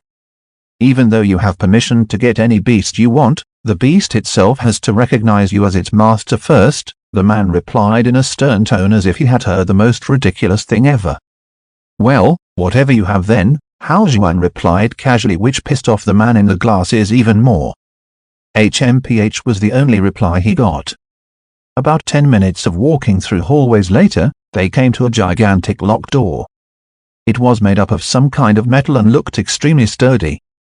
Hashwan noticed something strange. There were a lot of mechanisms on the outside of the door. Shouldn't these mechanisms be covered by another sheet of metal or be on the other side at least?" he asked after not being able to come up with an explanation himself. "No. The door isn't here to keep people out, it's here to keep the whatever is on the other side of the door locked in," he said proudly. Hashwan actually got a bit nervous, thinking about the monstrosities that lied on the other side. Chapter 24, Breeding Ground. Hashwan and company waited for a couple of minutes outside the door until the gears started spinning one by one and unlocking the gigantic door slowly. It took more than 30 seconds to unlock it completely, and then it opened just a few meters, enough for them to pass through. "Is it actually safe for us to go in?" First asked with a frown. Everything pointed to something very dangerous being in there. "It's perfectly safe. All the beasts are locked up," the man said as he entered the doorway. Hashwan and First looked at each other, and then First took the lead and they also entered. The other side was a huge cylindrical room which seemed to have no end.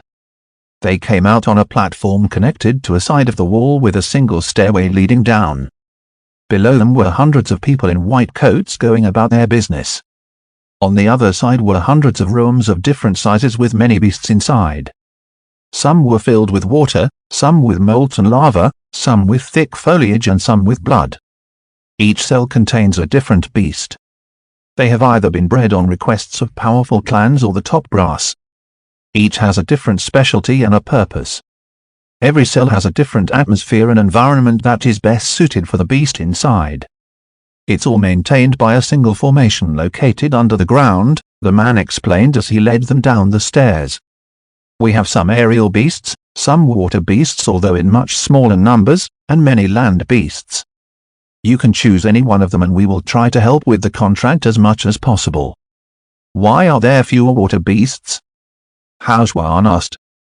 "Was it hard to keep the water clean or something?" "Because they tend to be thousands of meters long. Even less powerful beasts can grow up to be 100 meters, let alone spiritual and demonic beasts. Also, it is not easy to transport them," the man replied. He led them to the cells where they got an up-close look at some of the creatures inside. Some were just a few inches long with big ears and cute eyes, and some looked like actual nightmares. There was one cell that was filled with dark blue water. Nothing was visible inside it other than the bedrock. Hashwan looked around for a few seconds but couldn't see anything at all. As he got closer, a large tentacle came lashing at him like a whip. It was longer than the entire flood dragon and startled him so much that he almost fell over trying to back up. "That's a baby kraken. Took 2 profound level experts to catch it," the man said with a laugh. "They got on a moving walkway and stayed on it for about an hour. It was actually pretty fast and they still hadn't reached the end of this massive tunnel.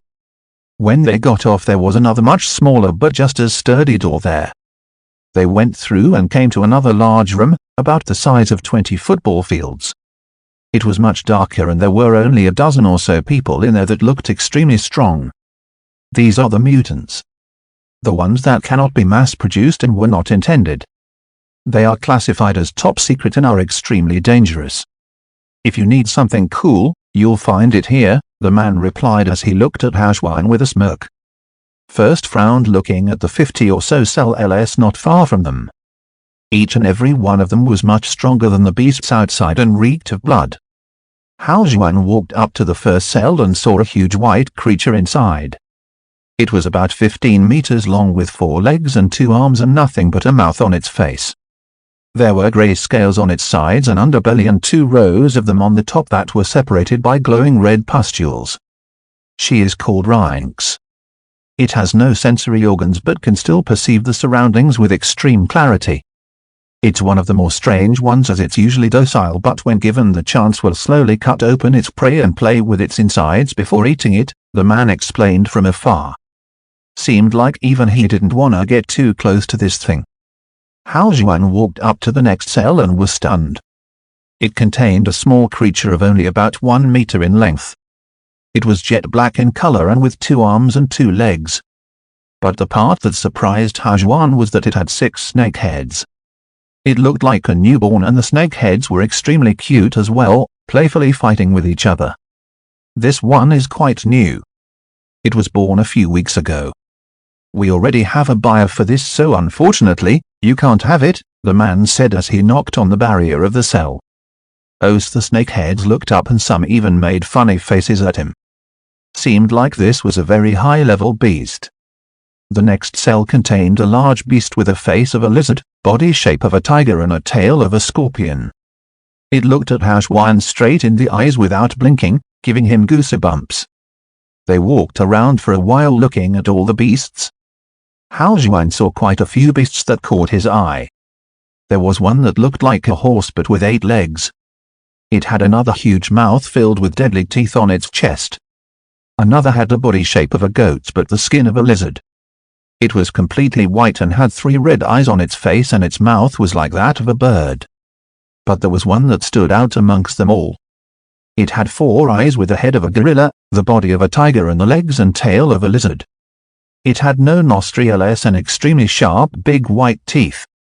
Just as Hashwan was about to choose it, Hiran, who was silently sitting on his shoulder, meowed and shook his head.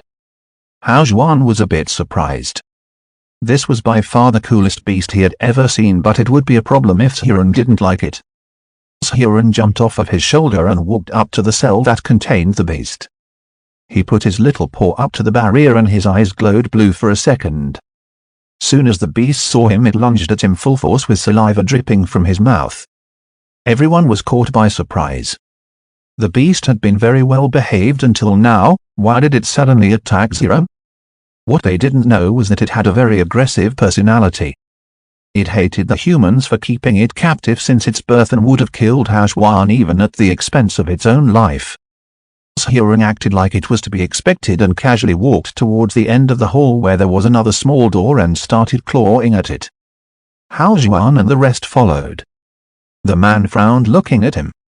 "What's behind the door?" First asked, looking towards the man. "It's where we discard the beasts. If the beast is too powerful or has no chance of making a contract with a human, then we kill it," he replied. "Can we see what beast is behind the door?" Hashwan asked as he walked up to Hiran and picked him up. "I don't see why not. If you can actually make a contract with it, then go ahead," the man said, shrugging his shoulder. He took out a key and opened the door and they all went through. The other side contained a huge formation that looked like strange markings on the ground. They were glowing red and getting brighter and brighter, like it was charging up. On the other side of the formation was a beast tied down by crystal-like chains coming out of the ground. It had extremely sharp bone-like protrusions coming out from the top and looked like a huge lizard and was actually breathing fire, trying to break free from the chains, but they wouldn't even budge. Everyone looked at Hiran, but he just watched on without making a sound.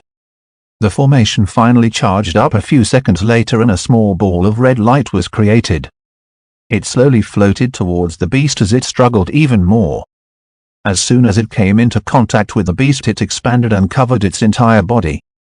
A second later it shrank back into nothingness, but to Hashwan's surprise, the beast was gone. There was absolutely nothing left. No ash, no sign of anything being there before.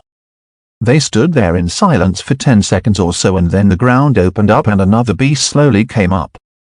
It wasn't that big, only about 13 meters long and 2 meters high. Completely black in color with blue fur on its neck and forelegs. It had a massive serrated tail that ended up in a half-meter-long scythe-like blade. Its face had 2 horns coming out from the sides instead of the top of the head. It was very muscular and looked really intimidating. Its face was covered in the same bone-like material as the tail. The weird thing was that it wasn't struggling. It just sat there with its head held high, looking down on everything. Meow. When Zhirong saw it, his eyes sparkled. He suddenly stood up in Hao Xuan's arms and meowed towards the beast. The beast suddenly jerked its head, looked towards Hao Xuan, specifically Zhirong. It then frowned and looked elsewhere again. Zhirong meowed once more but got no response in return. The formation started to light up for the second time, but the beast paid no attention to it. He finally jumped down from Hao Xuan's embrace and went closer to the barrier separating them and meowed several times, finally getting the beast's attention. Chapter 25. By long as soon as he was born, they separated him from his mother and kept him caged up. His very first memory was of a bunch of humans looking at him through a barrier. Alone and scared for most of his young life, he had given up trying to get out of the facility he was born in, but something inside him kept telling him he was meant for bigger things.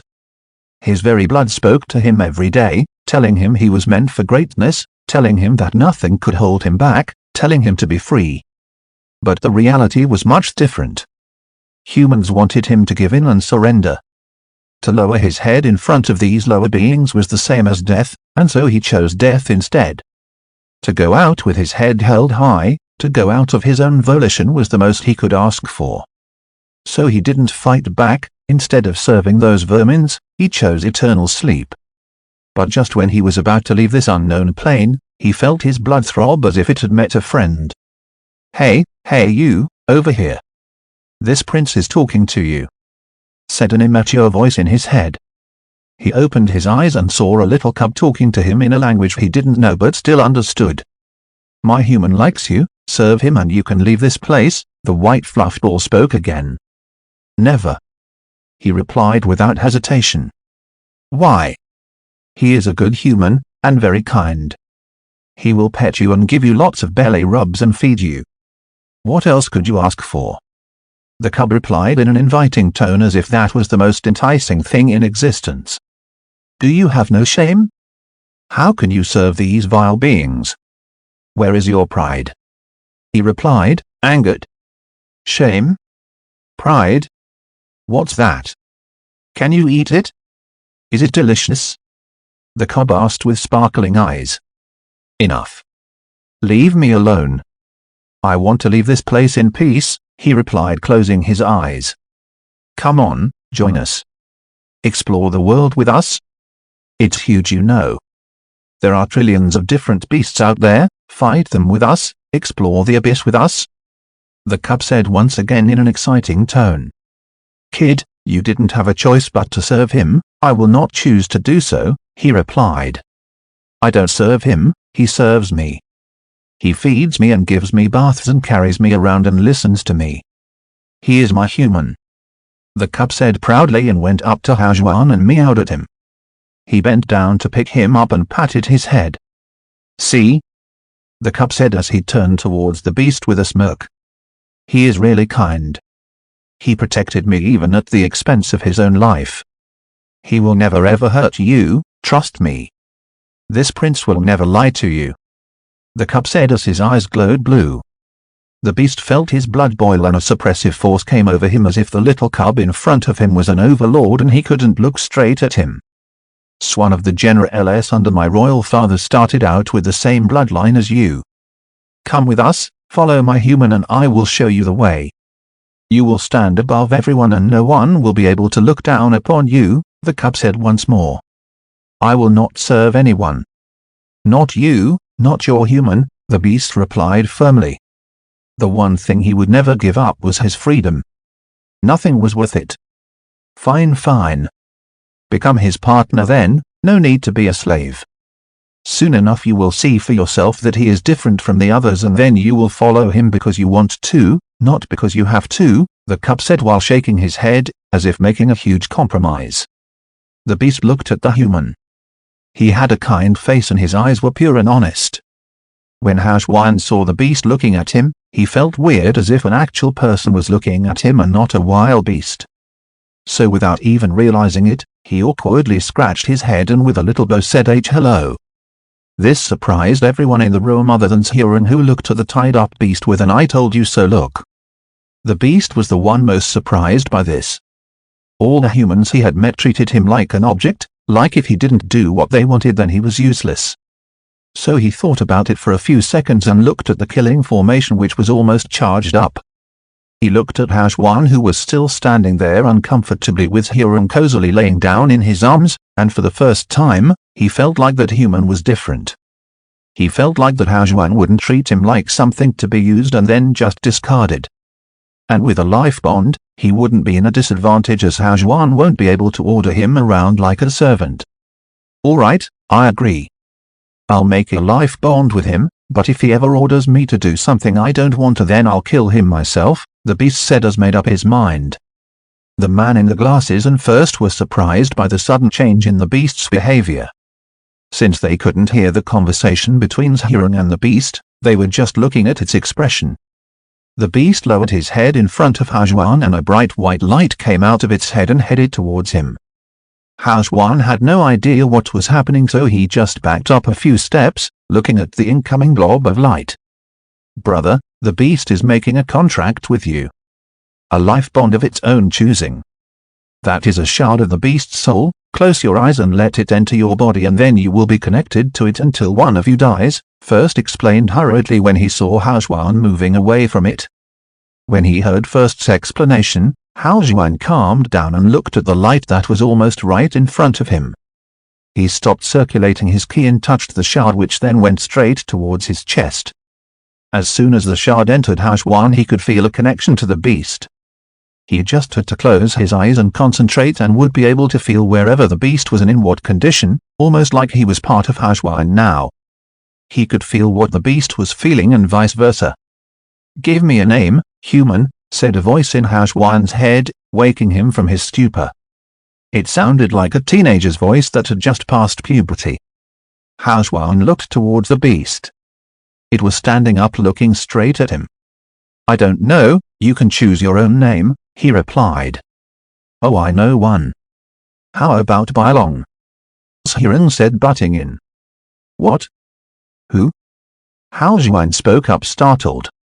"It's me, Master Xiran," he replied in a happy tone. "Xiran? You can talk? How? We didn't even make a bond," Hao asked, even more surprised. "I don't know. I just tried and I could," Xiran replied casually. Hao stood in his place, bewildered by these events. The man in glasses moved forward and put his hand on a small screen on the side of the barrier and clicked on a few things, and the formation turned off. He turned around and looked at Hao, who was looking at Xiran and then at the beast. How did he do it? He wondered but didn't ask. Obviously, the kid had some connections to be able to choose from the second highest tier beasts at his age. It was normal for him to have some secrets. "Bai, your name is Bai," Hao said out loud. The beast nodded and roared loudly. Finally, he was going to leave this cursed place once and for all. "Alright, now close your eyes and concentrate on your first major meridian. Since you have bonded with Bai, he is a part of you now. If you die, so will he. You can store him inside your meridian like a storage ring. Also, one thing to remember is that the bonded beast's cultivation level will be restricted to the same as its human, so at most Bai can only be as strong as you," First explained. Hao closed his eyes and thought about storing Bai in the meridian, and he turned into a light and entered his body. Hao could feel him inside the meridian. Bai could use the key from the meridian to cultivate even. It was like a whole another world inside the meridian. "I'll take you guys out now," said the man as he saw the beast disappear into thin air. They went back the way they came from and were back out in the city within a couple of hours. It was already getting late and the sun was about to set. "Come, let's get you a haircut," First said with a smile and led Hao towards the outskirts of the city. Chapter 26, Family. As they walked out of the city, the sun slowly set and the weather became chilly. They left from one of the many big gates and entered the outskirts. Here the roads were much smaller and buildings less grand, but a lot more people could be seen out and about. They entered a small town which had a very homey feeling to it. Hao was amazed by everything he saw. There were children running around chasing one another, old people sitting outside playing different kinds of games, young couples holding hands, women could be seen walking around with large baskets filled with different things. There were folks with tails, large ears, some even looked like they were made out of wood and clay, but everyone was getting along with one another. This was a mortal town. Although the beast world was rich with spiritual energy, not everyone chose to be a cultivator. Many spent their entire lives without even touching a manual, instead choosing to live a short mundane life with normal problems. But no one looked down on such people. This was one of the many ways of living and everyone respected one another regardless of their cultivation levels. Hao had never seen anything like that before. Even though he had lost his memories, there was still this lingering emptiness inside him. On Earth, he lived one day at a time.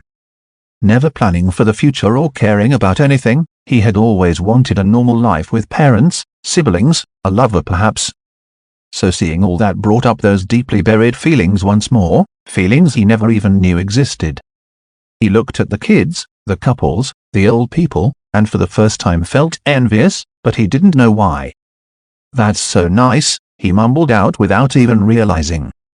First Hirung looked at him and saw how engrossed he was. Hirung didn't know what was going through Hanjuan's head but First knew, although for different reasons. First was the leader of the Red Legion and had read Hanjuan's file which said that he had no living family members and couldn't even remember the ones he had lost.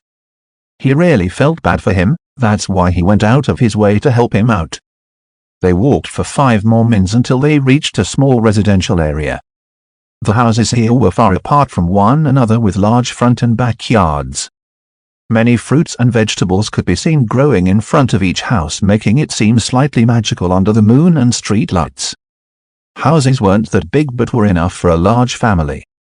As they entered the street, First led Hao to a house on the right where there was an old lady sitting in the porch reading something. Hao stopped outside the yard and First went in. "Grandma, I'm back," First said with a smile as he approached the old lady. She looked up from the book and gave a huge smile in return when she saw him. "You finally have time to come home for a visit?" she said, trying to sound angry, but her wide smile only made her look kinder. "I've been unfilial," he said as he bent down and took out a blanket from his ring to cover her legs. "It's getting cold now, you shouldn't stay out after the sunset," he said warmly.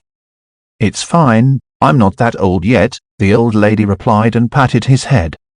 "You should come back more often, or don't blame her for finding someone else," the old lady said as she pointed towards the house. Just then the main door of the house opened and a pretty lady walked out while cradling a little baby in her arms. "Oh, look who it is, little Kilai, a strange man has come to our house," the lady said in an exaggerated manner to the newborn in her arms. The baby boy, of course, had no idea what she was saying, so he just laughed while waving his little arms. "So I'm sorry," First said with an apologetic face as he went up to the lady. He looked at the little baby and tickled his chin, which made him laugh even more. Hao was still standing on the street looking at them. He didn't understand why First would leave all this to go train in isolation and fight monsters all year around. If he had the chance, he'd definitely choose this life over cultivation. "What happened?" "You weren't supposed to be back for a few more days," the lady said as she fixed First's collar. With her reminder, he came back to his sense and looked back towards Hao. "Brother, come on in, what are you waiting for?" he shouted. Hao went up to the porch and greeted everyone with a bow. "This is my 9th brother. We were out on some errands and he had to get a haircut, so I thought why not kill 2 birds with 1 stone, First said as he took the boy from the lady's arms. "Brother, this is my wife Anya and that is my foster mother." She adopted me when I was a kid. She's also Anya's mother, he said, pointing towards the lady and the old woman. Hello grandma, sister, I'm Hao Juan, he said with another bow. How welcome little brother, come in, Anya said laughing as she gestured towards an empty seat to the side. Ninth brother needs a haircut, First said to Anya with a wink. OHH, finally. I was getting a little rusty, she said with a smile. But it's getting late. Let's have dinner first. You're staying the night, right? She asked First, who replied with a nod and a smile.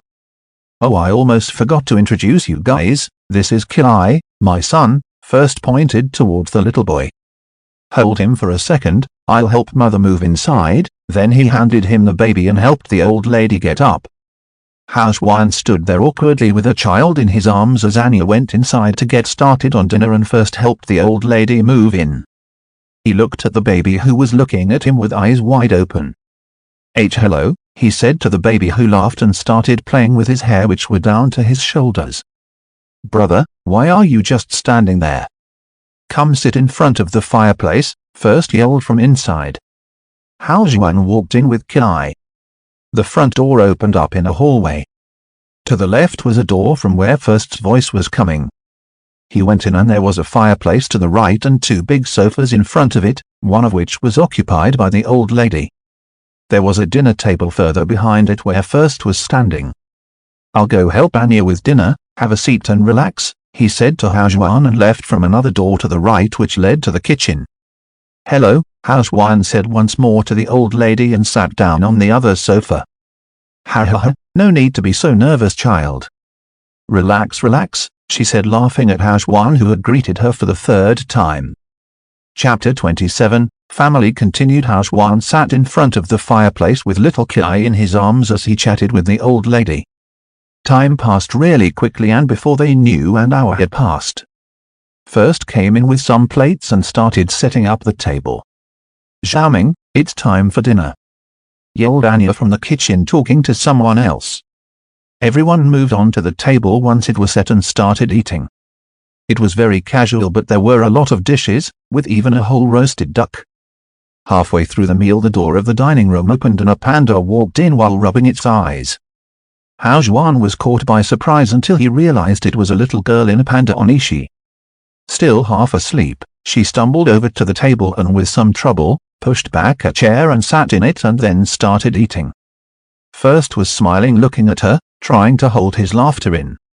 Only after 5 minutes or so did she realize that there were a couple of extra people on the table and she looked up and saw First.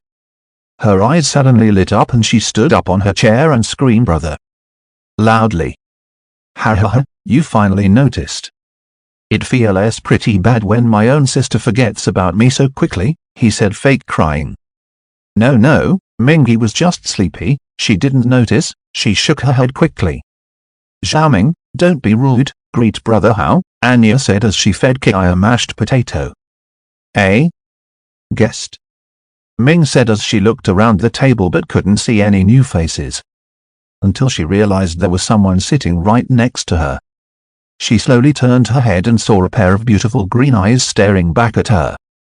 For a few seconds, she could only see those eyes, as if nothing else existed in the world. Hello, said the owner of the green eyes which woke her up from her stupor. Her face suddenly turned bright red and she looked at the person's face and was even more surprised.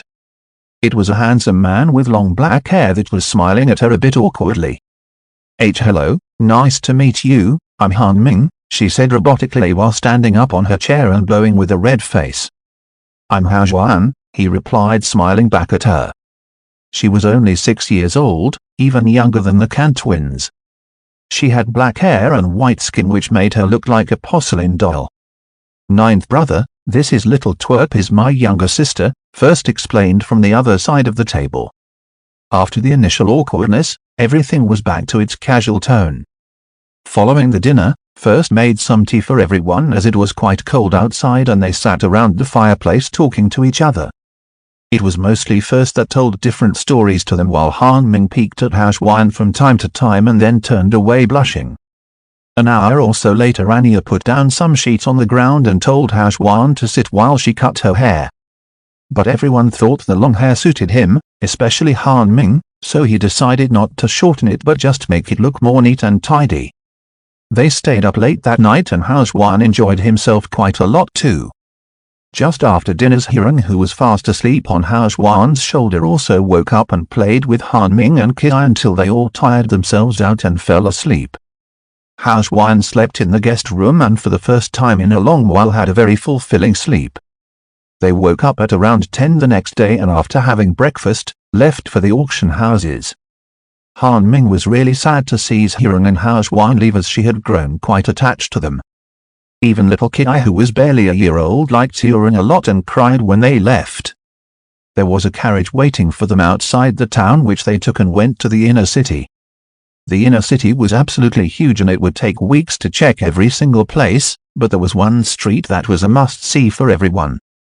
The trade market was a long stretch of road with hundreds of different shops and other establishments there. There were many auction houses as well, both privately owned and the ones under the military's control. First took Hao Xuan to a military auction house and asked for the best place to sell the remaining Flood Dragon parts. They were kind enough to buy everything off of Hao Xuan for an exorbitant price of 5.000 low-grade Spirit Crystal LS. The only thing that was left was the Beast Core which Hao Xuan wanted to trade for a Lightning Elemental one. For that, they had to go to the most expensive private auction house which was simply called the Den by the Loka LS.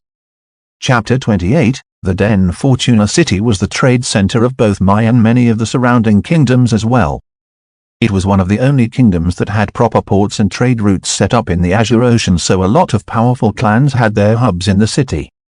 That was also the reason for there to be so many profound realm experts here. Whosoever controlled Fortuna City, controlled the Mai Kingdom. As such, the trade market was by far the busiest place in the entire city, with beings from many different species, rare treasures, beasts and other phenomena that couldn't be seen anywhere else. Even some people from high-grade kingdoms and empires would choose to come here for either vacation, training or to conduct business. Hao Xuan was completely stupefied by everything he saw on the way to the den. There were giants with full metal armors and giant axes, beautiful men and women with fairy-like wings made out of pure energy, huge muscular people with horns on their heads, half-lizards, centaurs, even some metallic life forms could be seen walking around. They walked for a good 30 minutes or so until a huge temple-like building came into view. There were streams of people entering and leaving the place with the words "The Den" scratched right above the entrance. There were no guards or soldiers anywhere in sight. Even though it was one of the biggest auction houses in the city, there were no accidents of any kind. Everyone knew that whoever was capable enough to have such an establishment in Fortuna City must be extremely powerful, especially since even the military and the royal clan left them alone. Hao Xuan entered the building with first and was welcomed by a thick gust of spiritual energy. The interior was made completely out of gold and silver with beautiful engravings everywhere. A pretty lady in a cheongsam came up to them. "Welcome, dear guests, do you need any help?" she asked when she saw Hao Xuan looking around in amazement. Obviously it was his first time here. Yes, I want to trade an ice beast core with a lightning one," Hao Xuan said, pointing towards his storage ring. "Of course, please follow me," she said politely and led them deeper into the building. After crossing many hallways and corridors, they came to a desk where a middle-aged man was sitting with a book in his hands. "Sir, these guests are here for trading," she said while pointing towards Hao Xuan, and first and then left soon after. "Ah, welcome gentlemen. How can I help you?" the man asked while twirling his mustache. "I have a beast core that I wanna exchange with another one," Hao Xuan said once more. "Of course, please come in, let's talk more privately," he said while gesturing towards a door to the left which opened on its own. They entered and saw that its room was covered by formations on all sides, likely for protection, with some chairs in the middle around a small table. "Please," the man said to the duo, pointing towards the chairs. They all sat down and introduced each other. The man's name was Li and he was pretty high up in the den. He snapped his fingers and a teapot appeared out of nowhere in the middle of the table with 3 cups. The man filled each cup and served them before taking his own and sitting down. "So what type of beast core is it? Can you let me see it?" he said while taking a sip. It's a nice elemental one, Housewan said and took out the box and placed it on the table. Lee casually bent down and picked it up, but as he opened it his eyes lit up. This was a grade 3 core and from a very strong young beast. Amazing. This is worth quite a lot, would you be interested in selling it? We will pay you the best price possible, Lee said after contemplating for a while. Sorry, I'm only interested in trading it with another core of lightning element, Housewan said while shaking his head. Are you sure? Although this really is worth a fortune, it's also quite dangerous. Usually cores from such strong beast bloodlines are prohibited for trade lest we anger the old monsters hiding in the oceans and forests, not to mention the beast clans, Lee said while furrowing his brow. I'm really sorry, but I still need another core in exchange for this. I need it for cultivation, Housewan said after thinking about it for a while. Unfortunate. Alright, you are our customer nonetheless, so we will, of course, do anything we can to help you out. We can't put this in our normal auctions, but a small private one will be held tonight and you can try your luck there. The transaction fee is about 500 low-grade spirit stones, but since it's your first time, it will be free of charge. Only the entrance fee is 200 spirit stones, Lee said while handing the box back to Housewan. Thank you, Housewan said with a smile and gave him 200 spirit stones. Lee stored them and gave him a small gold token with an inscription on it. The token will vibrate and guide you to the auction when it's time. You can either choose to wait here or go to some of the normal auctions whenever you want. Just show them the token and they will let you in, Lee said while getting up and left through another door. Chapter 29, The Auction. What do you suggest, brother? What should we do? Housewan asked first. I think it's better if you visit a few auctions to get some more exposure. Your view of the world is still quite limited, brother, First replied after thinking about it for a few minutes. And you might even find something you need, he followed. They walked out of the room and went back to the main hall. There were 6 huge doors there on each side with words Hall 1 through 12, and one massive door at the end opposite to the main entrance with the words Grand Hall written above it. Housewan randomly chose hall number 3 and went inside. As soon as he entered, his token lit up for a second and then went back to normal. The hall was massive with more than 1,000 seats on the floor and some private cabins above them. There was a stage in the front where an elderly man was standing on a podium and a very busty lady with fox ears was standing next to him holding a strange-looking shell in her hands. They sat down in the first open seats.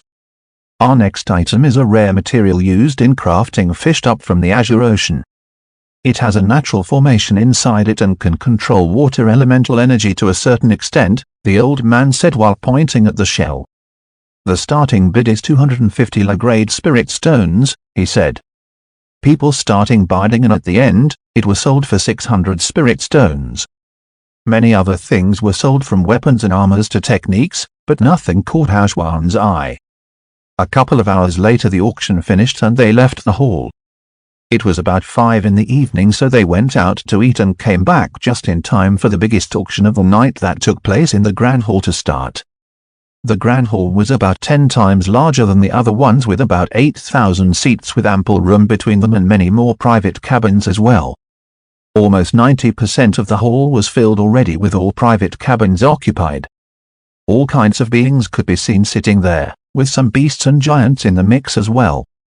Few minutes later a middle-aged man walked onto the stage. He looked a bit similar to Lee, probably his brother.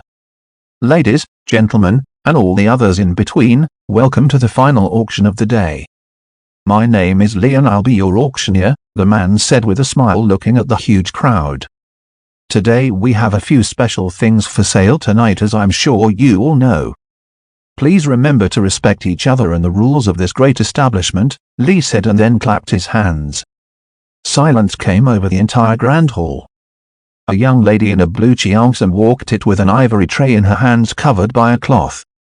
The first item is a support technique, Lee said while snapping his fingers, and the cloth over the tray turned transparent and an old-looking scroll could be seen inside. The name of the technique is Demonic Steps and it is a movement technique. It was discovered in a cultivation cave in the Forgotten Swamp a few weeks ago, Lee said with a proud look. The audience broke into a clamor. Hao Juan looked around slightly confused. What was so good about the technique? The Forgotten Swamp is a restricted area. It's a few kingdoms away and spans millions of miles.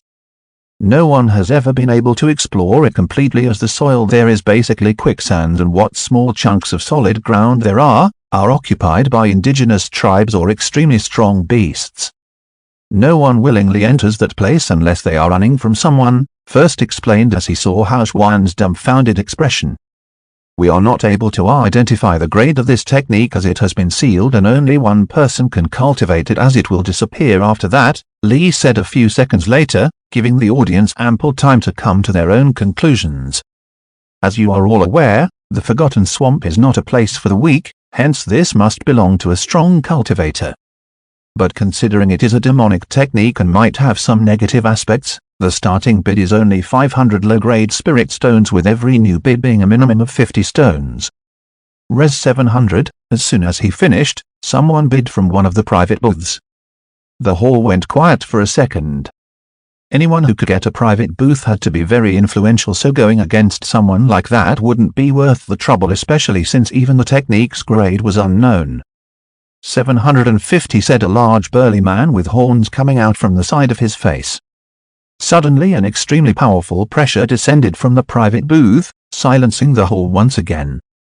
Dear guest, please mind the den's rules, lest you want to be kicked out, Lee spoke with a frown. If everyone could just pressure each other like that, they wouldn't make any profit at all. The pressure vanished and the booth went quiet. 800, said the same voice again, but this time no one spoke again. Lee shook his head with a sigh. The damage was already done, no one would bid against the guy anymore.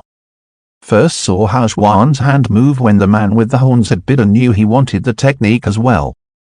Brother, although we aren't that high ranked, no one can pressure us in the My Kingdom. We are the Red Legion. If you want the technique, then bid without worry and leave the rest to me, first patted Hao Juan's shoulder. Thank you, first brother, Hao Juan said, smiling back at him. 1,000. Hao Juan said extremely loudly. Everyone looked at him. Who was this person to bid against someone like that? But he just ignored all the looks and kept looking at the stage. A few more seconds go by and the booth finally lights up again. 1,500, said the voice angrily.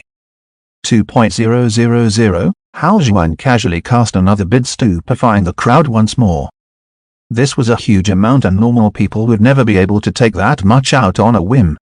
There was no response from the booth for a couple of minutes after that. Sold to the young man there.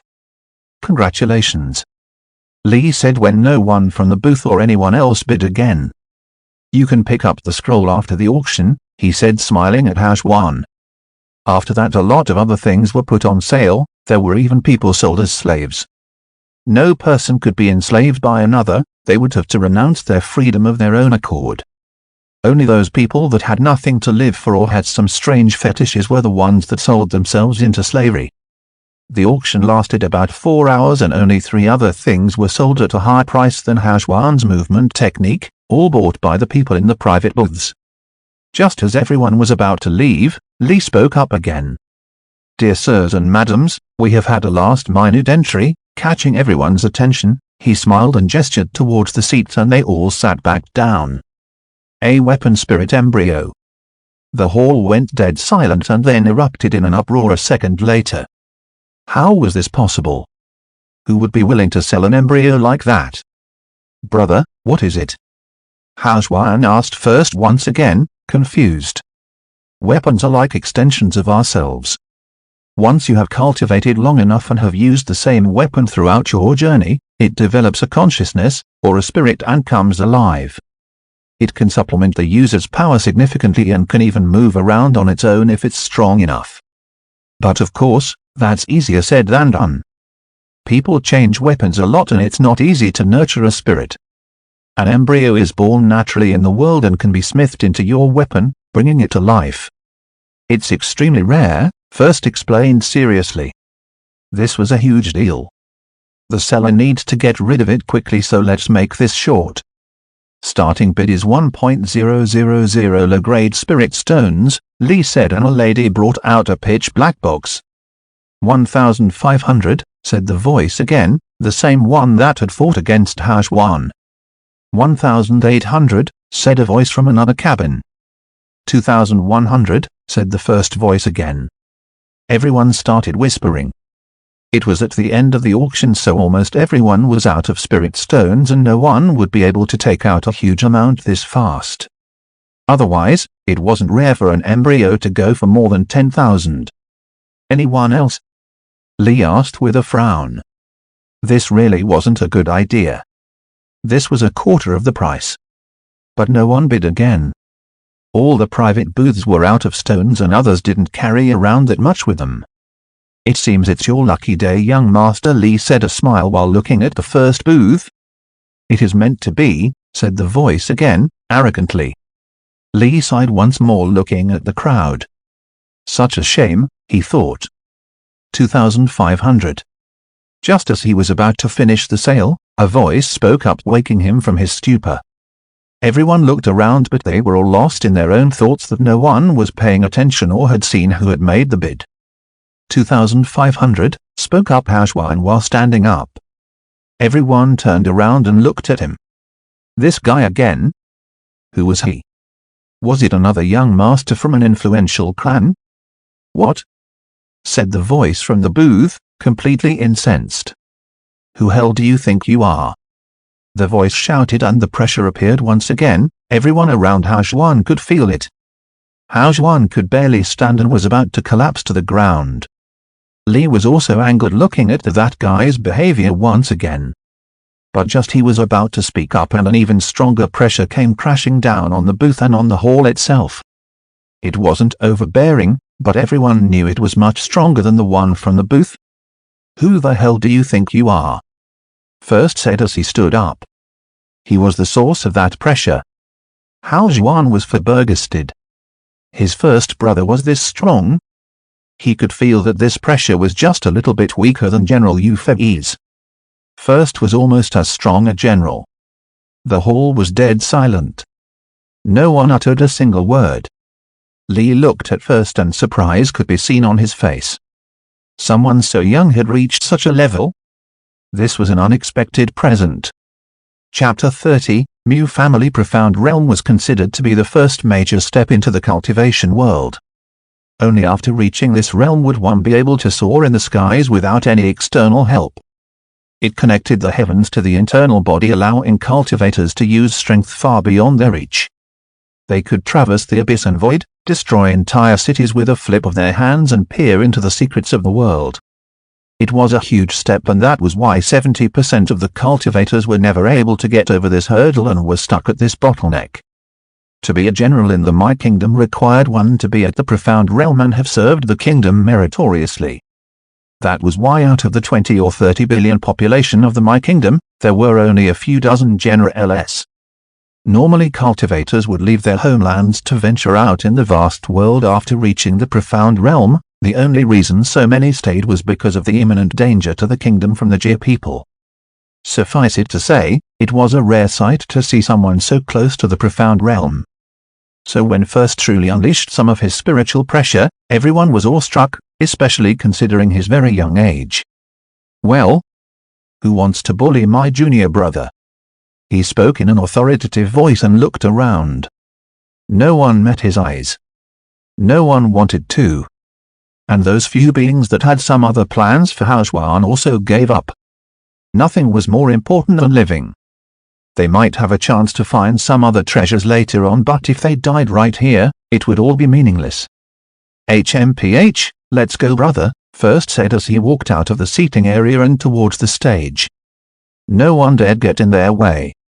They walked up to the side of the stage. First looked at Lee, who was still standing on the stage, and he smiled and nodded back at them, and they continued on and walked behind the stage.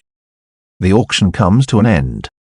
Fellow cultivators, have a nice day, Lee said quickly, and then followed after First and Hashwan. There were several people at the back who didn't know what to do.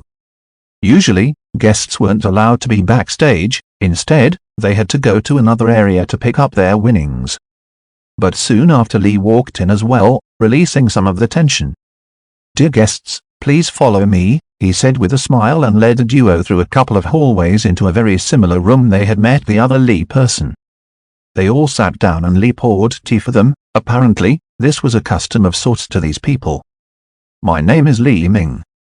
The Den is an establishment owned by our Li family, so unless necessary we only introduce ourselves as just Li," he said while taking a sip of the tea. "You can just call me first." "I'm Hao Juan, nice to meet you." They both introduced themselves as well. "I'll have your things brought here." "I sense a token on yourself. Are you perhaps here for the private auction?" Li asked after thinking for a few seconds. It wasn't nice to pry into others' business, and whoever gave them the token had the same privileges as him. "Yes, I have a beast core that I want to trade," Hao Juan said with a nod and took out the token. "If you don't mind me asking, what type of core do you have and what are you looking for in return?" Li asked very politely so as not to offend them. Hao Juan explained the whole situation to him and he furrowed his brows in response. "I'm afraid you won't have much luck in the private auction either. The beast core that you describe is exceedingly rare and dangerous. Not many people would risk getting involved in that in the first place. And even if they did, the chances of finding a core of similar value is almost non-existent, especially in this low-grade kingdom." "Why is that?" Hao Juan asked worryingly. This was his ticket to leveling up quickly in cultivation and techniques. "Because it's simply too rare. To find an elemental core from such a strong beast bloodline is nigh impossible in a small kingdom like this. I suggest you trade with some treasures if you can't use it yourself," Li said with a calm face. And he was right. With Argonet, when beasts reached a certain level, they gained consciousness and started their own clans and kingdoms. All of their offsprings were protected and cared for by the elders. Hao Juan's encounter was more or less a miracle. If anyone from the Ice Dragon tribe found out about this, they would wage war with the My Kingdom. Beasts weren't really known for being calm and collected. "First brother," Hao Juan said, looking towards First for advice. He really was too inexperienced. "Then do you have any treasures with a lightning element that could be used for training?" First asking after a few seconds. "We should have something, although not of equal value to your core. But let me check first," Li said while getting up and left from a side door. Few minutes later he came back holding a large tray covered with a cloth. "Here are your items," he said while putting the tray down on the table and removing the cloth. There was a scroll and a shining crystal ball inside. Hao Juan waved his hand and a small hill of spirit stones appeared on the floor next to him. "Actually, because of the rude behavior of the guest in the private booth, the technique is on the house. We do apologize, that young master is the only problematic person that frequents our establishment," Li said as he moved his hand over the pile of spirit stones and exactly 2,500 of them vanished. "Who was that anyway?" Hao Juan asked, getting slightly angry remembering what happened. "We can't give out the names of our customers, but he belongs to a very rich family with ties to the royal court.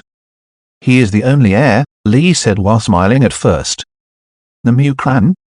asked First, and Li nodded in return. "But you don't have to worry too much. Although he is known to be a spoiled brat, there are limits. He won't be able to do anything to you with your backing and strength. And I checked, but unfortunately we don't have anything in stock of equal value to the core. But if you want, I can request lightning elemental spirit stones from one of the bigger branches of the empire. They can be here in a couple of days and will be even better for training, as they are just like normal spirit stones but with lightning element mixed inside. We can also give you a VIP token for life which can be used at any branch of the Den," said Li while looking at Hao Juan with hope.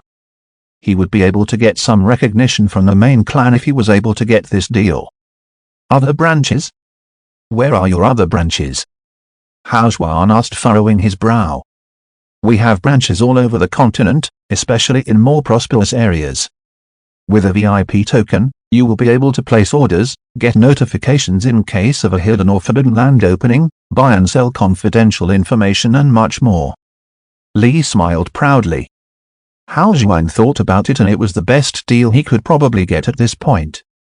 The core was useless to him as is, and with spirit stones, his objective would be complete.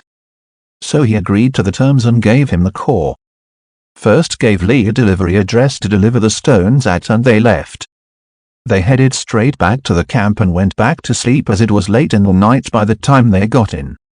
The next morning Hao Juan got up and finally remembered to take a look at the demonic steps movement technique he had gotten.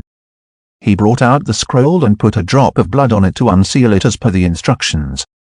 As soon as the drop hit the scroll, it started burning, catching Hao Juan by surprise. But then the smoke from the scroll hovered in mid-air for a second and then entered Hao Juan's body through his nose and eyes. He felt something appear in his mind. Closing his eyes, he saw another book along with the other two with the name Demonic Steps on it. He willed it and it opened.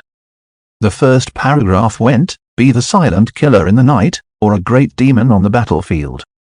This demonic technique changes depending on the cultivator and cultivation material ls. All it requires, in the end, is a strong heart without doubts. Do not hesitate when you step on the battlefield, for it will be the death of you. There were no levels to this technique and no clear definition of what the results would be.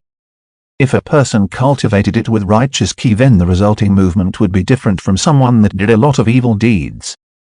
Chapter 31, Flashback. Hao Juan finished reading through the introductory page of Demonic Steps and opened his eyes. Hiran was still sleeping beside his pillow, his little tummy going up and down several times a second. It seemed he really liked sleeping a lot. He had spent most of the time of the last 2 days sleeping in Hao Juan's shirt. He had made a little hammock at the back of the shirt and would cozily sleep there. And because of Hao Juan's long hair, no one even noticed the cute little thing. Otherwise, he was catnip to females and any other adorers of the cute and cuddly. After washing up, Hao Juan went out for breakfast and met some of his other brothers. Fourth, who he hadn't had much interaction with before, came up to him himself and struck up a conversation. Hao Juan took out some of the meat from the flood dragon and started grilling it for everyone. You would think that the meat from such a high-level beast would be tough, but it was the exact opposite. Everyone present gulped when they smelled the alluring aroma of the meat, making sixth even drool. The meat slowly cooked on an open fire with no other condiments like a steak.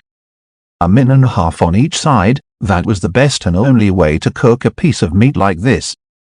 Anything else would be considered blasphemy. The smell of the grilling meat brought out the rest of the group as well, including their fifth sister. Hao Juan was more than happy to take out as much meat as they needed because that was the reason why he had kept so much of it. It would be enough to feed the group for weeks to come. When Hao Juan took his first bite, he zoned out for a few seconds. It was the most delicious thing he had ever put in his mouth, and he was even scared for a little while that he might get addicted to it. But he still wanted to share it with everyone. Seeing the look on their faces as they indulged themselves was absolutely worth it. Love's big brother, he heard a phrase and saw a small silhouette skipping away from him. He couldn't hear anything else or see much clearly, it was all very blurry. And suddenly he felt a pain in his chest, his heart was hurting. He got a feeling that he was forgetting something very important and he stood up looking around, startling everyone else. Hao Juan looked around panicking. It was a feeling he had never experienced before. His heart started beating really fast and droplets of sweat starting coming down from his forehead. He felt like the sky was going to collapse. "Brother, what's wrong?" asked third and first in unison.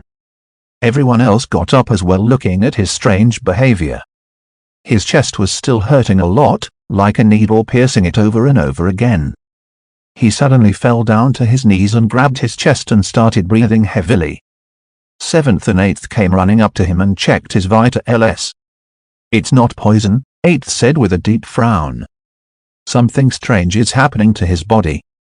It looks like a normal panic attack, but his ki is in complete disarray," said seventh while bending down and putting his hand on Hao Juan's chest.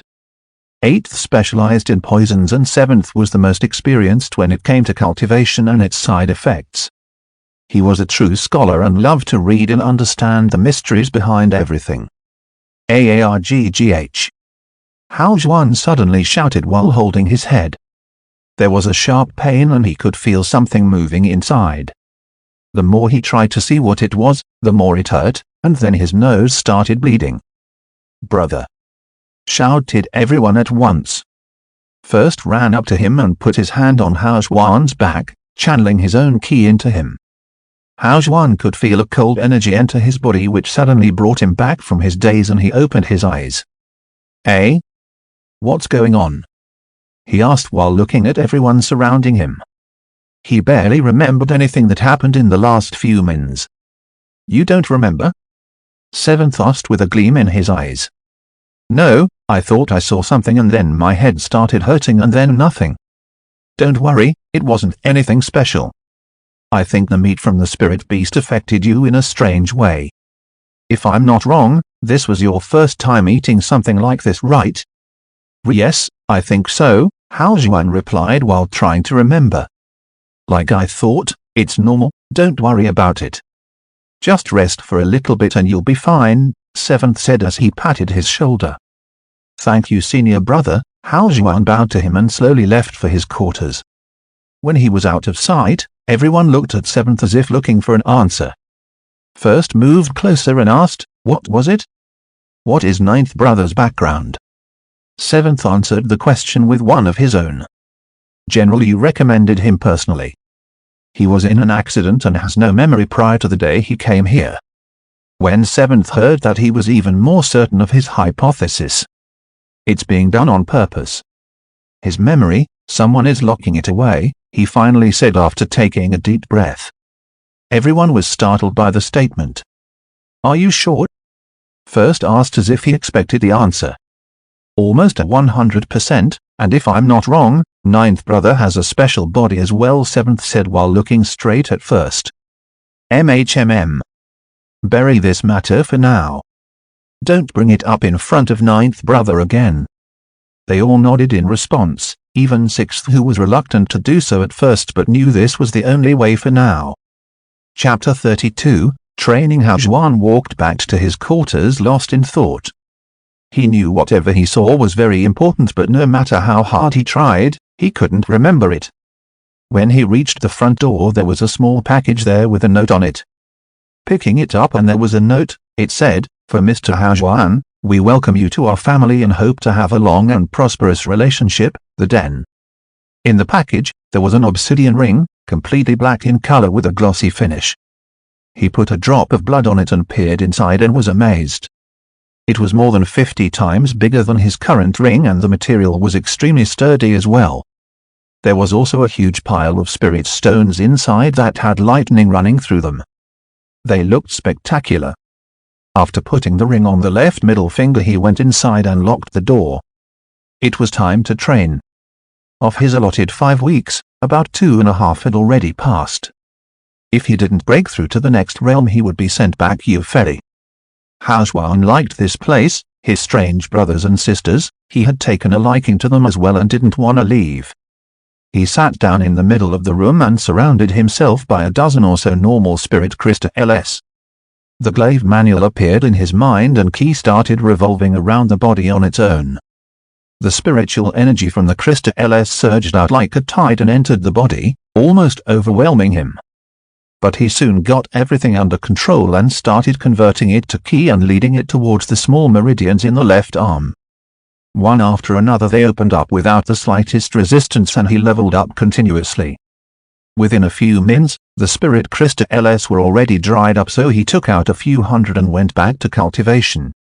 The next 5 days were spent like that. No one bothered him and he didn't leave, spending all the time just sitting in the room, cultivating. With the help of almost 1,300 low-grade spirit stones, he finally broke through the 9th layer of the elementary realm, standing at the peak. As soon as he understood another type of energy, he would be able to break into the earth realm. Hao Zhuan opened his eyes and saw Zhirong sleeping in his lap without a care in the world. He was making small purring sounds and licking his lips, probably dreaming about food. He picked the little guy up and put him on the bed and then went to take a shower and a change of clothes. He had spent the last 5 days sitting in one place after all. His entire body was making noises as he moved. Clenching his fists, he could feel the ki coursing through his body. It felt really comfortable whenever he cultivated, but never a chore. Most people felt really bored cooped up in one place just cultivating non-stop. It took a lot of willpower to do that, but Hao loved every bit of it. After changing, he went to the training area to finally cultivate his techniques. Infernal Rapture was a support technique that increased the power of his other techniques by 40% after each level, going as high as 420% at level 8. He took out 2 lightning elemental spirit stones that the den sent and held one in each hand. Closing his eyes, the manual appeared once again. Infernal Rapture cannot be cultivated alone. As it is a support technique, it must be trained along with another technique or weapon. Hao thought about using the sword to cultivate, but soon gave up the idea. He didn't want to accidentally learn to use the lightning energy and use it to break into the next realm. Instead, he focused on demonic steps, which also required some external resources to be trained properly. He read the manual and it only mentioned how to circulate ki around his legs and feet. If he used dark energy to cultivate, the result could be something like invisibility in the shadows. If he used wind energy, the result would be silent steps. If he used light energy, the result could almost be like teleportation. It all depended on the purity and type of energy used to cultivate. But Hao was using lightning elemental crystal LS, so his would be much different and would evolve as he understood better energies. What he didn't know was that demonic steps was one of the most powerful techniques in existence. Although it was extremely basic and could be seen as ordinary by some, but in the hands of a genius it would show its real potential.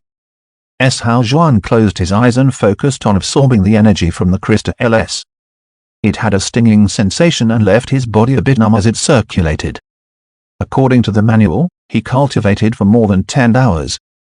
Shuffling back and forth and using almost a quarter of the lightning crystal LS, he finally cultivated to the first stage of Infernal Rapture along with learning the most basic demonic steps. It was about 1 in the morning when he woke from his daze. The night was dark with some fog in the distance and clouds in the sky. It was about to rain. Hao held his breath and started circulating the ki for the demonic steps. Ready to see the results of his training, he took a step forward.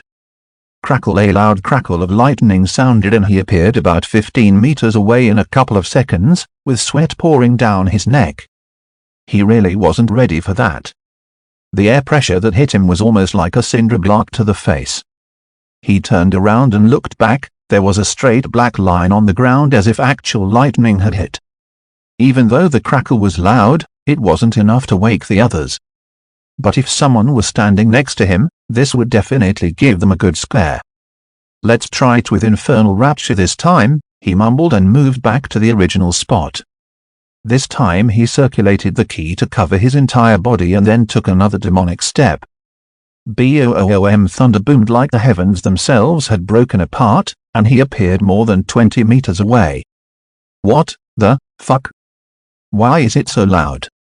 My goddamn ears almost burst," screamed Hao while rubbing his ears. "How the hell am I supposed to use this technique? It will draw all the attention to me. I can't even use it to run away because everyone would be able to hear it from miles away. How do I have such bad luck with techniques?" He complained, and rightly so. Imagine, in the middle of a battlefield everyone hears the rumbling of thunder and a guy appears. He would instantly become a huge target, sticking out like a sore thumb. His every move would be heard by the enemies. Not to mention the amount of ki it needed was ridiculous. Chapter 33, Arena. Hao went back to sleep as it was already late. Hiren hadn't even moved from his initial spot and was still sleeping soundly. The next morning he was woken up by a knock on the door. It was First. They both had breakfast and then First asked him what his plans were. "Brother, you only have less than 2 weeks left before the deadline. I see that you're already at the top of the elementary realm. Have you decided on what type of energy do you want to use to open the next meridian? Something related to swordsmanship?" "I am not sure yet, but that's my only option for now. It's just that I don't know how to go about doing this," Hao replied while shrugging his shoulders. "How about some actual combat experience? It is the only surefire way of getting results," First said after thinking for a few seconds. "You're right, brother. Should I take on another mission?" While pointing at the screen, Hao Xuan asked. No, I have a better idea. There's an arena in the inner city where many people go to either blow off steam or challenge themselves. You can fight against both beasts and men in there and even make some money while doing. Many of us go there undercover when we need to train. Hao Xuan agreed with first. With just over 10 days left, he needed to understand another type of energy quickly, and putting himself in situations like these was the best plan. He agreed and first took him back into the inner city. This time they went to the exact opposite side of the trade market. It took them a couple of hours to reach a massive coliseum. Up close it was even bigger. There were thousands of people entering and leaving at any one point. Entire families, strong warriors, young couples, almost all types of people could be seen there. After walking for about 10 minutes they finally reached the fighting grounds, which were divided into 20 different stages, each with a radius of 100 meters. Many beasts and people could be seen fighting in there. First led Hao Xuan towards the side and they entered a sort of a locker room. There were 2 men outside behind a counter chatting. Brother. First shouted from afar, and one of the men, who was middle-aged with a large scar on his neck, looked around. When he saw First, a smile bloomed on his face and he came out from behind the counter and gave a First a bear hug while laughing. Brother. It's been so long since you last visited. What a nice surprise. Haha, it is indeed. Unfortunately, this isn't a social visit. My junior brother wants to get some experience, First said while pointing at Hao Xuan. Of course, any brother of yours is a brother of mine. So the usual package then? He asked while patting Hao Xuan's shoulder, which left him a bit numb. Yup, said First and took out a strange mask from his storage ring and passed it to Hao Xuan. Brother, wear this whenever you fight. We aren't allowed to disclose our identities in public without an order. I had this specially made from the first beast I killed in here and have used it for hundreds of fights, both in and out of the arena. It's yours from now on, he said with a nostalgic smile. Hao Xuan checked it out and it looked really cool. There were 2 horns on the top and it covered the top half of his face only. Alright, I have to go now, but you can ask for anything you need from Brother Feng, First said while pointing at the middle-aged man. Thank you. After First left, Fei brought him into the locker room where there are many weapons and armors on the wall. You can use any equipment you like from here. Usually, there is a charge and another small deposit for every fight, but since you're in the military yourself, it's all free. On the screen over there you can choose what type of opponent you want. Beast, human, the levels, etc. And whenever a stage is empty you will be called, he said while pointing to a large 3-sided screen in the middle of the room. Please remember to be careful, although the security measure will kick in if your life is in danger, but they aren't always on time. If you need anything at all, let me know and I'll try to get it for you, Fei said and then went back to the counter. Hao Xuan went up to the screen without wasting any time and put his hand on it. It lit up with a prompt, Welcome Hao Xuan of Red Legion. Choose your opponent. He clicked on Choose Your Opponent and a new screen appeared with 2 options. Beast or human. In this case, anything other than a beast was called a human. After clicking on Beast, and another page appeared with hundreds of types of brute, spiritual and demonic beasts of different levels. Chapter 34, Reason to Fight. Hao Xuan chose a brute beast for his first fight. Its body was that of a lizard with the head of a cobra. It used a paralytic poison on its enemies and then would slowly gobble them up alive. As a brute beast, it wasn't too hostile and rarely fought any monster stronger than it. Its main prey were the young and other beasts that were incapable of defending themselves, and that was why it was despised by all other beasts and even attacked on sight.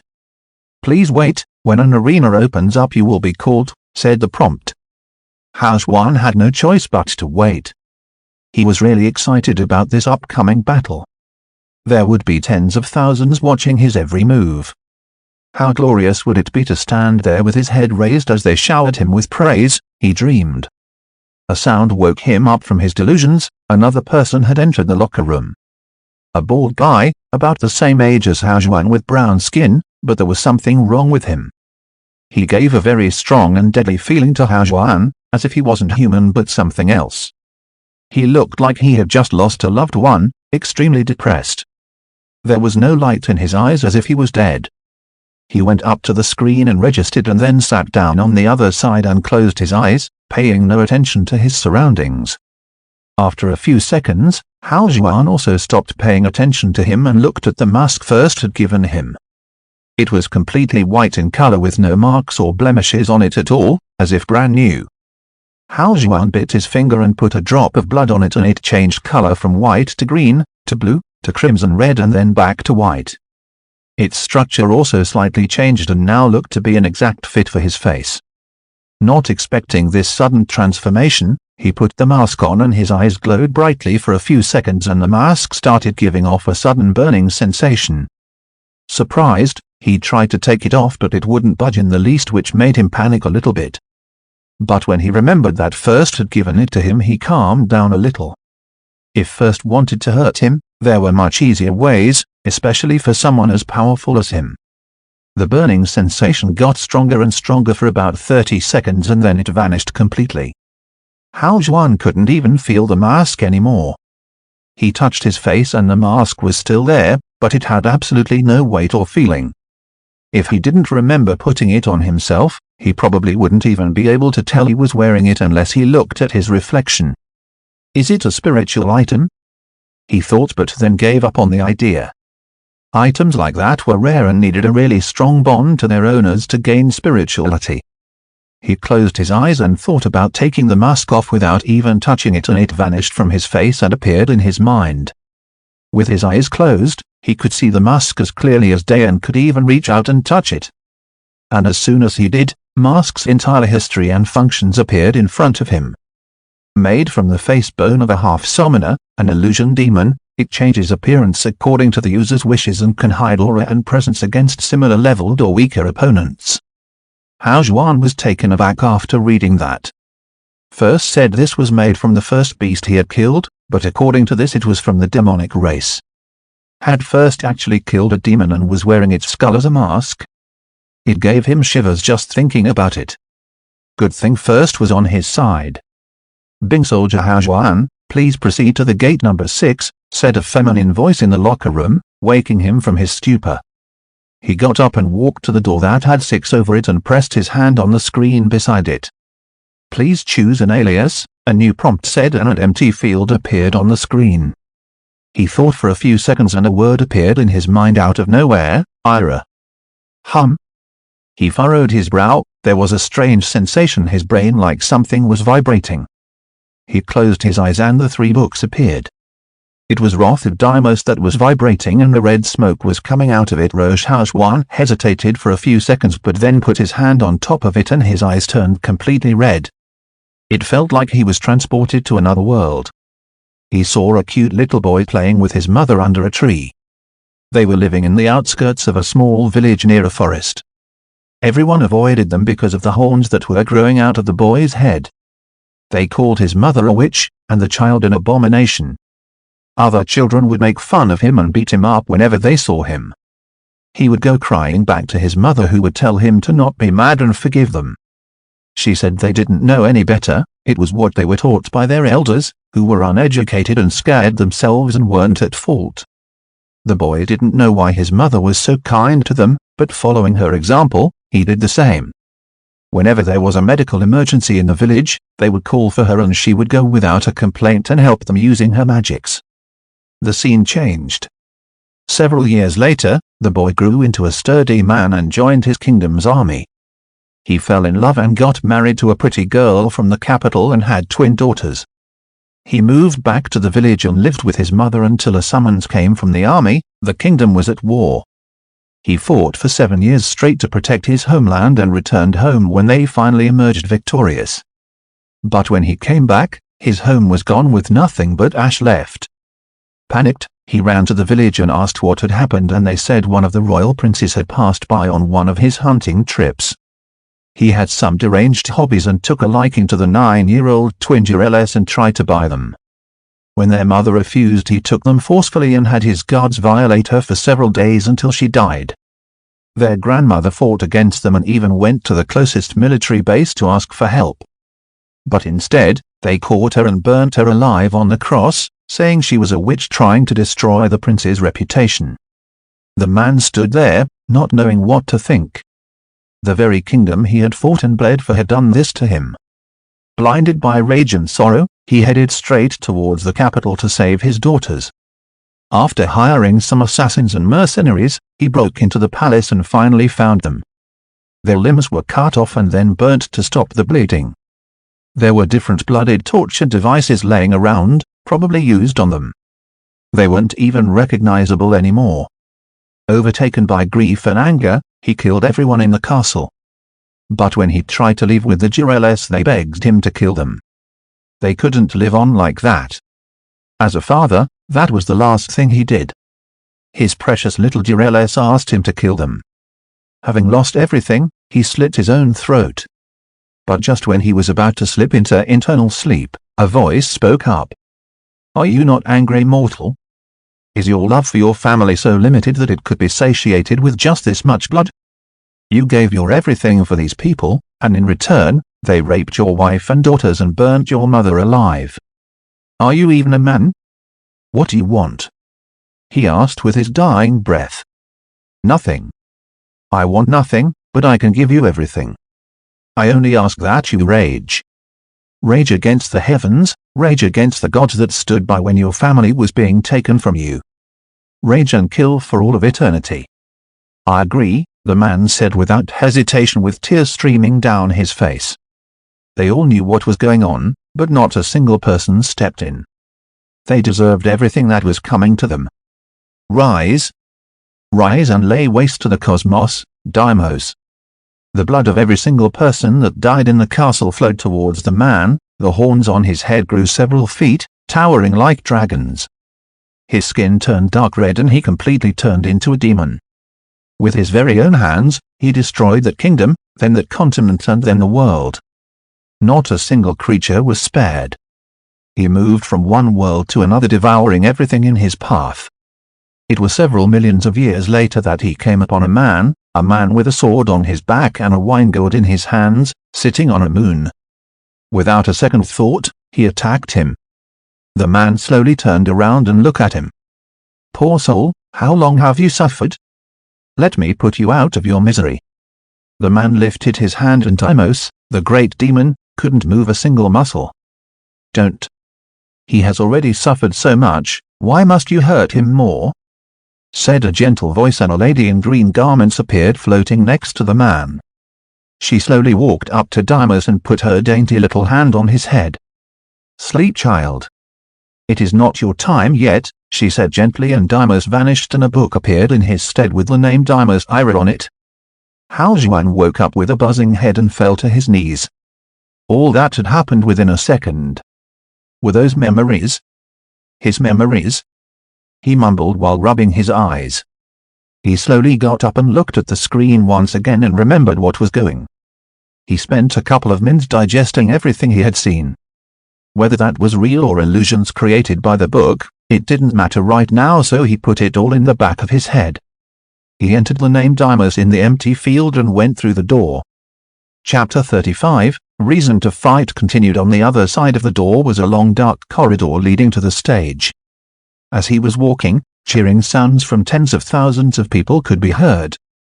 There was the smell of iron and sweat in the air, with some bloodstains here and there. The closer he got to the light at the end of the tunnel, the faster his heart beat. He put his empty hand over his face, and when he removed it, the mask had appeared. Although he could do it without moving a muscle, it just felt more natural this way. As he got closer to the end of the corridor, the sounds of people cheering and screaming got weaker and weaker. "What am I fighting for?" he mumbled, lost in thought. "I have no place to call home, no loved ones or anybody that would really care if I was gone. Why do I want to become stronger?" he said as he started walking in a strange manner, with his shoulders raised and chest puffed out, left, right, with every step the power of his first meridian, the Emperor's dominion, started circulating through his legs according to the pattern described in demonic steps. An unknown pressure descended in the corridor. If someone was there, they would have no desire to fight, no desire to live or to die. The entirety of their being would want to submit before Hao Juan, not even daring to meet his eyes, let alone take up arms against him. Subconsciously he opened his right hand as if grabbing at something, and the glaive appeared with a whooshing sound. The same glaive that he couldn't lift before now felt as light as a feather. Was it because he leveled up so much recently or some other reason? With every single step, the ground near him vibrated a little, as if something massive was coming. What is it that I live for? Why must I become stronger? He spoke loudly, the voice echoing in the empty corridor. To see the world? The images that he was shown during his inauguration appeared one by one like a slideshow. The many different races, monsters as big as entire planets slumbering deep beneath the surface of the earth and the ocean, demons from the depths of hell itself, experts hurling planetary bodies at each other during fights. Incredibly marvelous images flashed past his eyes. Some of the images weren't even included in the inauguration. His eyes gained a red hue along with their natural green color. No, that is a reason, but not my reason. He shook his head, still in a strange state of mind and almost at the end of the corridor. I would still love Big Brother no matter what. Suddenly a cute little voice sounded in his head and an image of a little girl holding a stuffed bear, two ponytails, big black baby eyes, and an assuring face appeared. A goofy smile crept upon Hao Juan's face. Promise? He asked, extending his left pinky finger. The little girl nodded, extended her hand and made a pinky promise, and then vanished like smoke as if an illusion. I remember. How could I ever forget about you? He said, still smiling, and walked out of the corridor while still using demonic steps. As soon as he stepped out onto the stage, his first meridian thrummed and a faint pressure descended on the entire Colosseum, which was several miles long. It wasn't harmful to anyone, but instead made everyone ashamed to look at him. Hundreds of thousands of eyes turned towards him instantly. Even the fights going on the other stages stopped. Both beasts and humans stopped whatever they were doing and looked at him. The beast he had chosen was called Gyros and was about 2 meters long. The second Hao Juan walked out, all of its confidence went down the drain and its legs buckled and it fell on the ground, not even looking up at him. But Hao Juan, on the other hand, had no idea what was going on. He was still in his own world with his body moving on its own. The stage was 50 meters in radius and the distance between him and the gyros was about 30 meters. You are not worthy, he spoke unconsciously as he saw the beast cowering in front of him, already admitting defeat. He took one step forward and covered the distance of 30 meters, appearing right before the gyros. He looked down at it and the beast felt an unknown power telling it to lift its head upwards to meet Hao Juan's eyes.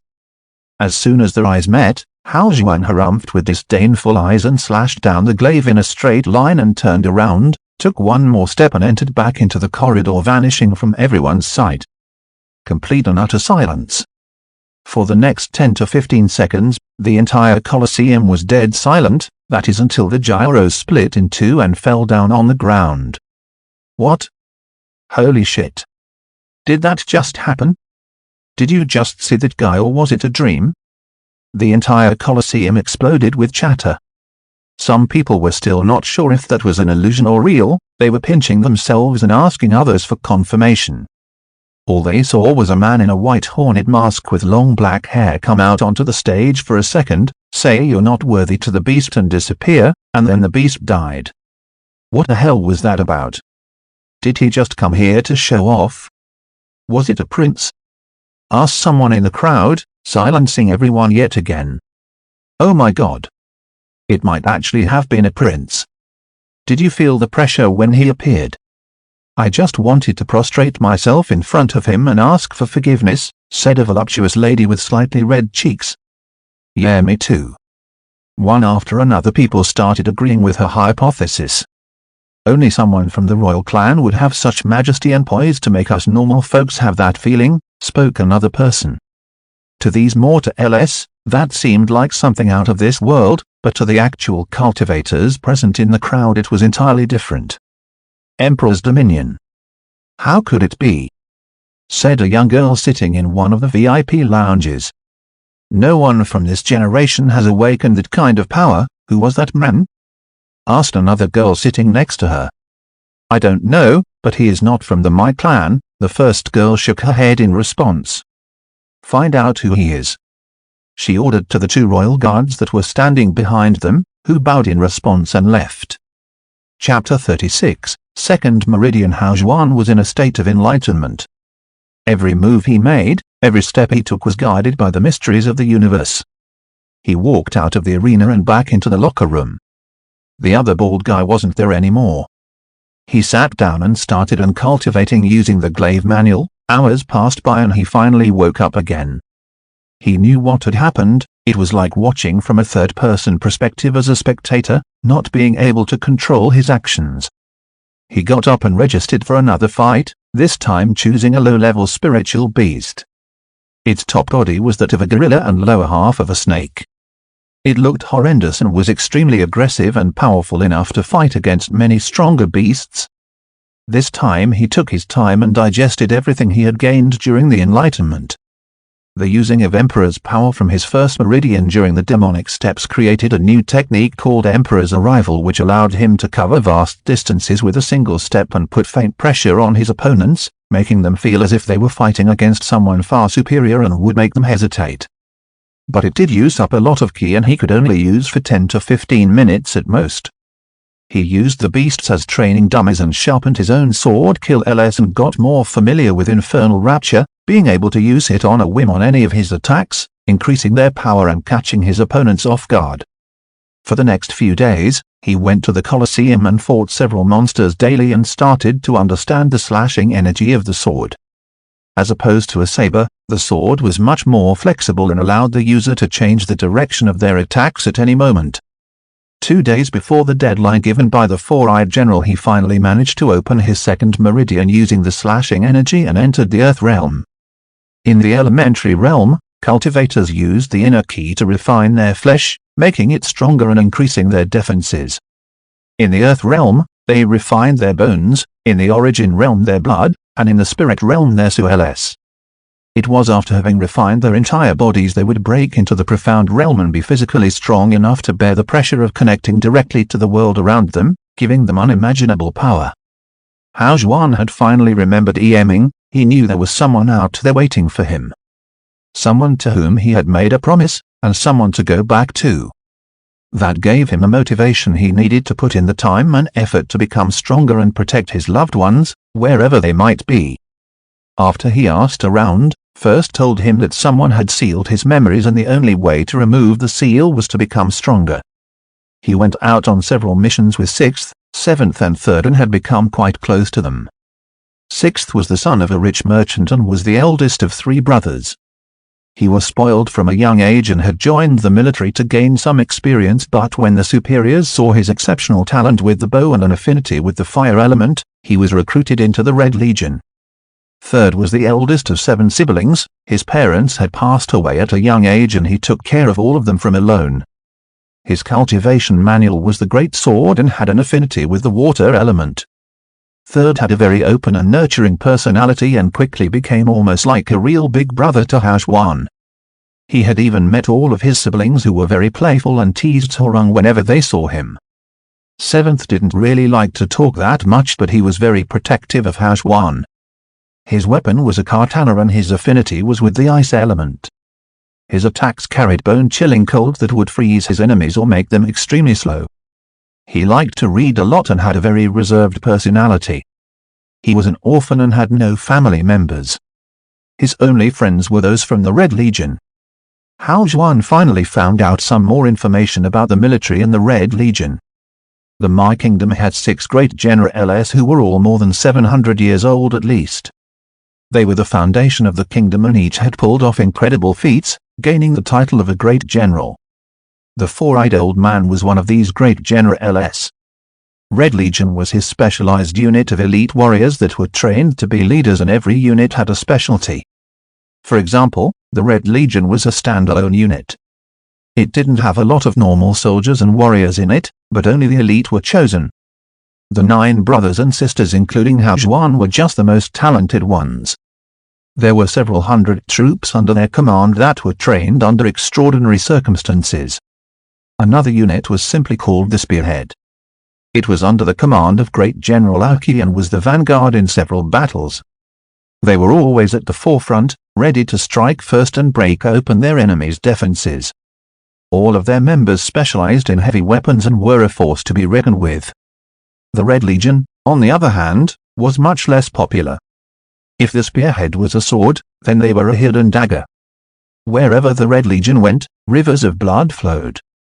They were specialized in killing and getting the job done under any circumstances. Some of the other units were called the White Death, the Valkyries, the Flying Tigers, and the 10,000. Not much was known about them as each unit operated hundreds of thousands of miles away from each other and had their own specialty. The existence of such units was known by the public, but their identities were kept secret to protect themselves, their families and loved ones. Every few years a joint operation would be held where each unit would compete with each other. These units together were affectionately called as Heaven's Retribution by the citizens. They were loved unconditionally in every corner of the kingdom.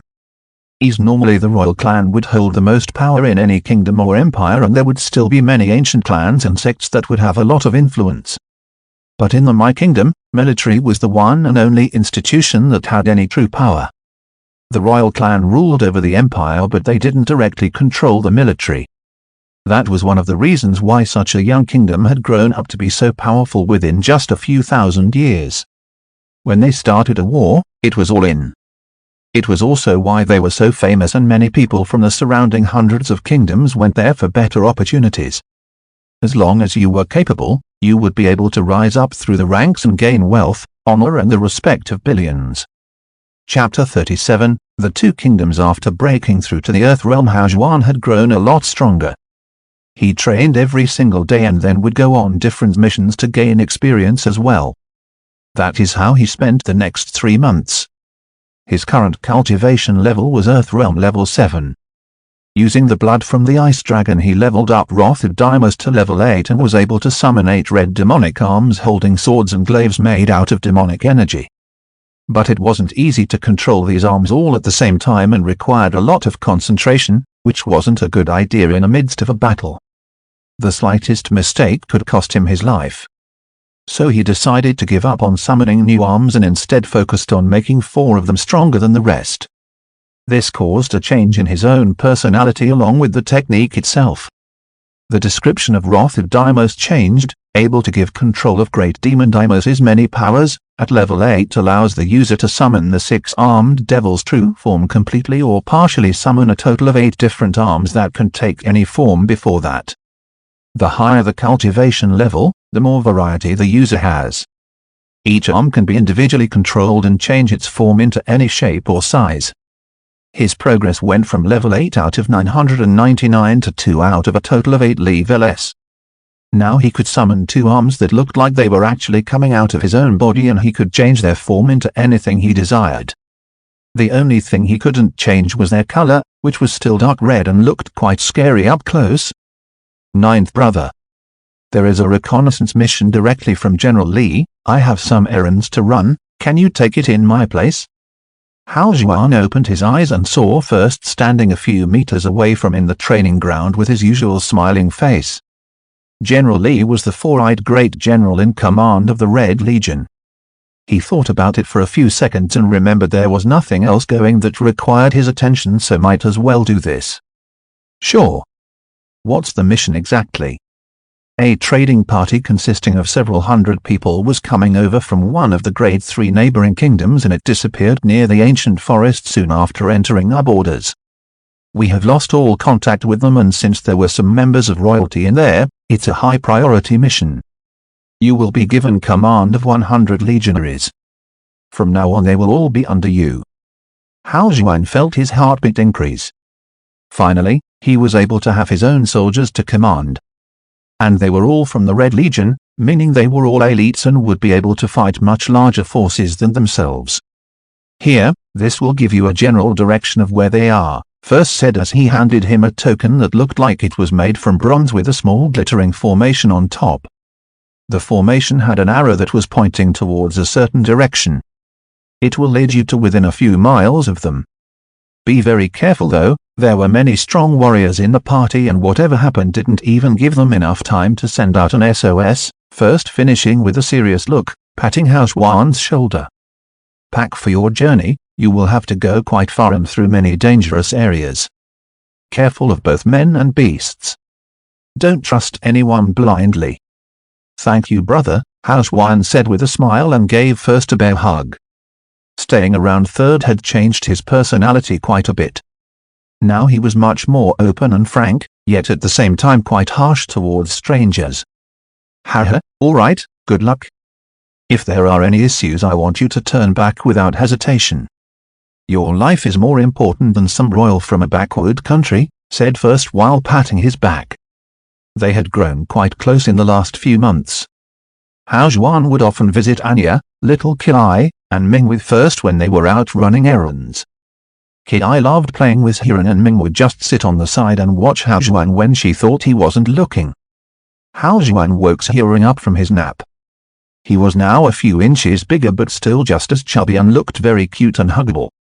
He packed all the essentials, some clothes, a lot of food, and some other stuff and then left on foot to meet with his new subordinates. First impressions were everything and he wanted to make an entrance, so as he walked, he kept thinking about what he should say to them to make them respect him and follow his orders without question. Because obviously they knew as well that this was his first command. On Chapter 38, Trouble in the Village. For any normal soldiers to be able to join the Red Legion was simply a dream. Hundreds of thousands would apply every single year but only a handful would be able to actually get in. The requirements were extremely high and each member not only had to have a lot of potential but also unquestionable characters and a heart brave enough to stand true in the face of the harshest of situations. Arya was a human from Earth who had been transported over several months ago. Back on Earth she was a K-pop star and was only 18 when everything happened. She had long black hair, height of about 5 feet 7 inches, and of course, she was also really pretty and was the center of attention wherever she went. But she never liked all the attention because of her beauty. For her the most valuable characteristics a human could have was their morality. If a person looked good but acted like a piece of shit, then they were no different from a beast. She was one of the lucky ones that survived the beast horde that had hit the outer districts and joined the military soon after. She had almost lost her entire family that night and that feeling of helplessness pushed her to get stronger and stronger. Soon after joining the military, one of her superiors saw the progress she had made and recommended her for Red Legion. She applied and passed every single test with flying colors. Everyone loved her, she was very humble and kind to strangers and stood up for the weak, a perfect human being. This year she was one of the dozen or so that had the honor of joining the Red Legion, and 4 of these newbies along with Arya were in the 100 legionaries under Hao Xuan's command. The other 3 were Luke, a 20-something-year-old boy, the son of a local blacksmith from Fortuna City. He had blonde hair and a hard-on for justice and a huge crush on Arya. He was a normal white knight and extremely patriotic. The second was Mason, who was also from Earth. He was what some would call a weep back home, so this was a dream come true for him. A new land filled with cat-eared gorillas, fantastical monsters and whatnot. He had short black hair and a skinny body. The last one was a girl named Mia. She was a vampire. Unlike in the movies on Earth, vampires did not burst into flames under the sun or turn into bats to avoid social situations. Here, the vampires had several kingdoms and empires.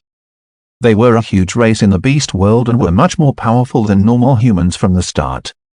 They could indeed get nourishment from blood, but that was just a bonus. Their main characteristics included having wings, almost perfect bodies, that is both men and women were exceptionally beautiful, higher strengths, much longer lifespans, and very temperamental. They had waged many wars on a women were one of the warrior races. Mia was about 20 years old with long silver hair and blue eyes. She was more than 6 feet tall and looked like something out of a drawing. Her personality was volatile and often got into fights on the smallest things. Her weapons were 2 long silvery dual swords. To oversee all of them, and even Hao Xuan, since this was his first command, Lieutenant Quo was also appointed under him. He was almost 40 years old but barely looked a day over 30.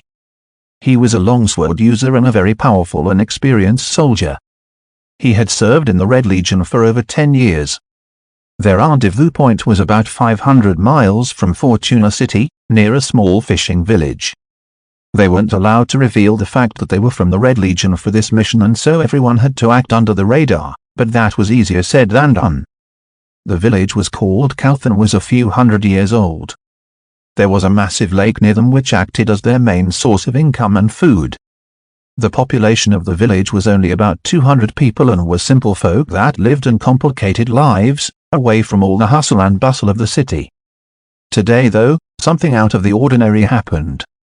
An envoy from one of the nearby kingdoms was going to Fortuna City and stopped by the village as the sun had already set. "Your Majesty, please," said a guard wearing the uniform of my kingdom as he opened the carriage door, and a fat man stumbled out. He was dressed in a red velvet robe and had several gold chains around his neck. Very refreshing," the fat man said as he took a deep breath. "Bring us something to eat." "It has been so long since I had some fresh meat," he said to the guard.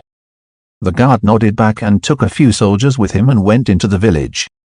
They grabbed some chickens, a couple of goats and something that looked like a bull but much bigger. "Sir, please, you can't take so much.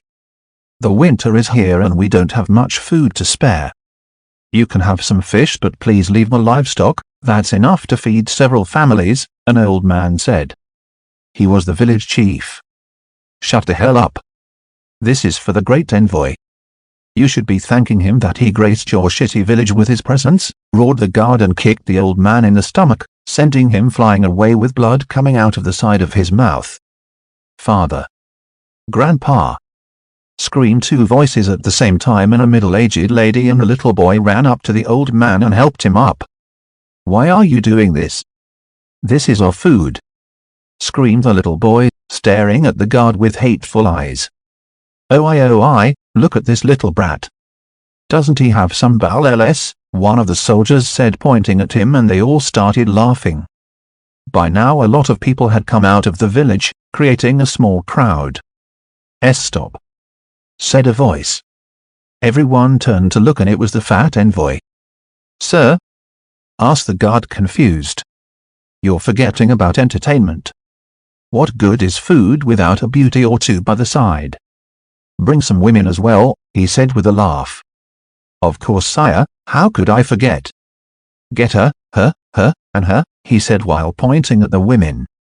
"Roger," all the soldiers said at once and walked into the crowd and dragged out the crying women. Several men tried to stop them, but they were beaten to the ground, bloodied. "Lieutenant, why are we just watching this? Let's kill these bastards," Mia said angrily.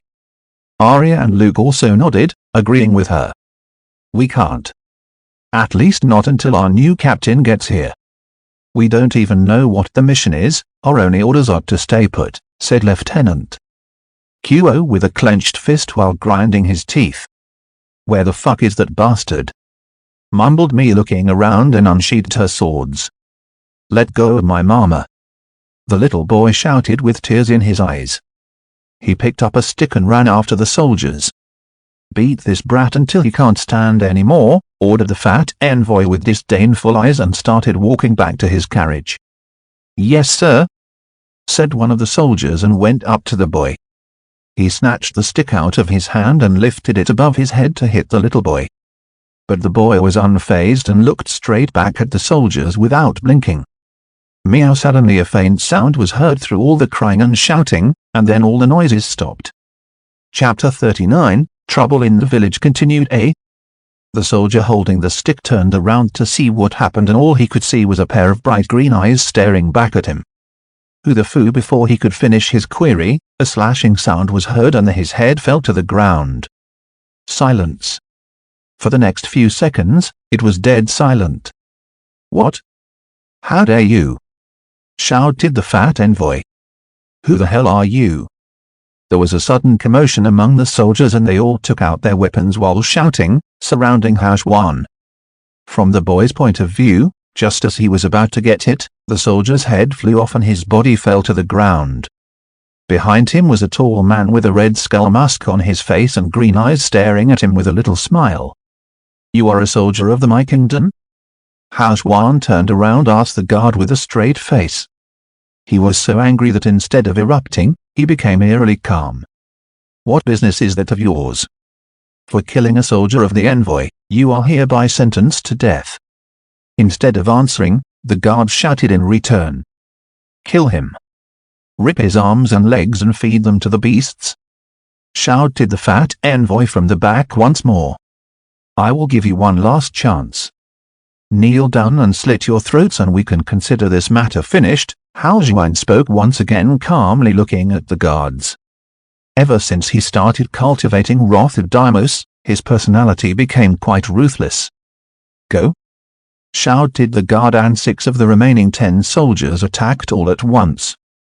"TSK, TSK," Hao Xuan shook his head and sighed. He lifted his foot and vanished from the soldiers' view, appearing right behind them. Without taking out his weapon, he activated Infernal Rapture, which was cultivated till level 2 now, and made a claw and pierced straight into the 2 soldiers' back, hitting their spine. "Where did he go?" screamed the soldiers, and by the time they started looking around, Hao Xuan had already appeared behind the other 2 and did the same to them. "Back up! Regroup!" shouted the guard after seeing how 4 of the soldiers died just like that and moved closer to the carriage. The remaining 2 moved back while looking at Hao Xuan with eyes wide open as if looking at a ghost. "Just who are you? What do you want from us? This is my kingdom's official business." The guard lied through his teeth. He was sweating like a pig. Even though he had a clear line of sight to the fight, but he still couldn't see how Hao Xuan moved around. To him, it just looked like he teleported from one place to another with black lighting coiling around his arms. "Why did you take their livestock? And the women? What gave you the right? You, a soldier of my kingdom, would lower yourself enough to pull this kind of shit for a foreigner? Do you have no shame?" asked Hao Xuan as he slowly started walking towards them. Infernal Rapture was still active and black lightning could be seen around his fists, making him look like a demon. "Stop. Stop or we will kill them," shouted the envoy, waking the soldiers from their daze. They realized that they still had the women with them and picked them up and put their swords up to their necks. "Let us go. We have no trouble with you. We will just leave right now and you don't have to see our faces ever again. We will let the women go when we are a few miles away from here," said the guard, trying to reason with Hao Xuan. "No. Mama!" shouted the little boy when he heard the guard. 100 meters away from them in the tree line, the entire 100 legionaries were now looking at the scene. They were all ready to attack and it would only take them a few seconds to cover the distance. "Is that him? Our captain?" asked Mason with a frown, holding on to a katana. "Your guess is as good as mine. Can't be sure until we see his identity token," replied Lieutenant Qo while looking at Hao Xuan. All he knew was that their captain was the 9th leader and only joined a few months ago. "I didn't see him arrive. He is really fast, but if he attacks them from the distance, those women are dead," said Luke in a hushed voice. "Lieutenant?" asked Arya while looking at Qo, as did everybody else. He was the one in charge until 9th got there. "All right, divide into 4 groups, 2 from the left, 1 from the back and 1 from the right. You 4, with me," he ordered, and they all started moving without making a single sound. Back in the village, Hao Xuan was staring at them. "How do I know you will let them go?" he asked while looking at the guard and then the envoy. "You don't, but you don't have a choice," said the envoy before the guard could reply. "Oh? But I do have a choice," Hao Xuan said with a smile looking at the guard. Black lightning covered his legs and he lifted his foot. "Oh!" The guard's eyes constricted, and before he could even finish a single sentence, thunder fell. Boom! As if the sky broke apart, everyone within a 50-meter radius lost their hearing. The legionaries that were flanking them also stopped in their tracks and looked at the soldiers with mouths agape. Hao Xuan literally ran straight into the guard, and at that speed, as soon as he came into contact with Hao Xuan, his entire body exploded into bloody fumes. The other soldiers' bodies went limp from the loud bang as they lost motor control. Their swords fell onto the ground and they on their knees. It was almost like a concussion grenade going off 3 feet from you. The fat envoy was on his ass, sweating through his clothes, speechless. "What the hell?" spoke up Mason slowly, who was still about 80 meters away along with the others. They were all staring in disbelief and had no idea what had just transpired. Hao Xuan disappeared from his original spot, and where the guard was, now only stood a mass of blood-red smoke. The bloody fog slowly dissipated with a gust of wind, and the soldiers, the villagers, the legionaries, and the women looked at the figure that slowly came into view. Hao Xuan stood straight like a spear, looking down at the soldiers. He circulated the key from his first meridian and a faint pressure appeared on everyone in the vicinity. "Go," he ordered to the women who were just sitting there blankly. Their bodies moved on their own and they slowly got up and walked back to the other villagers. Hao Xuan looked at the remaining 6 soldiers and the envoy, thinking what would be a good punishment for them. "You can't. I carry the royal decree from the kingdom of Xia. I am a guest of your kingdom, you must protect me," the envoy screamed at the top of his voice, looking at Hao Xuan's eyes. He knew if nothing was done then he would die here. "Don't wanna," Hao Xuan replied while shaking his head slightly. "Eh? What do you mean?" "You have to.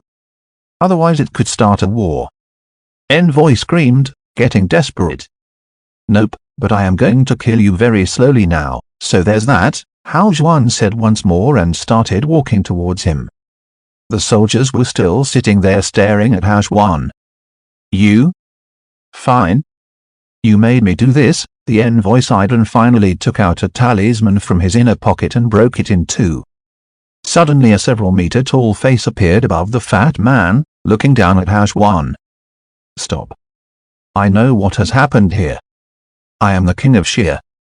Everything that my envoy has done will be taken care of by me personally. You have done good, soldier of my. I will pass on tales of your bravery to the higher-ups and get you appropriately compensated for all of your trouble," the face said, looking at Hao Xuan as if passing a judgment. Hao Xuan thought about it for a second. If this fatus was let go today he would probably never stop and continue pulling the same stunts in other places, so there was no way he could let him go. "I don't think so," Hao Xuan shook his head for the 3rd time. "What? Boy, just because you killed a few mortals, do not let it get your head. I am still strong enough to kill you like this," the face said as it got closer to Hao Xuan. "Lieutenant, we have to help," shouted Arya. If that really was their new captain, then he would die before they could even officially meet him. "MHMM. You're right, everyone regroup," he spoke into a medallion on his chest. It had a short-range communication formation on it and could be used as a radio. "Roger," said the other 3 team leaders. While they were busy thinking of a way to save Hao Xuan, he was looking at the face in the sky with a frown. "I think it's better if you just fucked off right now, old man, before things get out of hand. Your envoy will die here today, and quite painfully. Nothing you can do to stop that." Hao Xuan spoke up once again. When the face heard him it broke into a loud laughter. "Ha ha ha, who the hell do you think are?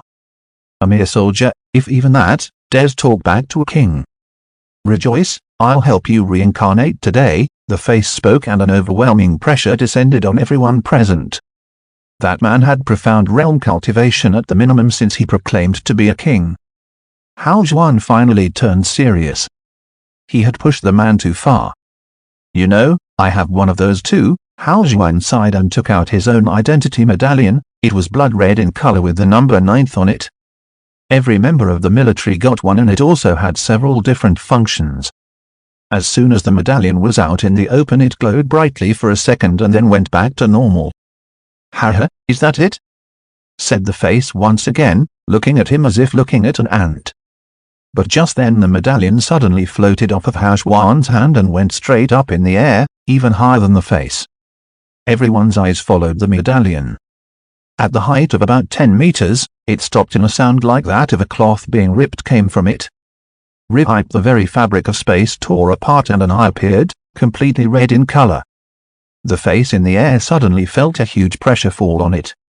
While before he could finish, another sound came. Rip, and a second eye opened up right next to it, looking straight at the face. Your Majesty, IRIIP, and the third eye appeared above the other two. Impo the Red Legion? Screamed the face, which was now so low that it touched the ground underneath.